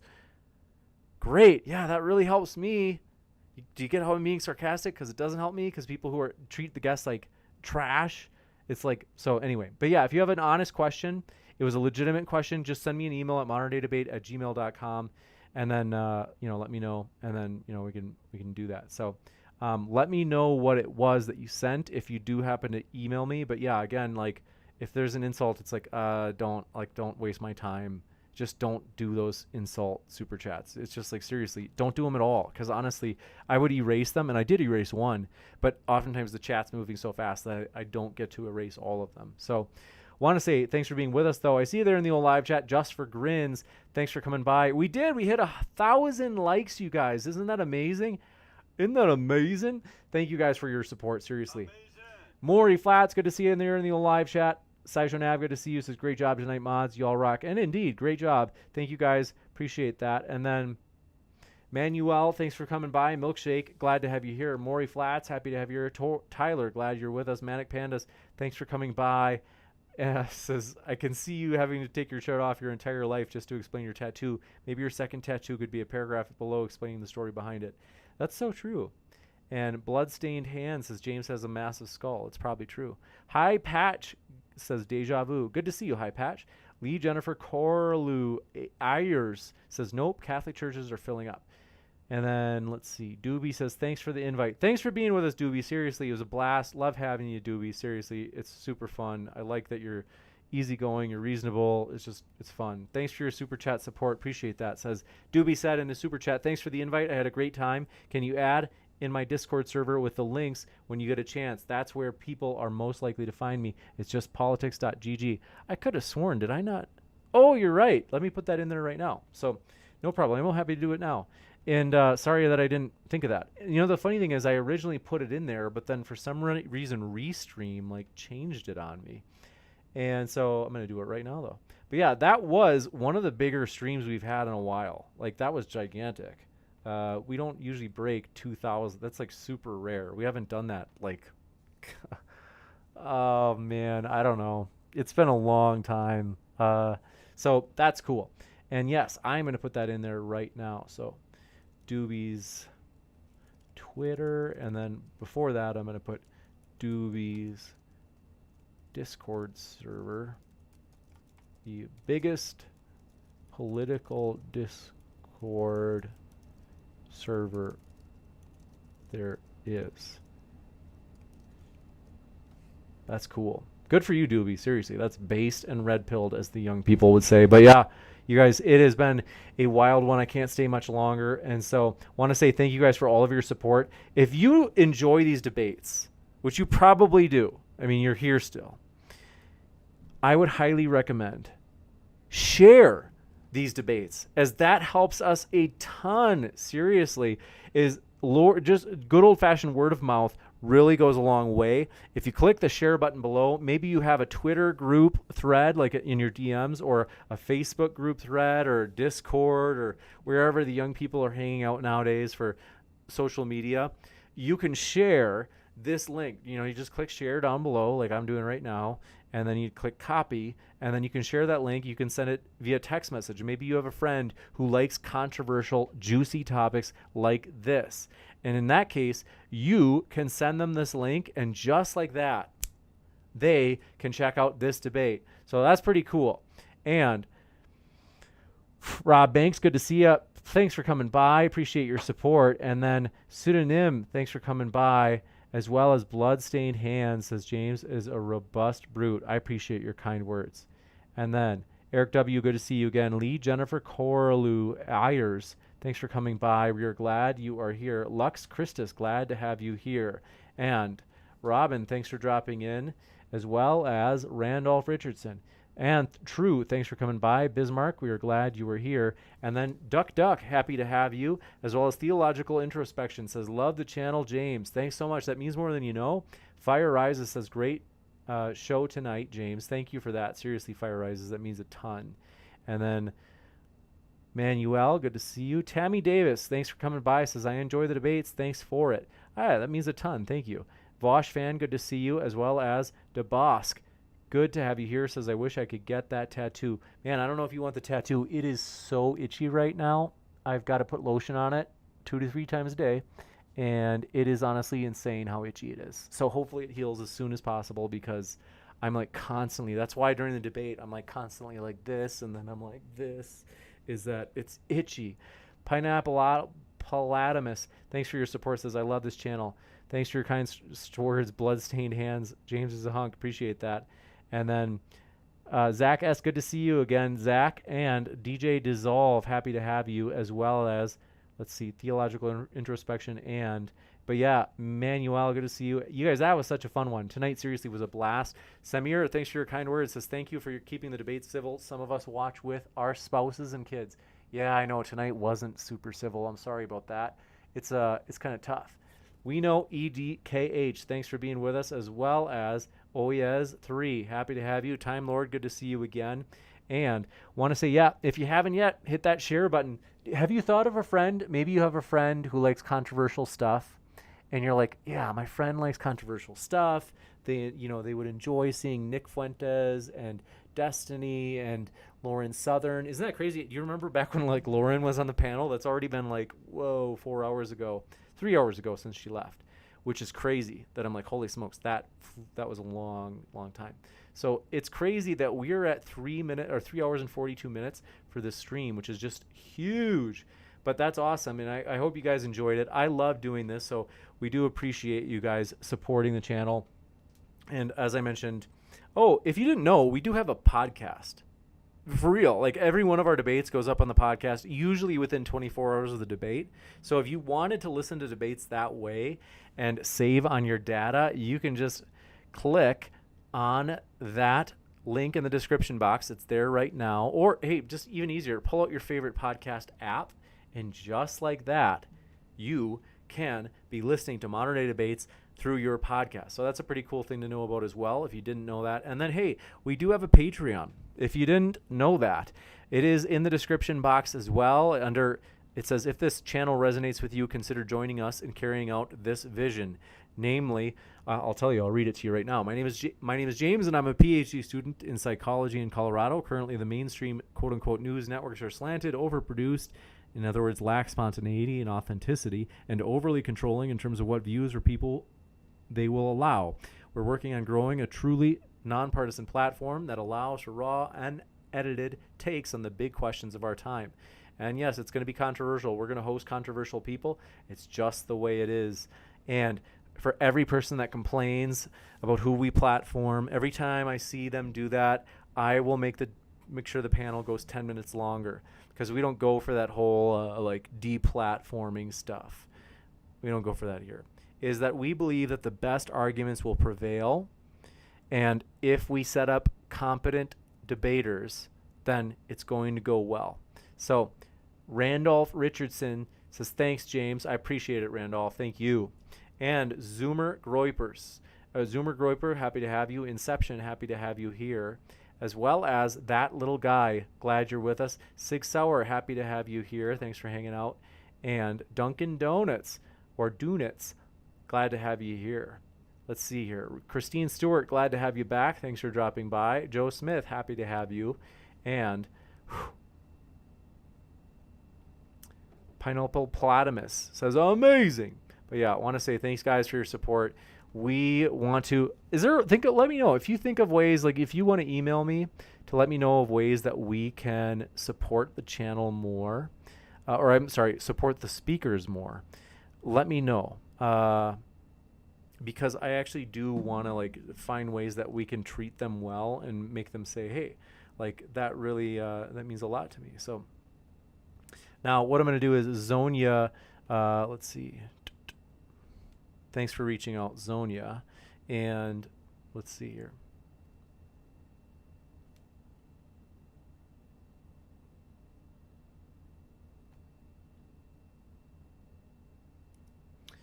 Let's see.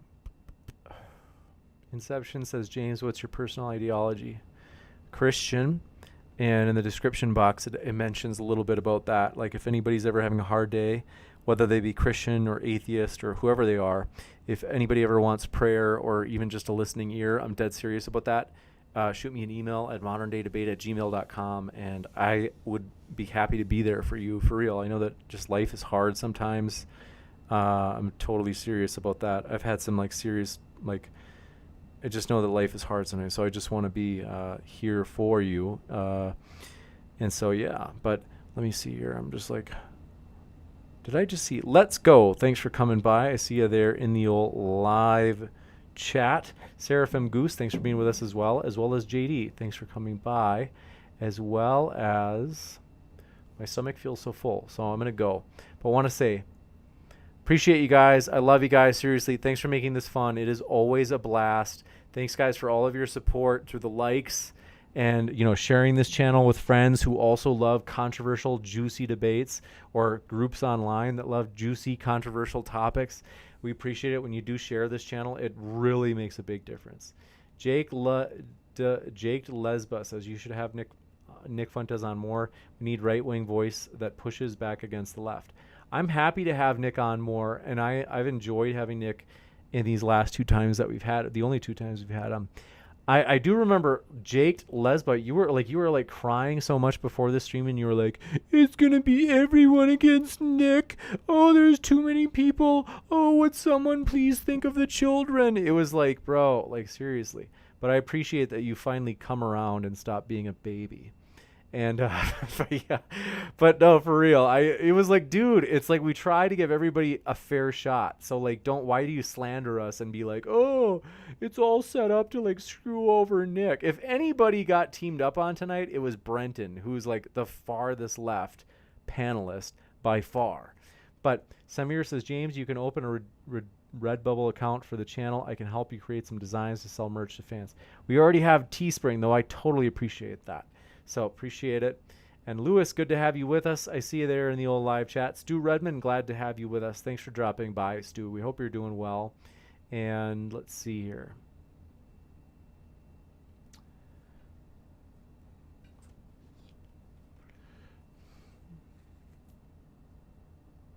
Man, I'm pretty tired. I should go soon.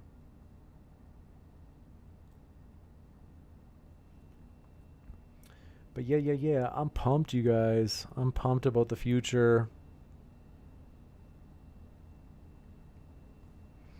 And so,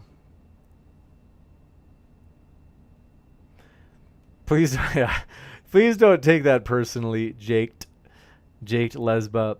But it's true, Jake. And I like some people in the chat, like before this debate, were like, "Oh, everybody's gonna team up on Nick," and it was like, no, it's not. Like, just chill out. Because, like I said, we're not perfect. I'll concede that. Like, we what's the word I'm looking for? We are not perfect, and so sometimes there maybe is like a little bit of bias. Like, we're working on it. We're getting better all the time. We're improving, and so we appreciate you saying that. But let's see here.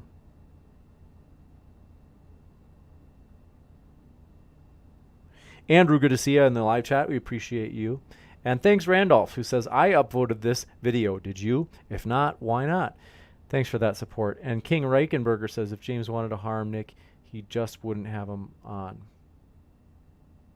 I don't know. Nick actually has a way bigger audience than we do.